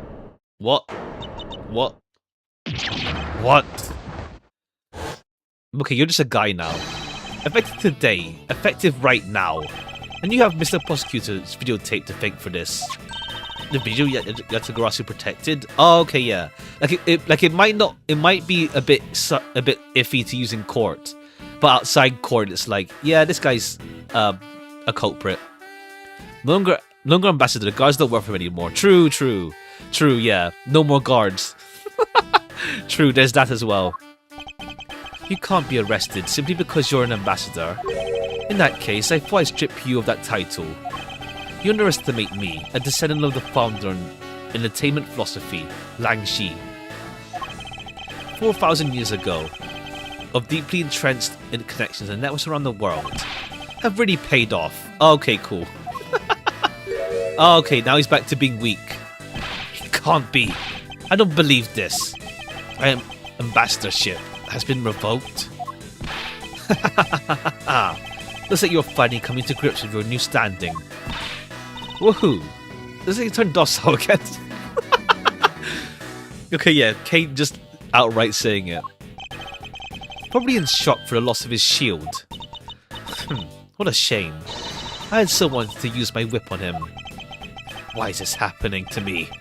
I'm just a hard-working, honest ambassador. Do you really think you can still pull that on us now? We've already ripped away the mask and seen you for who you really are, Mr. Alba. Yes. Okay, final form. He's back again anyway. Alright. Let's see your new form. Oh no, it's still the same form. No, I won't be stopped now. He still intends to fight us? So what if I am no longer ambassador? You still don't have any evidence on me. The fact remains that you cannot arrest me. Heh, expecting no less from you, boss of the smuggling ring. Well, the rest is up to you, Mr. Prosecutor. Understood. You say that I killed Koakun in the theatre, but even if it's true that there was a knife in my bouquet, I left that bouquet in the theatre. So anyone could have taken it out from there and used it, right? Besides, the claim that he was killed here itself is odd. After all, wasn't his body discovered in Babel? Are you claiming that I carried the body all the way out there? Preposterous. Objection! I'll be the one to prove whether it's preposterous or not. Ex-Ambassador Alba, are you ready? Because this is no game. This is war. Alright. Alba's Alibi Part 3. I killed Kowakin in the theatre using a knife that was in my bouquet. I left the bouquet in the theatre. Anyone could have done that. Besides, Kowakin's body was discovered in Babel. There's no way for me to have transported the body. Okay, now we do the samurai thingy. If you have enough fun with me, you've already stolen my ambassadorship from me. Would you have me surrender too? You have no plans to ever return to this country, isn't that right?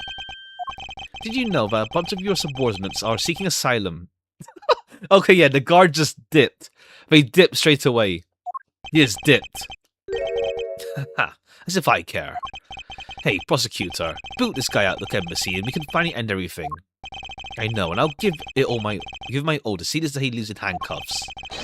But a title ambassador, he's just another witness. Yes, another witness. Alright, what are we waiting for? Let's get this guy. And get him good. I wonder if there's any... They understand all I can do is present evidence to the testimony. Okay, how is it transported? It's the weird-ass... I killed Kowakin in the theatre. I left that bouquet in the theatre. Anyone could have done it. Kowakin's body was discovered in Babel, right? Okay, let me press this in case there's more to expand on it. Is that really so? You could have easily blackmailed your subordinates to be quiet and move the body. Objection! That's quite an insult to me and my subordinates. I'm afraid we can't have that. Very difficult to enter my embassy, as the guards always conduct a thorough check. If someone as much makes me is a natural movement, it would arouse suspicion.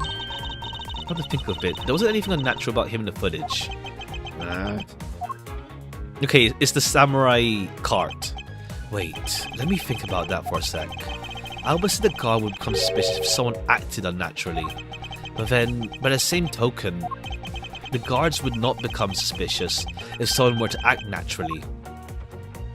If we retrace Alba's movements, we should find him some hint to this case. Well, after the Still Samurai stage show, he went back to Alabas, right?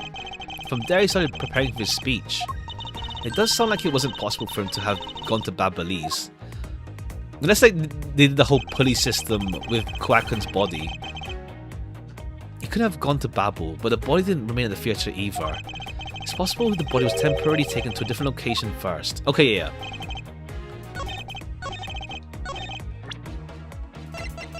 It's the Still Samurai's cart. Objection! Okay, easy enough.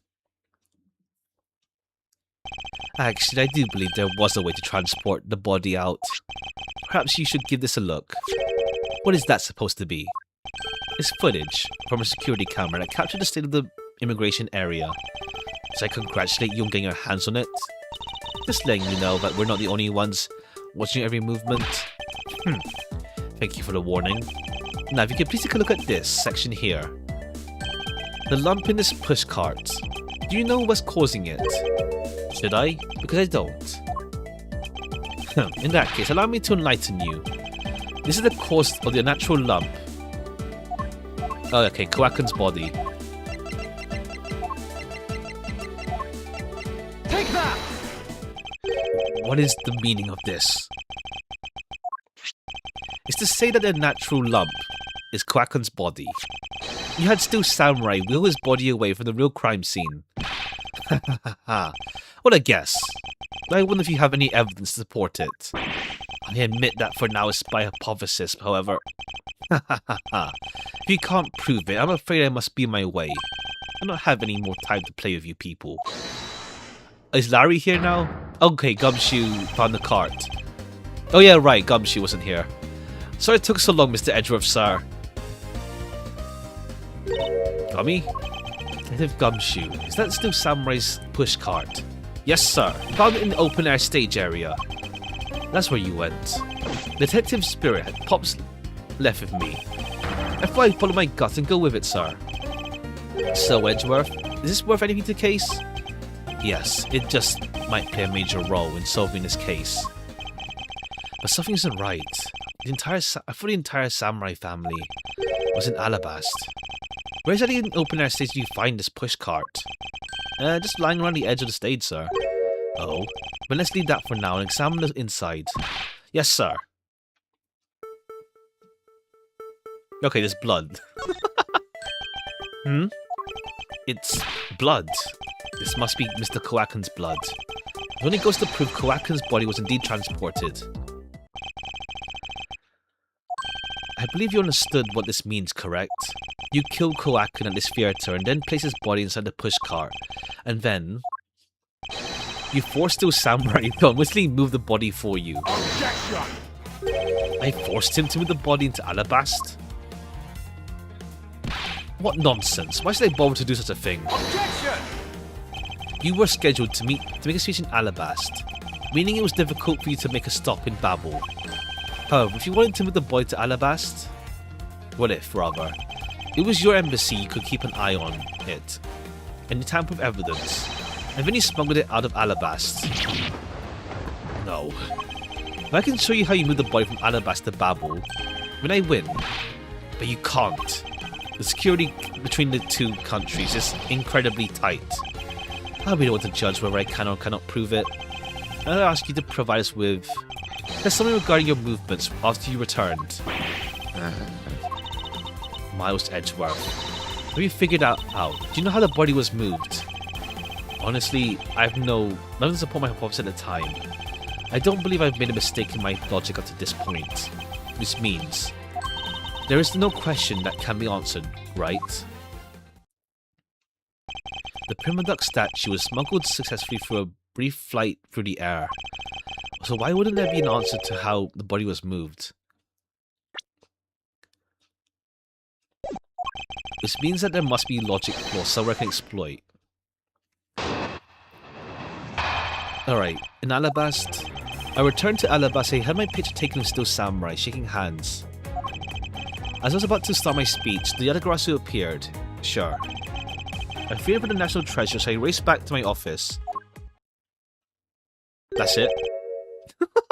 Is that all? Yes, that's all. Objection! Looks like you left out a few things, such as the murder of Demas II. Furthermore, you left out the part about meeting with me in your office. Those trifling matters. I don't care. I don't believe I need to speak of those things again. I hate to do so to waste time. What? You. Is not every life precious? Do you need me to answer that for you? Objection! People like you cannot be allowed to wander freely through society. Then you better try hard, because I doubt you'll find a single contradiction. He's really full of himself, isn't he? Yes, he is. How can you be so confident at a time like this? Come, don't be shy. Go ahead and ask whatever you like. Alright. Okay, we have to press then. It's too much nothing. I returned to Alabasta. I had my picture taken of still samurai, shaking hands. Then this is how I'm about to start my speech. The Yatagarasu appeared. Hold it! The Yatagarasu was a trick that you had set up. Most amusing joke. How do you propose I set it up? You want to know? I can explain in detail for you. Arrange the spotlights in the girls' cars so when you take the stage. Audience would see the Yatagarasu's shadow. Oh, interesting tale. Has nothing to do with me. You. What's it going to take for you to mess up everything? Very well, let's move on. After the Yatagarasu appeared, what was the state of the Rose Garden? Everyone took refuge inside the embassy. Help the effort. Then once everyone was inside, well... I feared for the national treasure, so I traced back to this. And what happened after you returned? I don't want to keep on repeating this, however. Upon my return, I had a stroke of bad luck and bumped into Moss Man. Objection! And I don't want to keep on repeating this either. But his name was Demas II. Who cares what he was called? By the time we got to the Prima Ducks that he was supposed to steal, he'd already been swapped for the fake. Talk about an unlucky man. Being buzzed to death with a fake statue.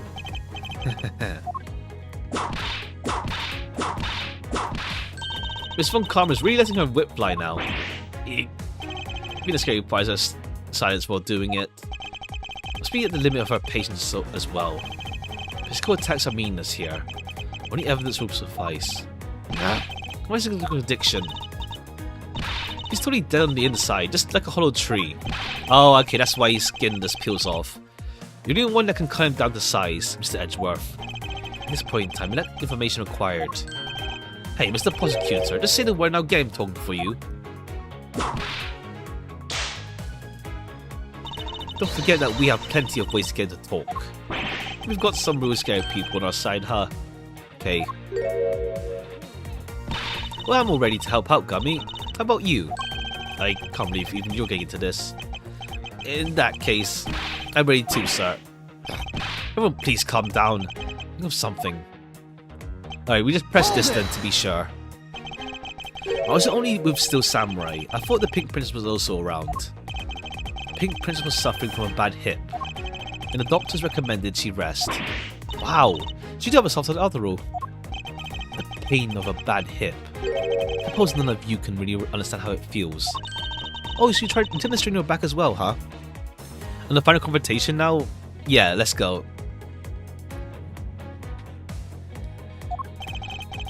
We've had like lots of twists and turns for real. Okay, this one's a bit weird though. Isn't that just because you're normally all hunched over? He did need to keep up the act no matter what, I suppose. The point of this is not to discuss my back problems. For about 15 minutes after our handshake, I was at my office preparing the speech. Okay, there it is. Maybe. I can't find a single flaw in his argument. At this rate, I wanted to prove that he is actually guilty of anything. Are we finished here? Mouse Edgeworth, can you not come with how the body was moved to the Babel? Sir, Mr. Edgeworth, even after proving so much, is he going to get away with it? To the end. Alright, how are we going to solve this part? Unless someone else comes in now. Who's this now? It appears that we made it just in time. Okay, cool. Thanks, Larry and Wendy. It'd be a great honor if you'd allow us to be your allies in battle. Okay, everyone's here. Okay, I get it, yeah. Power of friendship type deal with this case. Even Larry's now in here. Evil Magistrate, it's time for you to pay. It's the Still Samurai. No, you're mistaken, for I am Still Samurai Daddy, married man of Neo Old Tokyo. And this is Pink Princess Mommy. Edgy Poo. These two people I want to see the least. Larry, what are you doing here? Way to show your gratitude, Edgy. We just want to help. Yeesh. I'm gonna get the bad guy with a single thrust of my... Go away. How can you be so mean to us, Edgy Poo? All three of us came to lend a hand, and this is how you treat us? Oh, isn't this grand? And I see they managed to find the Iron Infant. Does that really matter right now? Okay, do we do the water trick? Now with the pick and the water, maybe. Hey, is this me or is the Iron Infant completely soaked? Oh yeah, I found him in Babel, but he was in the middle of the pool. Wait a second. Oh right, the fire with Manny would have dried him out. Larry, go back to what you said. Huh? Oh, it appears we made it. Not that far back. Something about finding the Iron Infant in Babel. And he found in a pool? I don't recall there being a pool in Babel. Oh, that. Well, I was in Alabasta the whole time. And I have no idea how the Iron Infant wound up in Babel. I had lost him in the Rose Garden. I guess that maybe this cute kid can swim, huh? Wait, what? Larry, you lost the Iron Infant in the Rose Garden? You sure about that? I'm sure. I found him in... Hold it! That's enough, Larry. Okay, cool. Now we get the water trick. That's been like in our inventory the whole time. The Iron Infant that Larry lost managed to move between two countries. However, the Iron Infant was found soaked in the middle of a pool. This is what I've been looking for. It's another smuggling route. The key to the Iron Infant... The key to the route was bilateral symmetry. That's right. This embassy was built with bilateral symmetry in mind. Detective Gumshoe. Yes, sir? I wish you to examine post-haste. The route to smuggle Quacken's body. Something like that really exists, sir? An embassy built on bilateral symmetry. Meaning, this is where we need to examine. Okay, just across the wall here. Take that! Yes, sir. I'll be back before you know it.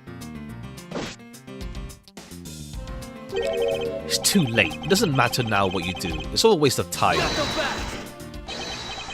You will stay here with us and wait. Okay, yeah, now we get the water trick done. Edgeworth. Mr. Edgeworth, it's here, sir. Oh, okay. The pool is where the stage is covering the pool. There's a reservoir, like in the Rose Garden. Oh, did he go for a swim? This is inspected. What is it? The two sides of this embassy are mirror images, which means there is also a pool. Quacken's body was moved to Babel through the pool in Alabast. Avoiding the topic with a vague answer like that is unbecoming of a prosecutor. Okay, yeah. And the water is transferred because of the fire. If you don't mind, I'd like you to see more physical proof if you have any. The Iron Infant is supposed to be soaked in water. What do you think that is? Because he was fished out of a pool, and not just any pool, Babelese one. It's pretty obvious at this point what must be true. Yeah, like that. The water reservoirs in the two cores are connected. Alright, so do we bring up the petal now? Where's your proof that the sides are connected? We know already. The proof is right there before your eyes. The half-drowned infant. What? This blasted doll? Mr. Edgeworth, I'm back. Hey, don't tell me you guys figured everything out without me. We did, thanks to this Heroes of Justice son. Even if he's a doll, he managed to help forward the villain. Hey, prosecutor, look, I don't want to say this, but it's kinda unlikely the body just happened to pass on through to Babel. The guy's a doll, he's small, I can't believe it made it, but... Okay, now we just have to point out that the fire... that the water being used to put out the fire is what made it try to go over. Yes, that's right. I'm glad someone here understands. Mr. Edgeworth, are you going to propose that a dead body can swim? You see, Mr. Prosecutor, our chase after this man is far from over. Okay, we have it in our inventory the whole time. Why is he helping Alba now? He's not. He realized a flaw in my argument and is helping me move logic. In which case, I should return the favor. And another thing, Quacken's body was found in the office in Babel. So what happened to his body after it was transported to the open air stage? Mr. Alba had an accomplice in Babel, remember? You mean Sheena, right? With her there, you can see how it was possible to move the body. Are you seriously claiming she swam through the connecting pipe with the body? He's right. Sheena would drown. Would she drown? It's hard to imagine that she swam through the whole pipe. Oh no, yeah, we know. Okay, we're just like waiting to say that the water transfers during the fire to like put out the fire. I'm obsessed about how the body was moved. It's still only half baked. In the end, it's only because it's the model befuddled music accusatory man. Now then, I believe you should give up and allow me passage. From the start, there was no feasible method. Okay, we know already. We're just waiting for the opportunity to say it. We're just on here waiting to say it. With like old info we learned like halfway through the case. Not even halfway, like 1/3, I guess. Recall Sheena's movements. What was happening? The fire! The fire! When there's a way to get rid of the water and the fire. That's it. Now I believe this time really done right. Unfortunately for you, it's far from over. You are a most persistent man. You saying you've thought of a way to move the body. Yes. Move the body? Completely related to how it's done. Excuse me. The reason I say that is because there wasn't any water there at the time. What do you mean there wasn't any? Just what it sounds like. Tonight's events made it possible to drain the water, allowing the body to be moved. Okay, the fire, yeah. Take that! The two fires in Babel. You have to go to set fire to a variety of locations in Babel. In order to put the fire out, much of the reservoir's water was used. Of course, when the water was used, the reservoir went down. If enough water is drained, the pipe could be used to traverse the border. So what? Water level went down? Reservoirs were connected? Does any of this matter? You can't prove any of this. Okay, now we have the pick. The petal. Apparently to be ignorant won't work with me. We both know what kind of situation we're in right now. Even in a game, there comes a critical game-changing moment. A moment in which you could hit a wall, where you must overcome in order to beat the game. I haven't lost yet. I found the route you used to smuggle the body, and that route will lead to your despair. Defeat. Defeat. Even if all the water was used by the firefighting effort, you still can't really call that a smuggling route. I know that. Haha. Just figured that you would notice. Hey, Mr. Alba, how deep are the pools? The pools are extremely deep. There is no ladders or footholds along the walls either. It would be difficult for Sheena to hold the body and climb up the pool. Ladders or footholds along the walls? There was no need for such things, because the water filled up. Certain something, it could go up and down the pool at will. You said you've got an answer already. Well, what are you waiting for? Certain something to go up and down the pool. The way in which Sheena and the body were able to rise to up the ground level. As a way to control the water level, that would be the way the body moved. Yeah, water. This was used so the body could move up and down the pool. Yeah, water. The fountains, yeah, auto refill. Take that! I mean, it kind of feels like it's the obvious thing, like, oh yeah, how could you get out the pool? It's like, oh yeah, there's something in the pool to make us rise. Water. Like, why is there pools in the first place? It feels like this part is like, it's self like, implicating already. We have to point it out, there's water in the pool. Alba used fountain spouts in a manner of speaking. The fountain spouts? How so? The water level in the pools can be controlled by opening and closing spouts. Sheena and the body were lifted upward by buoyancy. The fire on Babali's side and the firefighting effort. Those were set in motion for the sake of smuggling Koakun's body. Shall I show you where the final destination of my train of logic leads? First, Alba closed the fountain spouts in advance in preparation for things to come. Then he took the pushcart that was brought to the rose garden. Okay, and the infant was also there, yeah. Pushed it along the iron into the pool. The pipe is huge though, jeez. It's a massive ass pipe to fit the pushcart. Sheena was busy conveniently starting the first fire. She made for the open air stage pool to wait for the firefighting effort to begin. When the firefighters used the water in that pool, the water level went down. And by the time the fire was put out, the pipe between the two pools were exposed. Okay, I was thinking like it went through the water when it was getting used. Okay, physically went through the pipe. She pushed the pushcart from the alabaster into Babel. Once that was accomplished, Alba simply opened the water spouts once more.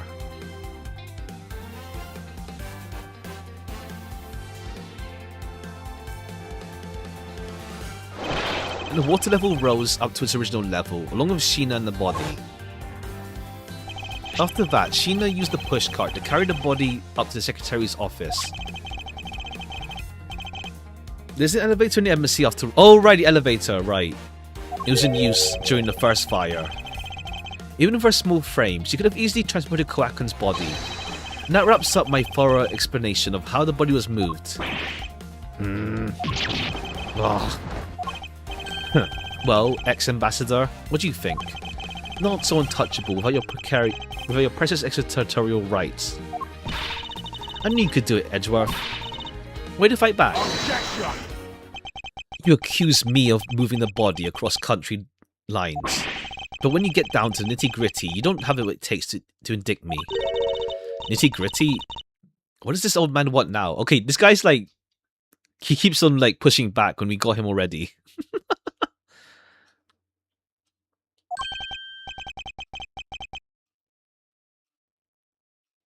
Proof, I believe, is what he seeks. Yes, proof. Without any, who is to say that whether or not any of what you said happened? He wants proof? What are we going to do, Mr. Edgeworth? There's no need to worry. I've had all the proof we need all along. Okay, the petal pick wasn't the only thing to go through the pipes. As Gumshoe found the pushcart in the open-air stage area, so did I find one of... Okay, the pick. We use that petal now. We use the petal. This was another thing that was smuggled over. Yeah, the pick. Take that! And what exactly is this? It's not a pick, it's a petal. No idea, do you?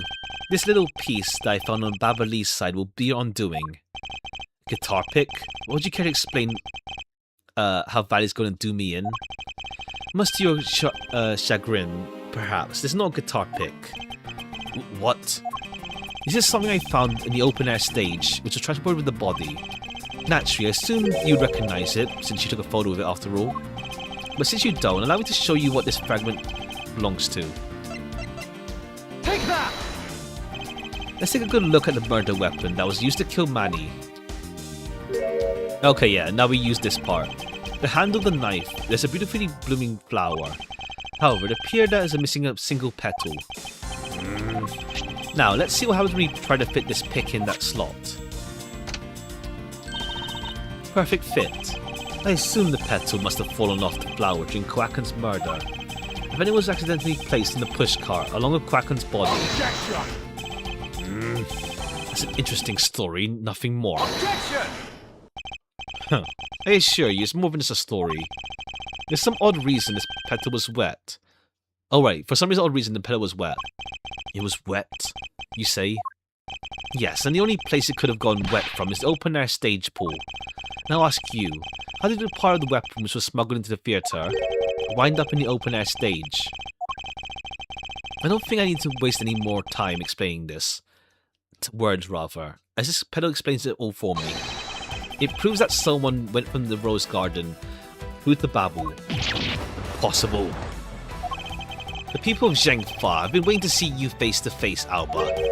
I'll tell everyone back home. We'll be there soon. You should be happy. Why? A little late to be asking that question. You should have known from the very beginning, when you took your first life. No matter how you may plot, or how you may try to cover it all up, you can never hide from your crimes and what you've done. So we're here to see to it that justice is served people like you. Can't call you giving a perfect argument. Okay, his final stand. His final stand for real. This guy's gonna never admit to his wrongdoings, Mr. Edgeworth. He values himself above all else. People who can't be negotiated with, or people who refuse to admit when they're lost. I don't believe those kind of people really exist because everyone breaks eventually.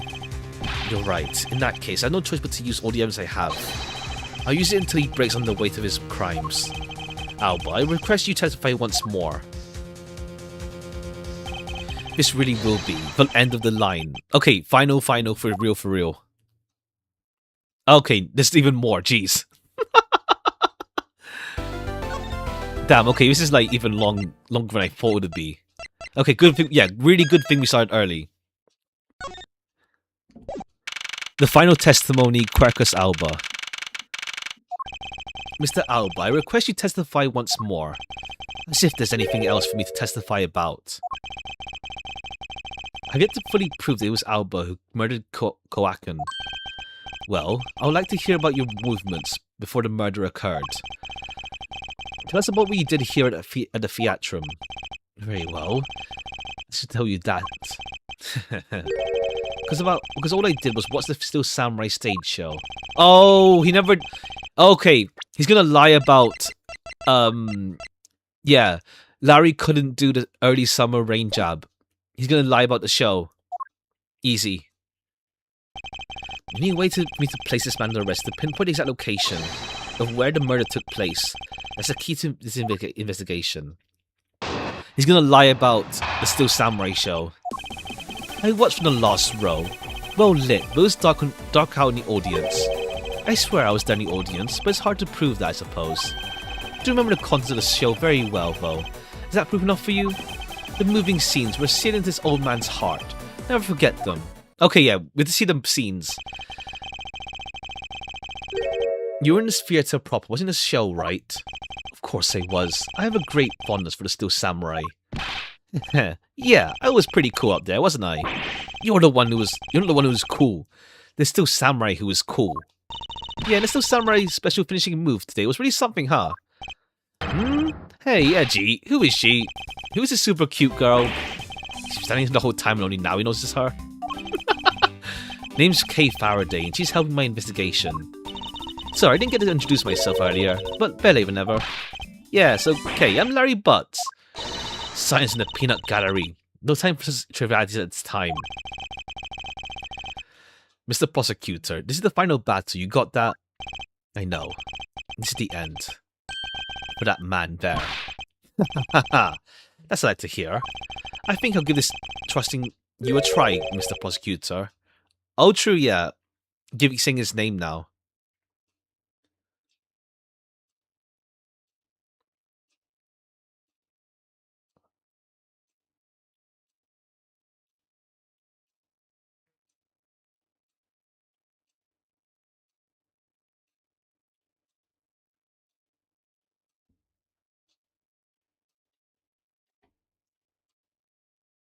Let's say, hold on. Okay. Okay, yeah, now he's actually calling him by name. I leave this critical bout to you, Mr. Edgeworth. Have no fear, I'll finish the job. This really is the endgame. Time has come to expose every last one of Alba's lies. Still Samurai show. Okay. Also, 1 second. Give me a moment. 1 second, I have to do something real quick. 1 moment. 1 moment.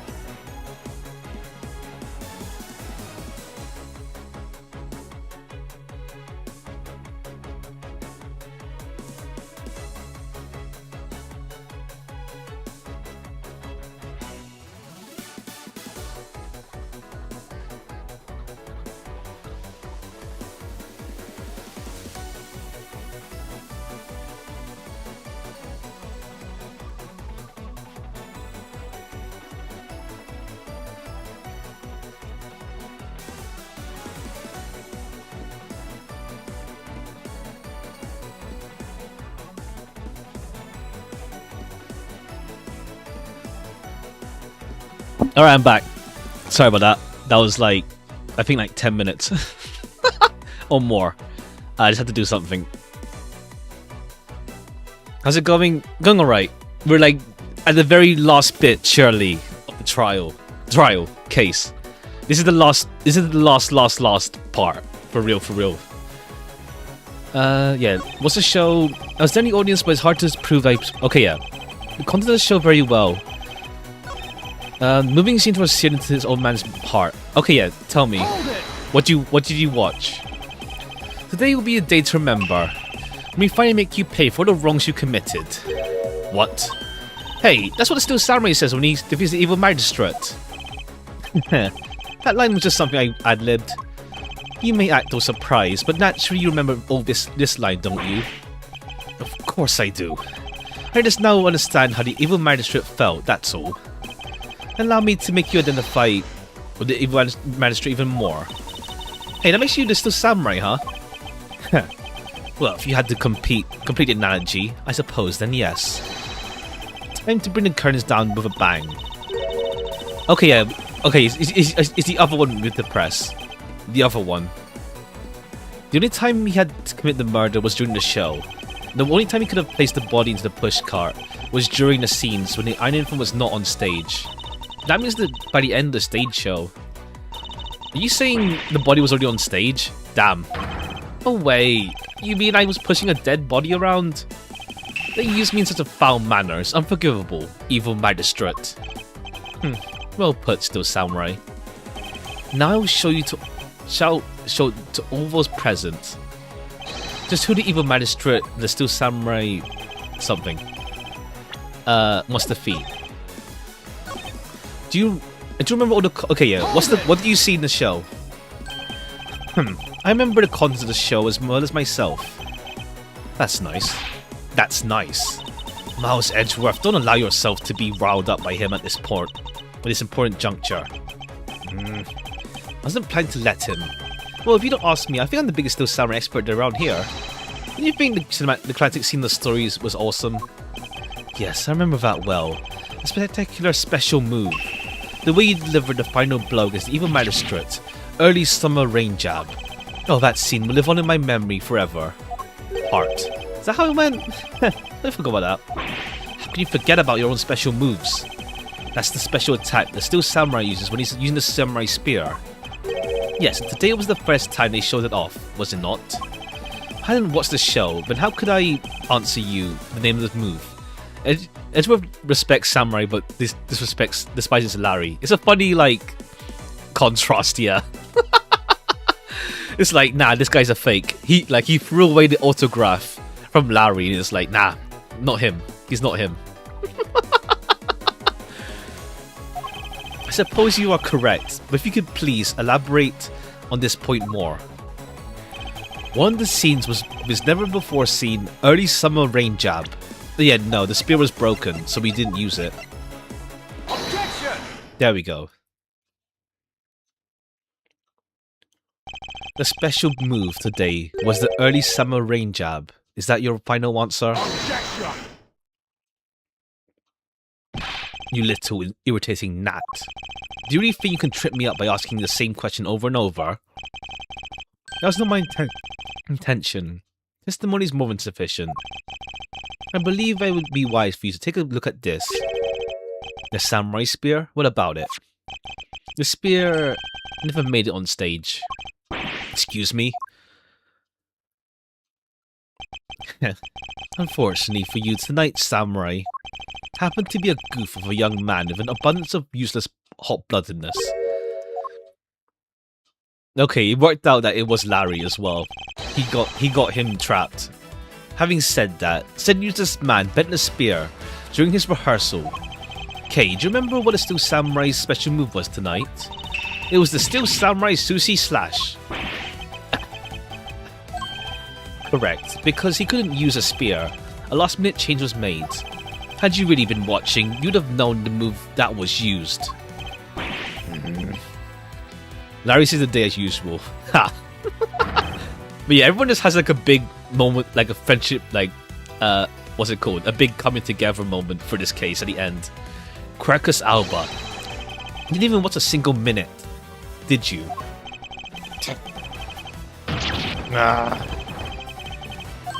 Haha. As if he wasn't watching. So if he wasn't watching his show tonight, then it opens up the possibility that he was busy killing Koaku instead. Isn't that every game? He ends up being more helpful than expected sometimes, yeah. Whenever he does show up. So what were you doing during the show? Demand an answer now.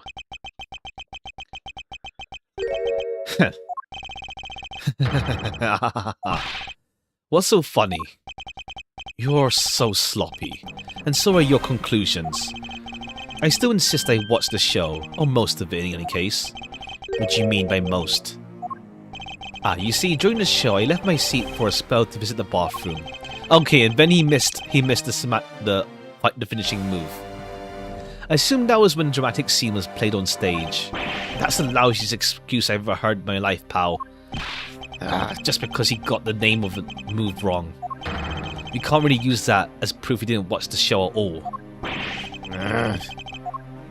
As a fan of the Still Samurai, I had wanted to watch the entire show. Honest. Objection! As a Still Samurai fan. For someone who wasn't even in the seat for the climax of the show, you have no right to call yourself a fan ever. You haven't had to piss. It's like, can't be helped. Alright, who's helping us now? Who was that just now? Alright, Larry. It'll be I, young lady. Larry, what are you doing interrupting me like that? Edgy, please, hold on a sec, I beg. You may never accept this old man as a Still Samurai fan, but I totally think he's a Still Salmon Nyak. Why is it he's a Still Salmonac, pal? He meant to say Still Samurai Maniac. Yeah, and trust me, I know a real fan when I see one, because I'm the Still Samurai. What's he doing? Never acknowledged you as a true Still Samurai. What are you getting so worked up for, Mr. Edgeworth? It's only 7 protagonist. Ha! It appears this real Still Samurai recognizes me as a fan, as well as he should, for I'm a fan. It's not as though I missed the entire show. It's the most amazing show, filled with the spirit of the young man and the young man at heart. Sarcasm dripping from his long wooden nose couldn't even run any thicker. Getting the name of the move wrong only proves that he didn't watch the last scene. What I really need here is something more definitive. Something that links Alba to the murder. You know what, Gramps? You're totally something else. I'm honored to receive such praise from the Still Samurai. What is it for? Well, I was just wondering how you found out about the early summer rain jab. That move is a bit of a secret that only a small portion of the staff know about. Wait, it's a secret? Larry, what'd you say? Oh, he was there for rehearsal. Did I say something stupid again? Did you say the early summer rain jab was actually a secret? Well, maybe I shouldn't have said secret. It's more like we only decided on the name of the move right before the start of the show. Right before. Yeah, the stage director was going nuts because we were supposed to debut the move. About 5 minutes before the show, we threw it. Oh, okay, I see. He saw the notes because he put the body in the back. We threw it up on the dressing room board. Early summer rain jab. That's kind of how you decide to name the move. But by the time I already bent the spear, so I guess the whole thing was kind of pointless. All of you Still Samurai actors are the same. The director has my complete sympathy. Long story short, because we changed the move to Sushi Slash, kind of pretended the early summer rain jab didn't exist at all. I mean, it'd be bad if someone found out we changed the move, so we made it a secret. Basically, a gag order was... Okay, they got like NDA on them. Almost makes the early summer rain jab sound like a lost art. Yeah, which is why I think most of the staff haven't even heard of the move. Objection! Hold the lips of yours still. Well, what the heck, old man? I've done nothing but listening. From what I can tell, it's all very unrelated to the case. Very tedious and a pointless exercise in wasting time. Like a kid's show. Objection! Mr. Alba, I believe the one who should be quiet now is you. How dare you? You've already noticed exactly what the very severe implications are in this man's testimony. He went backstage. Now you're trying to bully me, huh? There are no implications to be read into behind-the-scenes story of a kid's show. Don't even think about trying to slither your way out of this, crackers. You were the one who said it yourself. The name of the move was Early Summer Rain Jab, but that name was only decided upon right before the show. So, just what are you driving at? The name of the move you told us was never used in the show or said aloud. Now then, would you care to tell us about how you found out the name of the move? Because I can only think of one way you could have known. He went backstage. This is the only way you could have found out. You saw it. You knew the name because you saw it on the dressing room board. The staff members who knew were keeping a secret, so you couldn't have simply gone up and asked. Which means the only other option left is that you saw on the whiteboard. That means Alba was in there at some point, right? What's the big deal, sir? I don't see what that means. Another piece of evidence that has a great deal to do with the dressing room. Can't afford to let this slide. Okay, yeah, dressing room into Koakin's murder is the pushcart. The pushcart was used to move the body right down the dressing room. During the show, the pushcart awaited its turn to be pushed on stage. And it was finally pushed there, along with the Iron Infant, in the last scene. Then, right after the show ended, it went into Alabaster along with the Still Samurai. Which means the only time the killer could have placed the body inside was when the pushcart was in the dressing room backstage. Basically, the killer had to be someone who visited the dressing room during the show. Precisely. Oh, but wait, what if, and this is just a what if the murder took place right in the dressing room? What do you mean, Kay? I have to admit, she brings up a valid possibility. During the show, the dressing room was supposed to be devoid of people. Slipping undetected into a private dressing room then be simple as pie. The killer must have come up with the idea to move the body of the pushcart then too. Correct, thus making the theatre's dressing room the ideal location for the murder. Reckless Alba, during the show you went down to this dressing room, and I want to know why. Yes. Yes, I was there. I went into the dressing room. I knew it. I'm placing you under arrest right now, pal. Got that? Arrest. Not so fast. Wrong quote. What is it now? Don't I deserve a chance to explain? What is there to explain? I told you earlier I went to the bathroom. Well, I got lost. I wanted to ask for directions, but when I opened the dressing room door, no one was inside. That's when I saw the name of the move on the whiteboard. You punk. Try to get out of this. You really think you can get away with at this point? Mr. Edgeworth, is there anything you can do to stop him? I don't have enough evidence on hand to do anything. Nothing airtight to put this man away for good. That's what I need, and perhaps... Lang. Investigation the dressing room in question in order. We may find some new evidence there. Yeah, if Edgeworth pokes around in there, I'm sure we'll find some new facts, pal. And if we use Lil Thief, we may even learn something from a recreation. You don't need to do any of that. Yeah, we're at the end. We're surely done now. What? Wolfie, how could you? I'm not saying this is to be mean. It's just that we've already searched there. My men really are something else. And they found nothing? Only one thing I can say to you, sis, and it's that they found nothing. That's it. A fan translation on the DS, I don't remember it being this long. It is, yeah, it's quite a long case. I mean, to be fair, I'm reading aloud, which adds time naturally, to be fair. And I got stuck on a few bits. But yeah, it does, like, we're at the point where it's like, Alba just keeps on dragging it. It's like, my guy, you're done. Stop. Couldn't find anything because there's nothing there to find. There's no info in the Little Thief. There's not much help can do either. It's the end. The murder took place in this theatre, which is not protected under extraterritorial rights. And the fact that it was Mr. Alba himself who committed the murder. If I can prove both statements to be true, then Alba walks away a free man. If I can't, rather. There's no other course of action. It would appear that your hand of cards has turned out to be a bust. Now, if you excuse me, because of you people, I missed my flight. He feels so dragged out. At this rate, he's going to reveal himself as Mindy. Yeah, it is kind of dragging a bit, because at this point it's like, we know it's you. Okay, is it going to be Sheena going to come in with the save? Who is it this time? It's like, yeah, even Kay is like, okay, who's it now interrupting us? Okay, it's Wendy. Hold it right there, whippersnappers. Where's Larry? Now you. What is it with that scary monster-like scowl on your face, Edgy Poo? Don't treat me like I'm some sort of nuisance. I didn't mean to say this, but all of you keep talking about face, I don't get at all. You've all been leaving the lady in the sad, lonely dust. Now over the crying. Why did you have to speak up right now? But you know what, Edgy Poo? Cheer up.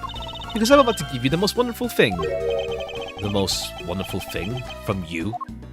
It's so super special, I couldn't even give it away just to anyone, you know? Ah, my special present of love to my sweet Edgy Poo. You ready? It's this. It's... Okay, the hot dogs are now relevant somehow. Let's see. It's a box of those samurai dogs, right? Oh, Edgy Poo. Here, go and eat one and you'll feel right as rain.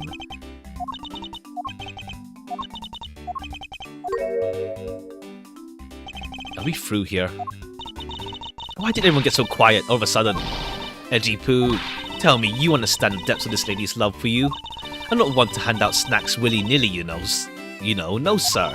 The thought occurred to me that maybe it would be great if I fed you and made sure you were nice and full when it's my turn to serve you some of my own homemade food. I mean, isn't the desire of every woman to make sure that their beloved never goes hungry? That's what I once experienced. You used to say me hungry, blah, blah, blah, blah, blah, blah. Mr. Edgeworth, can you do anything about her? There's no power on earth that can force that woman's silence.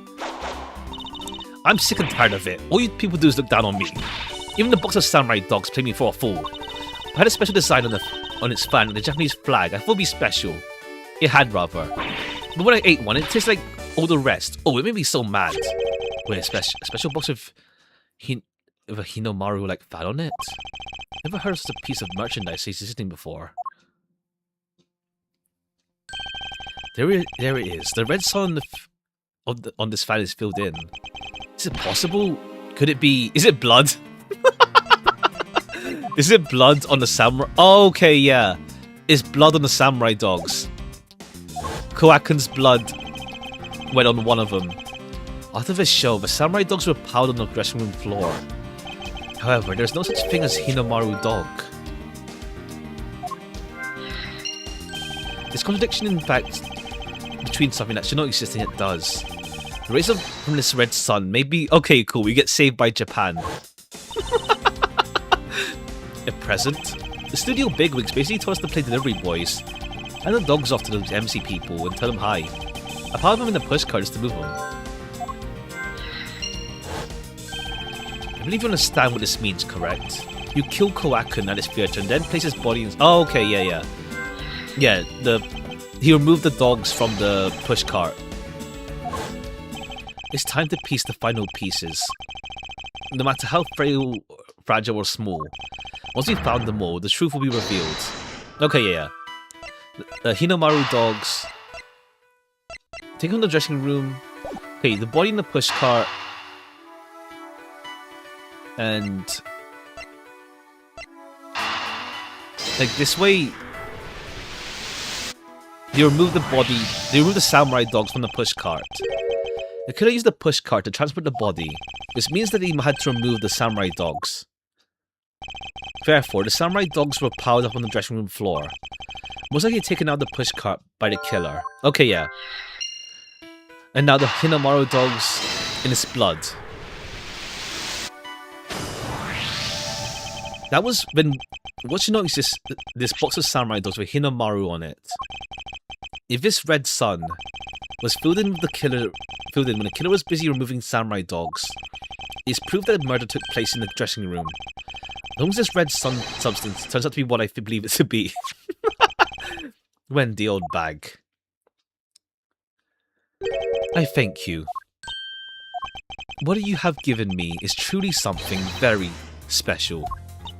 Edgy Poo. Mr. Edgeworth, you sure you're feeling okay, sir? Mr. Alba, as I suspected, you killed Koakun in the dressing room. How many times must I tell you?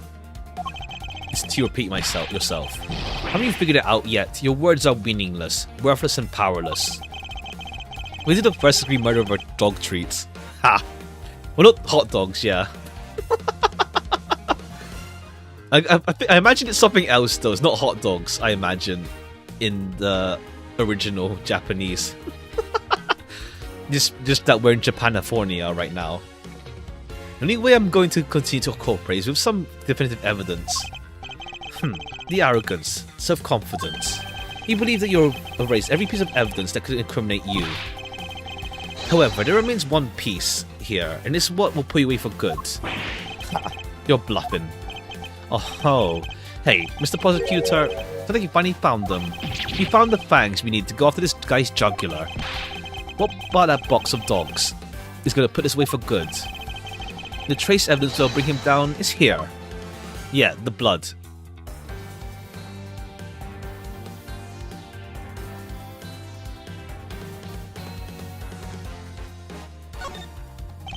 This box of samurai dogs with a Hinomaru on it should never exist. I want to tell you to take a good look at this red spot. A drop of blood. Huh? What? Blood, you say? Agent Lang, I like this blood to be analysed post-haste. I've got to admit, I'm a bit surprised. Can't believe you have found blood in a place like this. Hey you, get down to the lab pronto. Okay, and it blends in pretty well. Why was blood in that box? If you think about the flow of the crime, I think the reason will become obvious. Larry, you said they transported the samurai dogs with a pushcart. Yeah. You have a great memory, Edgy. That pushcart was a bit too big for my son, you know what I mean? To make it sure everyone could see him, I had to pile some stuff in. I figured the samurai dogs were there, so I used them to fill up the cart. If what Larry says is true, then what were the boxes doing on the floor? I see, the killer took them out. Exactly, and that is what I believe the victim's blood found its way into the box. Now, when my men investigated the room, not a single box of dogs was in there, because the embassy members had already taken them. Yes, no doubt to hide the evidence of the murder. It's a good thing Miss Oldbag managed to steal one. Looks like Oldbag managed to put his great feet to shame. What a scandalous way of putting that. I didn't steal. Received it for myself. From myself. Alba, I'd say this is one very fatal oversight on your part. Okay, one more trick or are we done? Sorry to ruin your little love fest, however. How can you be so self-confident in a no-win like this? Even if the blood turns out to belong to Mr. Koakan, then what? So Edgeworth, it sounds like he's not ready to call it quits yet, huh? The sole piece of evidence that was left at the scene of the crime alone has shed light on new facts. We now have proof that the murder occurred in the dressing room. And? You say that like it means something. Huh? This guy keeps going. Excuse me, sirs. Report. What were the results? Sir, the analysis came back and confirmed the red substance is blood. Oh, is it his blood? It's Alba's blood. Edgeworth, I wonder if you might humor my question. Your question? The one from before, have you forgotten? If that is Koakan's blood, what difference would it make? Oh no, it's not Koakan's blood, it's Alba's blood. The crime scene was a dressing room. But it doesn't prove that I'm your killer, does it? That's... He has a very good point. The blood in that box doesn't prove that Alba is the killer. Then, this evidence, it means meaningless. That can't be. It's Alba's blood. His wound is actually Alba's blood. I want to smack that from a look of your face. Come on, there's got to be something we can do. Finally found a solid piece of evidence. Something we can expose with it. I can't think of a single thing. Etc. Now, if you excuse me, I'll be on my way. Alright, who this time? Is it going to be Sheena? Who is it? Who was that? It's too late. I won't allow anyone to stop me now. It wasn't me, pal. It wasn't me either. It wasn't me either. Not me either. It was me. Okay, it's the forensics dude. Because I haven't finished reporting everything to you yet, sir. There's more? What? Hurry up and spit it out. Yes, sir. The blood I mentioned, it's not of the same blood type as the victim. What? No. What? Okay, it's Alba's blood. What do you mean not the same type? You mean it's not the victim's blood? If it isn't his, then whose? I don't know, sir. All I know is not the same blood type. What should we do now, Mr. Edgeworth? I have no idea what's going on anymore. It's Alba's. Neither do I. My, what an amusing turn of events. That blood drop proved to be true, alright. Namely, my words. Which one of your words would that be? The ones where I said that your words are meaningless, worthless, and powerless. That blood has nothing to do with the murder investigation whatsoever. Need I remind you that the blood got onto that box long before it entered my embassy? What sort of nonsense? Yeah, it's blood, pal. There's no way it's not related to the murder. So you would like to believe. But what if someone preparing the samurai dogs had a nosebleed? What then? That's possible. Damn it. Have you been wasting our time on a red herring? The blood doesn't belong to anyone connected to the murder. That should be clue enough. Ruckus Alba, you bastard! Silence. Don't you ever address to me such a filthy word again. I've wasted enough time here with you, and you have your answers. Now let me through. Not so fast! Alba, doesn't matter where you run off to. You'll never escape me. Someday I'll have the satisfaction of seeking my fags into you.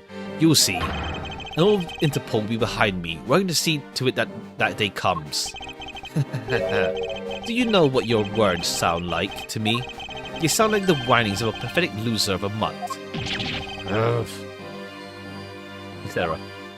Okay, it's Alba's blood. The wound he got was from there. Is accepting what we can do.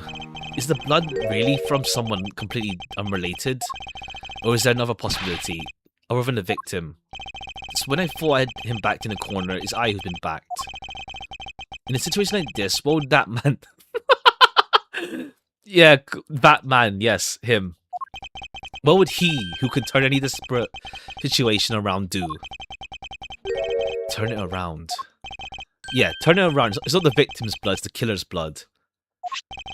It's not whose blood is this, it's whose blood could get on the box. And if I think about it that way, if the blood on the box when the body was placed, got into the box when the body was placed, then the owner of the said blood must have been in the dressing room at the time. And there is only one person. Well, I must praise you for trying so hard. It's because of you, the kids, I was removed. Because of you kids, I was removed from center stage. I'll be forced to live out the rest of my life in the shadows, unfortunately. It's not a total loss, as the underworld will allow me more freedom than you'll ever know. Freedom like what the raven feels as it flies through the dark night sky. You can't lay a finger on me, now or ever. The arm of law is powerless before me. Objection! Okay, yeah, it's your blood, dog. Powerless, is it? I wouldn't be so sure. What do you mean? Let me describe to you in one word. Pitiful. Pitiful. How so? Your wings were clipped long ago. And for someone who's trying to fly on them without noticing the fact, pitiful is the perfect word. Mere words. What do you mean by his wings are clipped? Just what you think it means, Kay. We already caught him in our trap a while back. You're an incredibly powerful, definitive piece of evidence. Hey, Arthur Prosecutor, care to speak up in English? What are you talking about? What piece of evidence? Okay, yeah, his wound. This drop of blood. But we know it's not from the victim. I don't see how it remains relevant to the case at all. Miss Von Karma, I believe exactly why it's very important. And the part that is the most important is the fact that it's not the victim's blood. You're looking a little pale. Good. And I believe you're already aware of what I mean. And you know who the blood belongs to? Of course I do. This piece of evidence is the irrefutable proof that will stop the killer in his tracks. The blood that sold this box of samurai dogs belongs to this person. Okay, yeah, it's Alba's blood. Take that! The blood on the red sun on this box belongs to you, Crackus Alba. What? What? Why is his blood in the box? He's not even a victim. The blood fell into the box when Kowakin's body was being loaded onto the pushcart. At that time, the only two people in the dressing room were the victim and killer. So that's what you mean. If the blood doesn't belong to the victim, then it only belongs to him. Yes, and that person is the murderer. That's the only logical conclusion. But Kowakin was the one who stabbed her. Why would Alba have blood? What if during the murder, Kowakin had fought back? You mean, if before Alba could kill him, Kowakin managed to wound Alba? Yes, and I believe we have a piece of evidence that proves he was a bleeding den. Okay, yeah, and it's the wound that he has now. Take that! Alba, you bared on your body a great wound. That was from the masked second attacking me with a pair of scissors. Yeah, and that happened way before his, way after his dressing room. But it's not. Is that what really happened? You can manufacture a weapon by smearing blood on it, so I can't accept this as fact. So we try a test and see if the shape of your wound matches scissors. Objection! You really are something else, Mr. Edgeworth. You don't let a single thing slip you by, no matter how insignificant the possibility. You want to talk. You've managed to give the law the slip for 10 years. No matter how the danger, you can hide every lost ounce of fear and anxiety from everyone. You truly are a one-of-a-kind criminal. Objection! I'm the master of my fear. However, to think that a person such as you could miss such a large thing, you believe I've overlooked something? You see that my wound was caused by Kowakin, and that was caused here in one of the theatre's dressing rooms, right? I mean, just test his blood.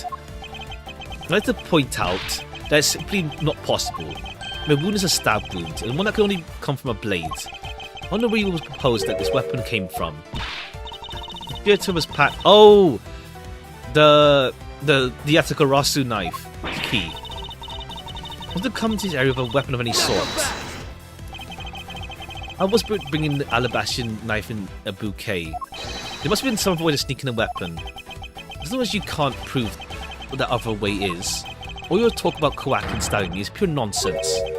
If that other way does exist, you'd better hurry up and tell me. It's the key. With pleasure.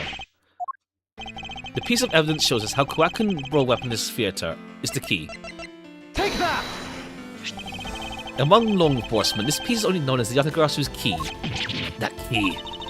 The key my father stole from here 7 years ago. And it's very unique in that it's both a key and a knife. Meaning that under the guise of a key, it could have been brought into the theatre. You couldn't even dispose of the knife that stabbed you. Therefore, you wiped off the blood and placed it back into Kowakin's pocket. After all, the key itself opens the safe in his office. And inside that safe, there was a document about Kodopian papers signed by Mr. Kowakin, in order to make it look like Kowakin would die as the leader. You had to make it so the police were the ones to open that safe. Okay, yeah. You couldn't dispose of it. You needed to, pin it on him. All the hard work to save yourself only started to destroy you. Shall we try matching this knife's blade with your wound? I mean, it's easier to test his blood with the blood droplet than the other way around, but... And that is what some may call the coup de grace. Coup de grace. Impossible. You can't take me down. Swine, all of you. Especially Manny Kowakin. Because of that man's betrayal. He sought to steal control of that smuggling ring from me by removing me as ambassador. Which is why I deserve to die while bearing guilt for all my crimes. That's why I sent out Yatagarasu's card and how this incident was born. He's supposed to be the leader who was killed by Yatagarasu. But I had yet another reason, another story that was supposed to play out. Manny's death was supposed to bring everything to a close. I would have gone away with it too, if it weren't for you meddling prosecutors. Alright, Scooby-Doo. Mr. Alba, I'm afraid there's one more question. This country or Alabast, which country's code would you like to face first? Either way, it's game over for you. Edgeworth, etc.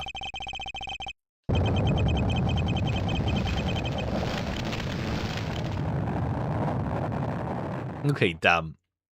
Okay, now he's fully old man.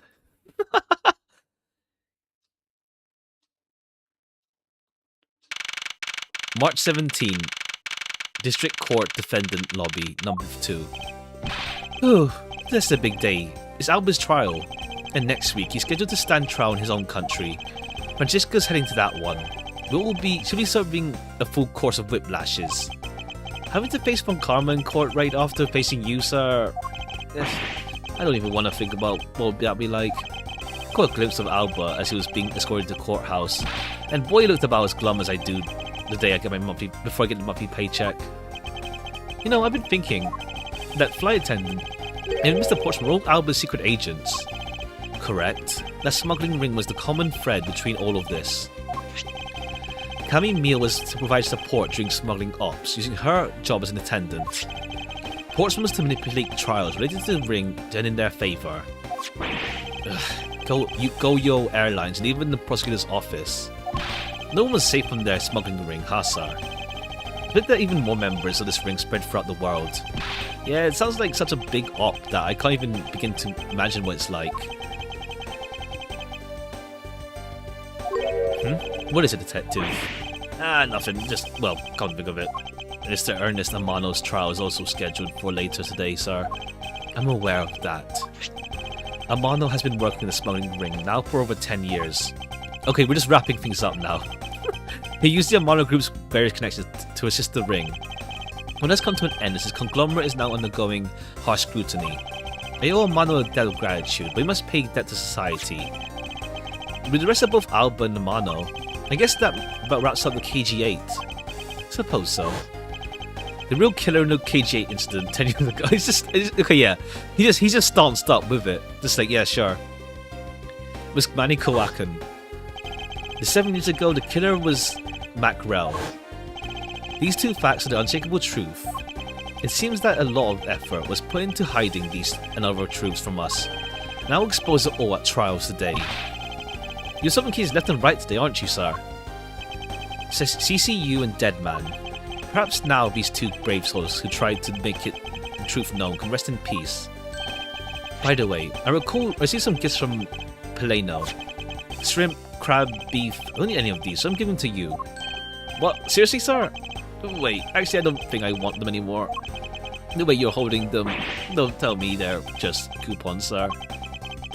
Gumshoe, have you not read the paper recently? Macro, yeah. Just fish, man. Ever since the two countries became Codopia again, the economy has collapsed. Changed. It seems that Ambassador Peleno has reaped a few benefits of his own from it. Announced as the official ambassador of the newly unified... He's been announced as the ambassador. What a pity. Even though every item he sent is a treasure, you don't seem all that interested. Well, if you don't want them, I can give them to my lovely assistant, Kay. Wait, that's not what I said. Edgeworth, please let me have them, sir. Actually, come to think of it, where is Kay? How come she's not here? Hey, you got to be more alert than that.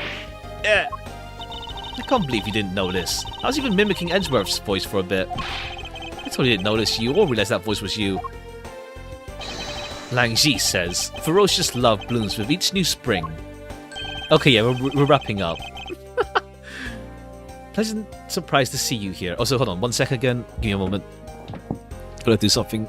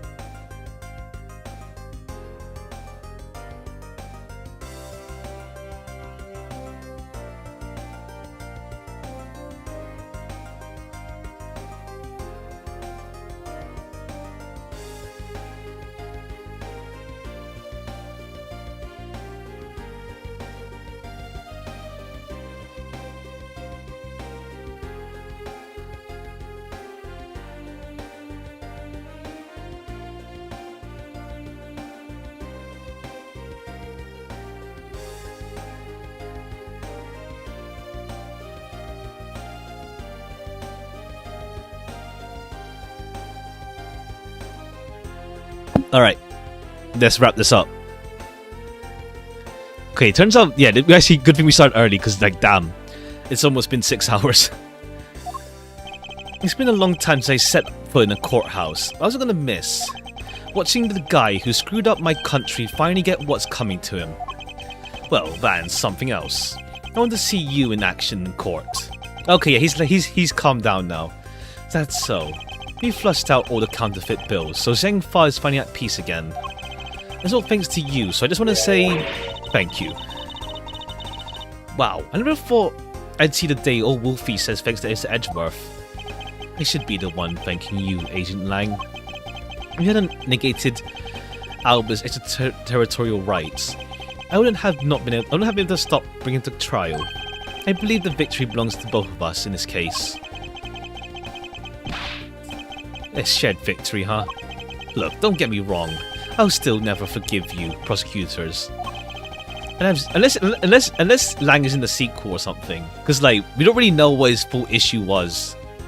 I have zero interest in that truth thing you talk about in court.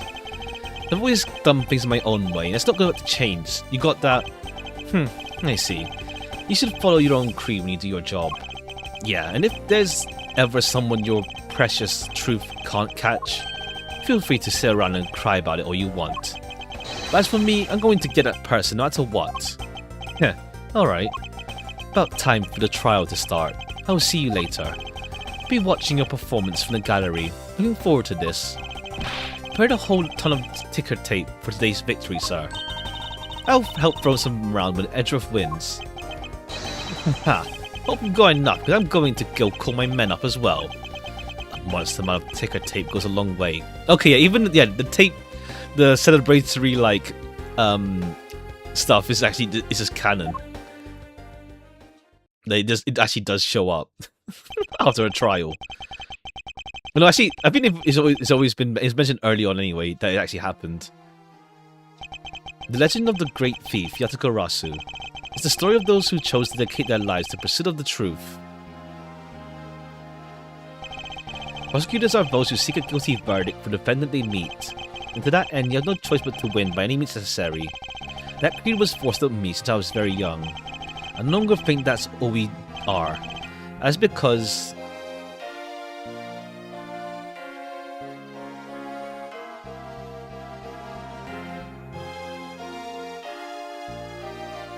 even though I've only been away from the courtroom for a short time, I feel as though it's been a lifetime since I've set foot in one, and today, more than any other day, I feel the fight with me rising.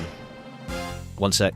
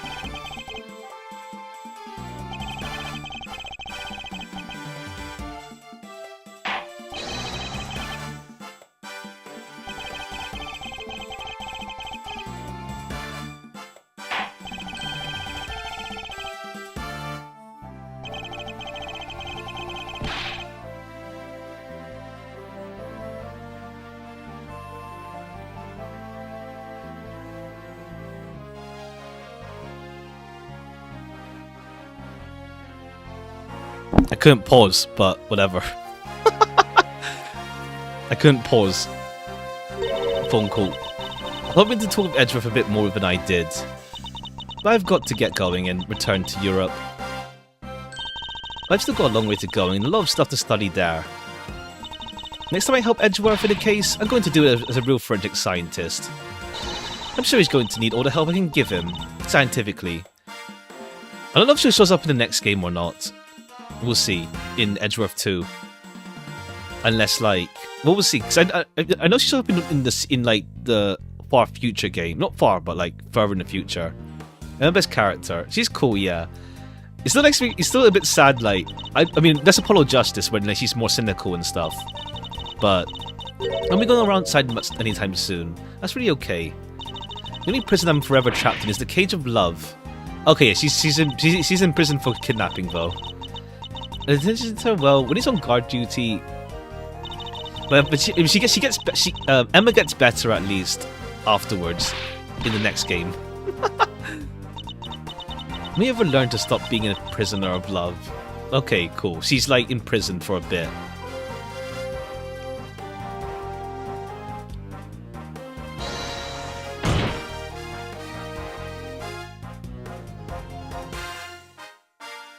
Oh yeah, the judge.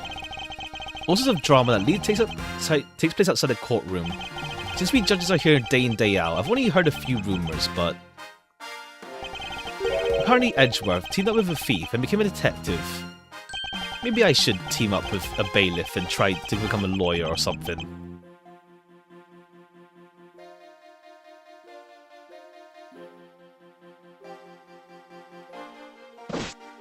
Oh yeah, you.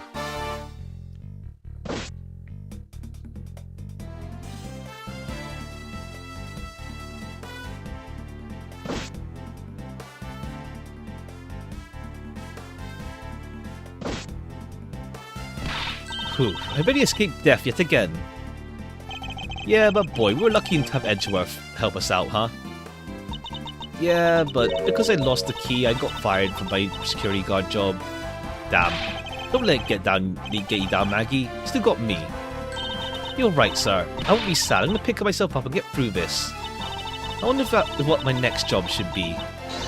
Oh, this is actually kind of fun.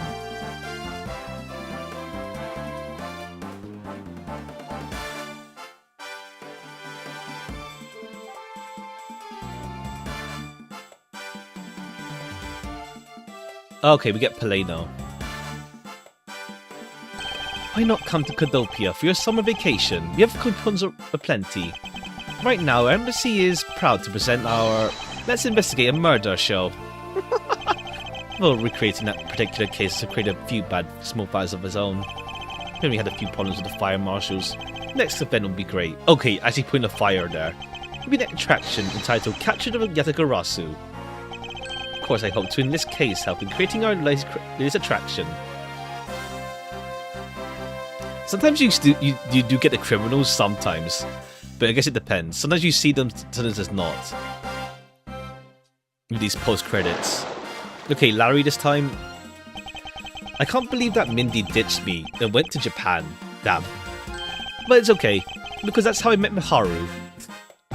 We're planning to go to Paris soon and start a business. We're going to sell Blue Ocean dogs. They'll sell like hotcakes. Hot dogs, for sure.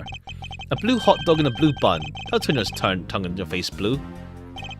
I'm not really the type that work a lot, so at all really, but... Oh, so I noticed that I really haven't seen the guy in blue suit. The guy! There's no reason to... Yeah, what's up? Next time you meet, I'm gonna make him eat one of my dogs. They don't even say his name either. Yeah. The guy in the blue suit, sure, man.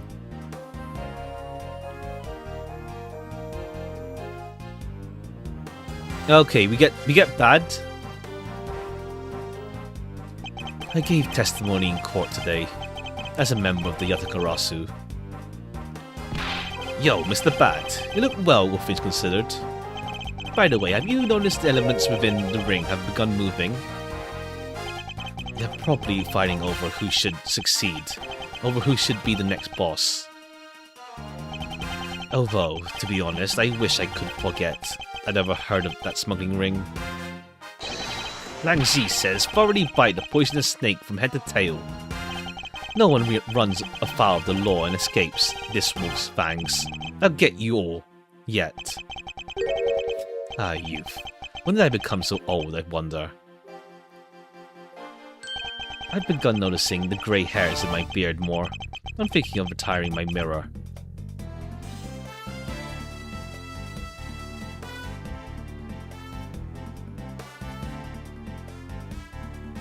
Okay, now Wendy. Who's left now? I don't think there's anyone left. Unless we count like anyone who's the actual criminals. I was the pink princess and the pink badger only in the span of 2 days. But busy. It's alright, because I got a letter from my beloved Edgy Poo. Please, take care of yourself, of your hip, and when you wish to speak, first take off your headpiece. What does that mean by that last statement? It's not like I enjoy being under a headpiece every time I see him. I'm being an alien with a creepy fuzzy pink animal, Vendow's pink princess, a great hero of justice, but if that was your maid, I couldn't say blah blah blah blah. For my own customer something, but that would be a terrible idea. Alright, who's left? Is it with this I guess who's left? Yeah. Oh, Wendy gets the last word. Okay, we get more to come with Kay and Edgeworth and Gumshoe. Oop, I feel so much better now that the trials are over. And as always, your legal prowess was top-notch, sir. Yeah, nothing beat the look of Nauba's face when you revealed the ring's secrets. I was amazed. You're a totally different person when you step into a courtroom. Edgeworth is always 10 times fiercer in court. Based on the information Alba offered up, they've begun large-scale operations to clean up the rest of the ring, which I'm happy to leave in Francisca and Agent Lang. What are your plans now, Kay? I will taking care of the creep who killed my followers, I'm not sure. Hey, I know. Maybe I'll just keep on being Edgeworth's assistant. Are you trying to steal my job, pal? Just kidding. I can't steal something so important to you, Gummy. Okay, I mean, she'll still show up next game, I think, surely. Maybe. What a relief. Kay? Yes? Even after all this happened, are you still planning to become a great thief? Of course. But I don't want to tarnish the legend of the noble Yatakarasu. I'm going to hold off on doing anything until I make a tight 3-person team of my own. A 3-person team? Oh, right, but this is, yeah, the same thing here. Well, he's prosecutor, but a 3-person team of young beauties the same age as me, if possible. With those criteria, I highly doubt you'll find 2 other people you need. My father chose to fight for the truth. I think that's what's so noble about him. Do you see, Edgeworth? The only things I will ever steal are the truths that have been hidden away. I'm going to work extra hard to make a world where the Yatagarasu isn't needed. Let's both strive for such a future. Well, I guess it's time for me to get going. I see. Kay, keep your chin up and stay strong, okay? And don't be a stranger. Don't worry, I'll be back. I'm sure to break the lock on the window and sneak in. If you could, I'd appreciate if you came in through the front door. It's okay, Mr. Edgeworth. The lock on my window at home has been broken forever. Oh, one last thing before I go. Let's take a group photo, just the 3 of us. Yeah, commemorative photo. Every big case has to have one. No. Hey, why not? Don't tell me you camera shy, Edgeworth. Or snot detective. Come on, Mr. Edgeworth, I'm taking the photo. Hey, come back here. Mr. Edgeworth, you can't run away from this, sir. Ugh, hey, Detective Gumshoe. Stop that, I can't be seen doing that. Okay, I'm taking it now. Say cheese.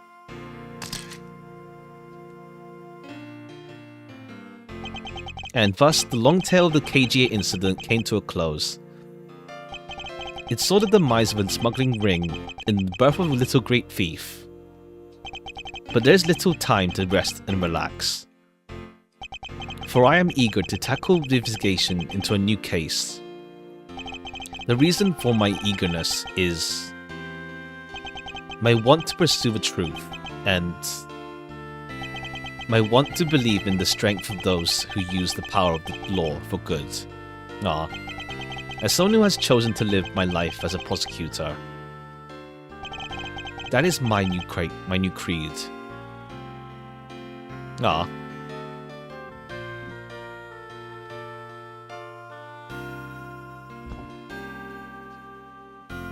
Okay, on to the second game, which we'll do next week.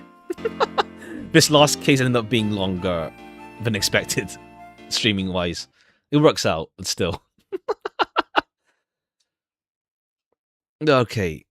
We'll start early tomorrow for what's it called?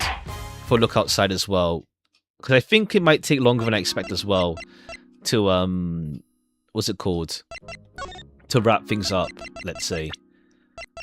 Okay, yeah, just the design sheets. Okay, there's like some for like this guy who's in the next game as well. So, I won't look too deeply yet, just in case. Okay. All right. Next week we'll start off Investigations 2 as well. What else is there? But yeah, Look Outside tomorrow and Friday. We should finish off the game this week. I'll start early again tomorrow to like fit in as much as I can.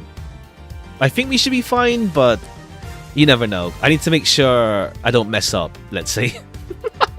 I mean, it's both like, maybe it's longer than I expect, or I'm overestimating, but good to be sure. Alright, this was also like, good thing I overestimated here. This was 6 hours of stream. But yeah. Alright, cheers for coming and take care, yeah. Bye-bye. Bye-bye for now. Looking forward to the next game where we go with that. But yeah, take care. On to next time. Bye-bye.